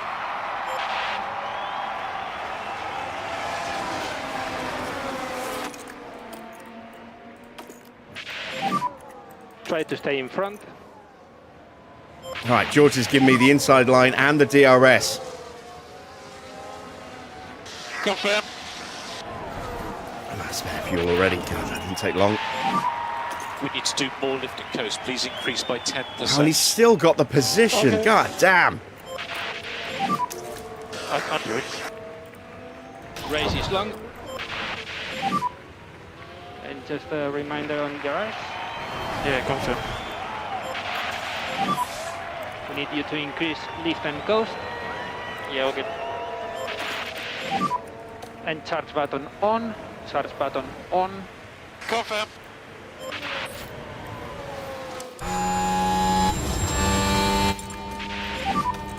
And last lap. Yeah, fine. Cool the car as much as you can. Yeah.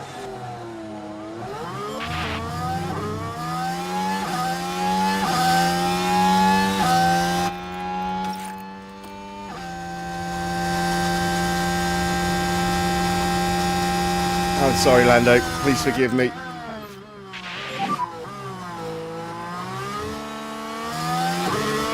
Yeah, confirm. Ah, no, never mind. And we are free to fight. Confirm. Yeah, confirm.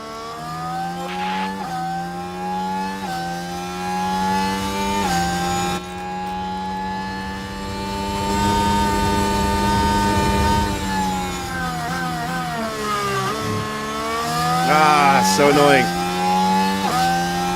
Just didn't have enough pace with Reduced Max K1 usage. today to really capitalise on Oscar.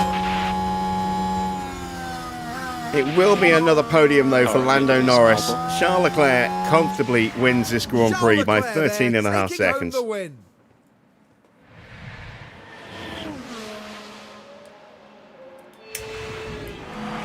Astounding. I don't think anyone would deny them their victory lap after a race like that.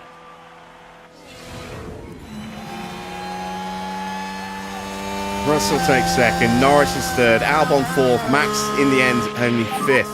So that's only Yeah, 10 second points flag. gained over Oscar, minus the points difference from the sprint. That's the checkered flag. Real opportunity for big, big points for Max in the championship today, and it just hasn't worked out. But we just didn't have the pace. With the track temperature what it was, and the fact that we could run the tyres so hard with Plenty of work to do. very with little those overheating, in this position. meant that we were never to stop really going to be usual able procedures, to, please. I think, challenge for the win. If the temperatures had been much higher and we'd been able to look after our tyres, then we would have had a much better advantage over Ford, McLaren and Williams, because our tyre wear is second on the grid, only I think to Aston Martin. So yeah, that would have been in our favour, but it's still a double points finish. It's 2 in the top 5. We can't be too miserable about it. It's big points for the team. A great Unfortunately, drive today from it's Max Verstappen. maximum points for Leclerc. It's safe to say they exceeded So, all again, expectations. A We finish in the just points, take a small and nibble my goodness, out of it is Ford very rather than a well big deserved. bite. Oh, Well, that's a wonderful scene. The team getting their first chance to congratulate their driver on a job well done. And after such a fabulous drive here today, it's no surprise to see this man land on the podium. And that's a trio of podiums to their name this season. They're racking up the points too. And that, right there, is a picture-perfect end to this weekend in Monza.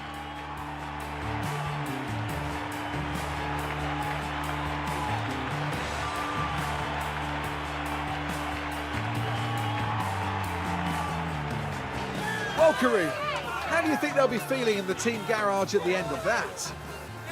They'll certainly be pleased to have made the podium. A job well done for sure. And with that, our time in Italy is done for another year. Coming up next, the teams will be taking a trip to the Sunshine State. The Hard Rock Stadium is laying down the track for a captivating race at the Miami Grand Prix.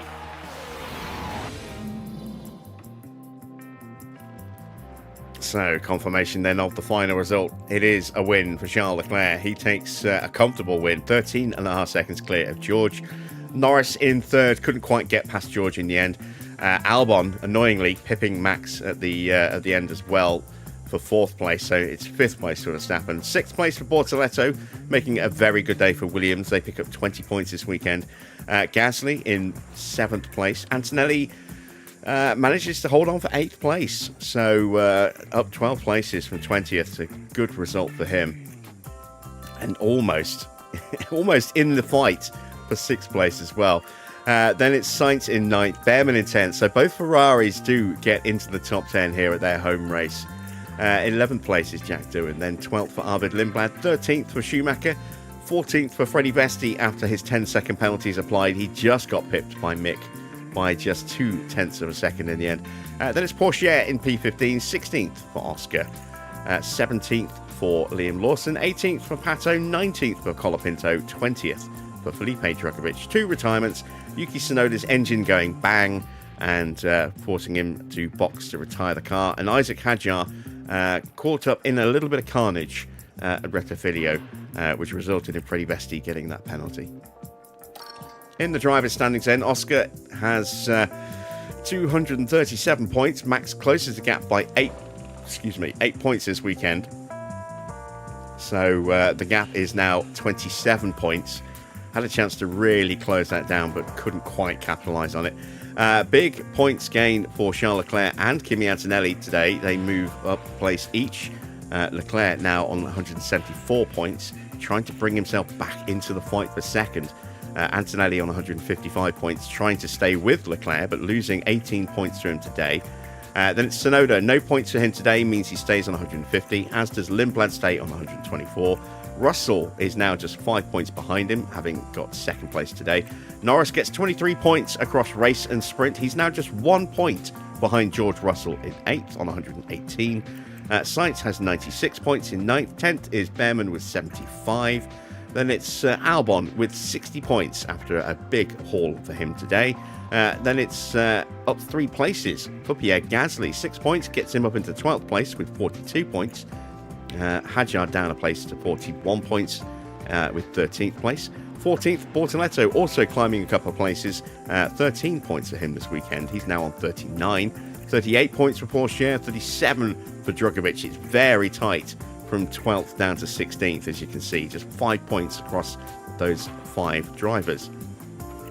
Then Colapinto with 25. 21 for Lawson, 17 for Schumacher, 15 for Doohan.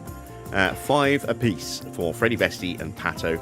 And Ugo back in action today in F3. Looks like he won the sprint and the race again. So good day for Ugo. In the constructors' standings, 32 points for Ford. We only closed the gap by 3, so I think the constructors is now gone. But we do pull out another 25 points over Mercedes. Ford top then with 411. We're on 328, so we are 83 points behind them. And then it is Mercedes. Is that 83? Yes, it is 83. Then Mercedes on 193, so we've got a very comfortable lead over them now. We are 135 points clear of them. Ferrari move up into 4th, overtaking Aston. They are level on points at 171 each, but Ferrari just pipping them at the moment. They have 2 race wins to Aston's 1. HiTech have got 141 points. Nothing scored for them this weekend. McLaren closed the gap by 18 points. They're now on 124. Big points day for Williams. They're up into 8th place. They gained 32 points this weekend. That moves them above TGR and 16 points clear of them as well. Then it's Audi with 52 points and 30 points for Maserati. Let's take a look then at the pit stops. Albon got the quickest stop. We got the second quickest stop with Max, but not quick enough with Lando. Way off. 1.96 and a 2.12. So not even close with that one there. Other good points for TGR. Look at that. 3rd and 4th place for them. Maserati take 5th. Audi 6th. 7th for Aston. Actually, that's a really important points for Maserati. That breaks them into double digits, I believe. Then Ford getting some points in 8th and 9th. And Mercedes picking up a point in 10th. We will close the gap to our competition today.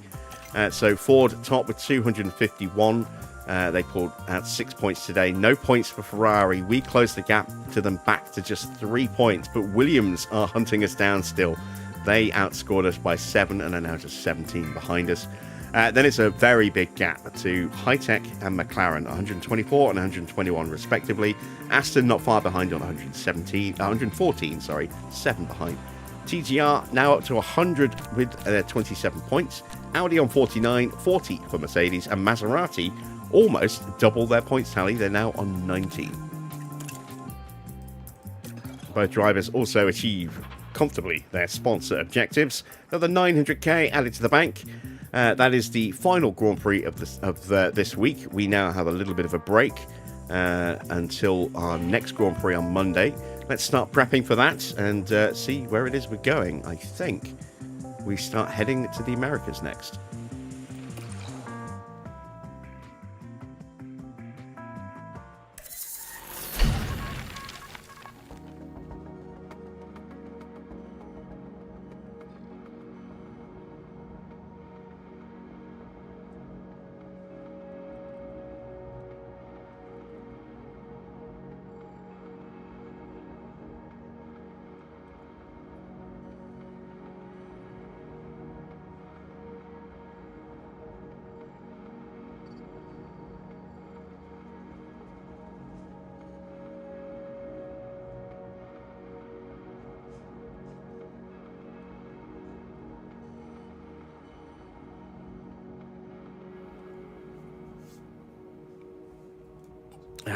Watching this advert in front of me here, if there's one thing that really grinds my gears, really bugs me, it's this annoying trend that started a couple of years ago, and as a couple of people started doing it, and then all of a sudden it became the thing to do, to do that low-tech style of presentation, where they get this tiny fucking mic and just hold it right in front of their face.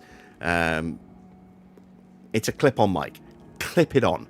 Don't just hold it out in front of your face and look like an idiot. It winds me up. It's just...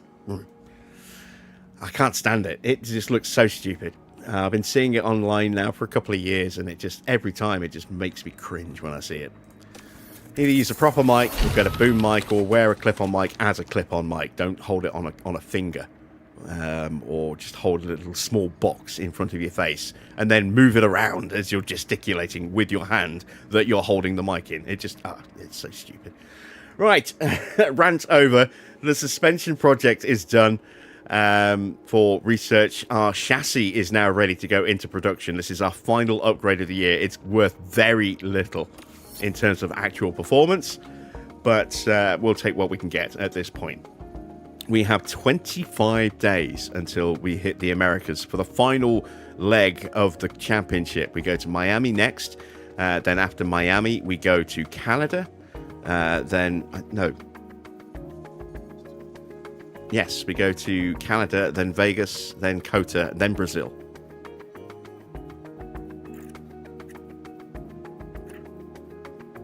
let's dive into the board first of all before we do anything else. So, let's see. Delighted with Monza. Good. They should be. 2 cars in the top 5. That's an amazing result for us. Long-term objective. That's 14 of 12 now. That's 14 out of 15 races. Again, had we not had that bug with the realistic racing in Australia, it would have been 15 out of 15, but I digress. Comfortably on target still for the 3rd or above. We're 100 and however many points I said earlier ahead of 3rd place right now. So, yeah, this is pretty much locked in now, I think. I mean, we could spectacularly collapse, but I don't think we will. We do have something wrong with one of our cars. We had a couple of parts that were at high wear, so they've probably just worn out. Let's dive into the inbox. Ocon has accepted our cheeky contract offer. Look at that. We made him an offer of 2.6 million for 3 years as an affiliate to come in and help us with commercial work. It's asking us to pay a break fee, which we are not going to do because that's a bug. So I'm going to click acknowledge. Acknowledge that he wants to accept the offer. Now we're going to go find him in here. There he is. We'll click on the negotiations. And there you can see the signing bonus is all we're going to pay. The 450k. So we will click hire. Bank balance 1.5 million. Down to just over 1 million. There we go. Ocon will be joining our affiliate pool next season to help us out with commercial work. Can't believe he actually accepted that offer. 2.5 mil for Ocon. That is really cheap. Right. Let's see what broke on the cars. The side pods, a rear wing, and a suspension. That's more than I was expecting to break. But we've got spares for each of those, I think. So let's go ahead and fix that. And fix that. And fix that. And now I need another rear wing.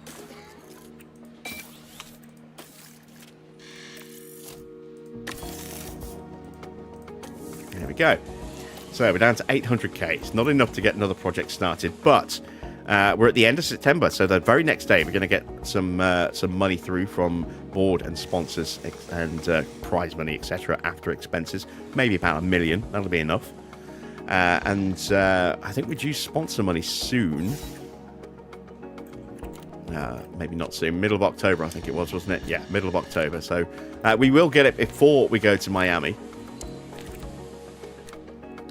We are just going to get ourselves to here, to the start of the new month. We'll get our training and everything done, and then we'll call it a day for today, I think. So, once again, we only see Jack Crawford there. We don't see the rest of our affiliates. Let's check in with Ugo in a second, but I want to check out his standings in the Grand Prix first of all. So, 2 rounds left in the championship. You can see he won the Grand Prix ahead of Nikita Bedrin once again. If Bedrin is getting retired at the end of the season, we will definitely have to make sure he gets unretired, because he has been running second to Ugo all season.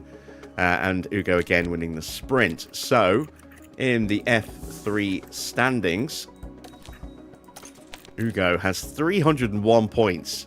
The only points he dropped was that one sprint where he didn't get the win, and he came second to Nikita Bedrin. Was it Bedrin? Who was it who won the other sprint? Oh, it's Teo Nile. He got the other sprint win. Otherwise, it would have been an absolute perfect clean sweep for Ugo in terms of finishes. He hasn't had that many poles, only 4 poles from 8. But the other 4 by Nikita Bedrin. So, yeah, these two have been very, very close in terms of pace, but Ugo has had the edge all season, which is fantastic news. Wow, look at that. Bedrin's only a 67. The competition must be quite poor here, then. Oh, it is. Yeah, we could have thrown Ugo straight into F2. He will be in F2 next season. We'll see how he does in F2. And then he will potentially be getting a seat as we ride off into the sunset to end this career. We shall see how that goes. Right, let's take a look at the other emails. Our suspension project is done. Nice little gain there. That was with hours, I believe. ready for next season's big reg changes. There's confirmation of the chassis design. We need to build that chassis. That's going to kill the last of our cash. We'll get one started now, because that's all we can afford to start now. We'll have to do the other one tomorrow, but at least we get it started today. It's worth very little, but you can see a tiny bit of extra speed, a tiny bit of extra DRS, a little bit of extra downforce, a little bit of extra engine cooling, but more importantly, it has also boosted our what's the word I'm looking for? What is the word I'm looking for? Brain stopped working. What is the word I'm looking for?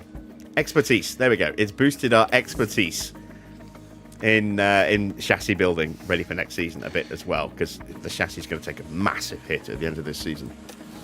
So every little extra bit of knowledge for next year helps. Tyre wear has slipped down to 5th and 6th now. That's a little cheeky. So another car has caught us up in the tyre wear stakes. We again don't get to see Ugo. Let's see. He's still at an 80 overall. We saw that. Let's see what his stats look like. Any obvious improvements that we can see? I don't think so.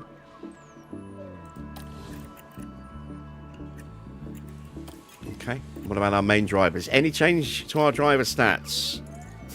Yeah, Lando gains a point in accuracy. Excellent. That will help with qualifying, etc.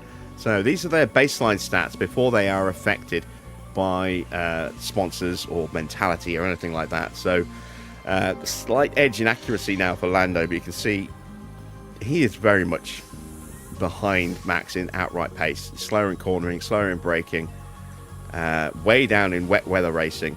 Overtaking, he's slightly up in defending, way down in reactions, but you know, Max is the one who's suffering more with sponsor stuff at the moment.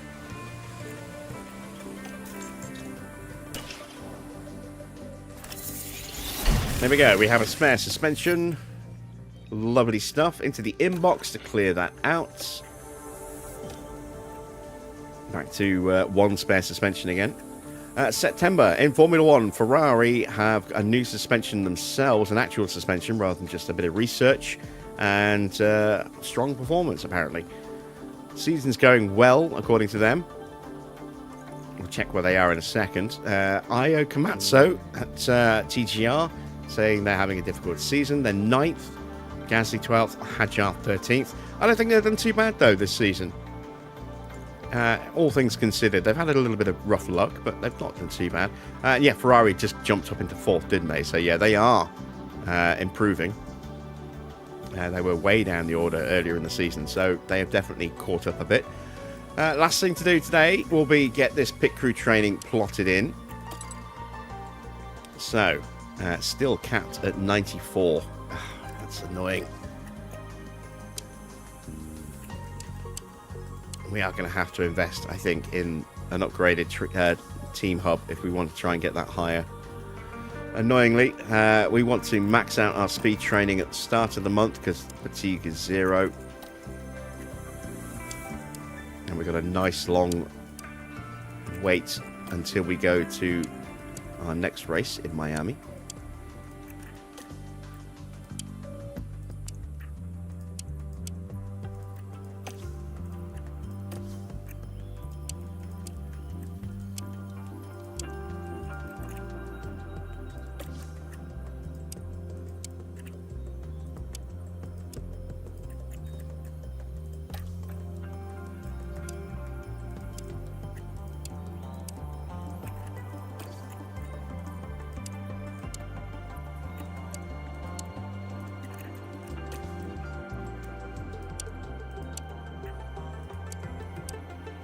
We are barely taking any time off there, look.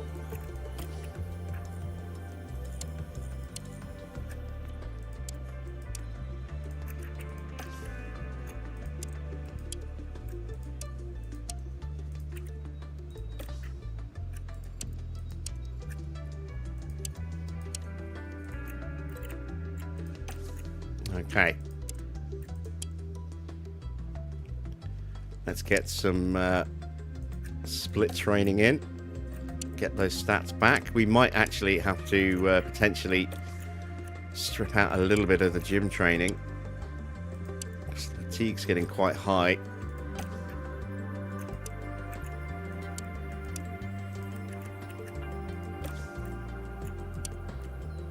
We're still okay.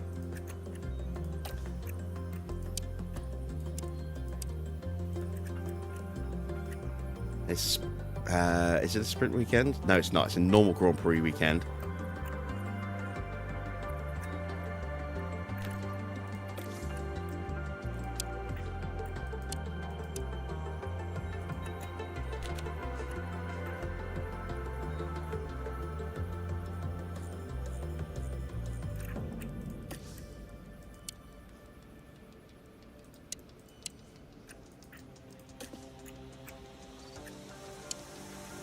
If I take a couple of those down,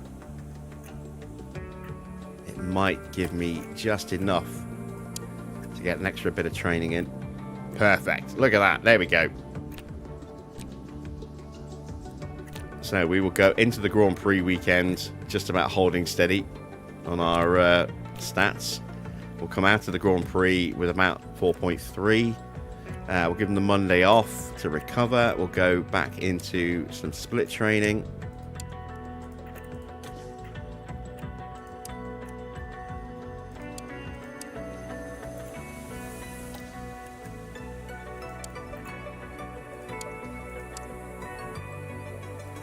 Oh, wait, are we going back to back? We might be going back to back. So let's take that day out.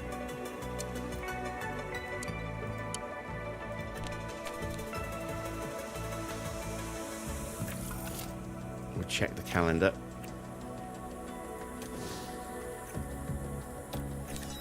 Oh yeah, it's a triple header. So with that in mind, I'm actually going to take an extra day off that pit crew training just in case. I'm going to take this day off as well.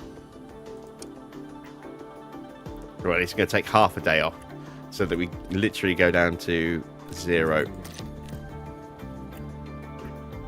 Oh no, wait. Okay. Yeah, we will have to take the full day off. There we go.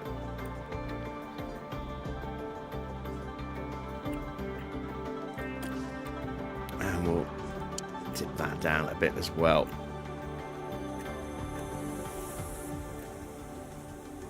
Alright, we'll go with that. So, there we go. That's the pit crew training done. And we're back up to 1.2 mil. That's enough to get another research project started. I think that needs to be the underfloor. Next ATR period is a month away. Oh, we've still got 7 hours left in the wind tunnel. Don't know why we didn't get all of those hours put into the suspension, but never mind.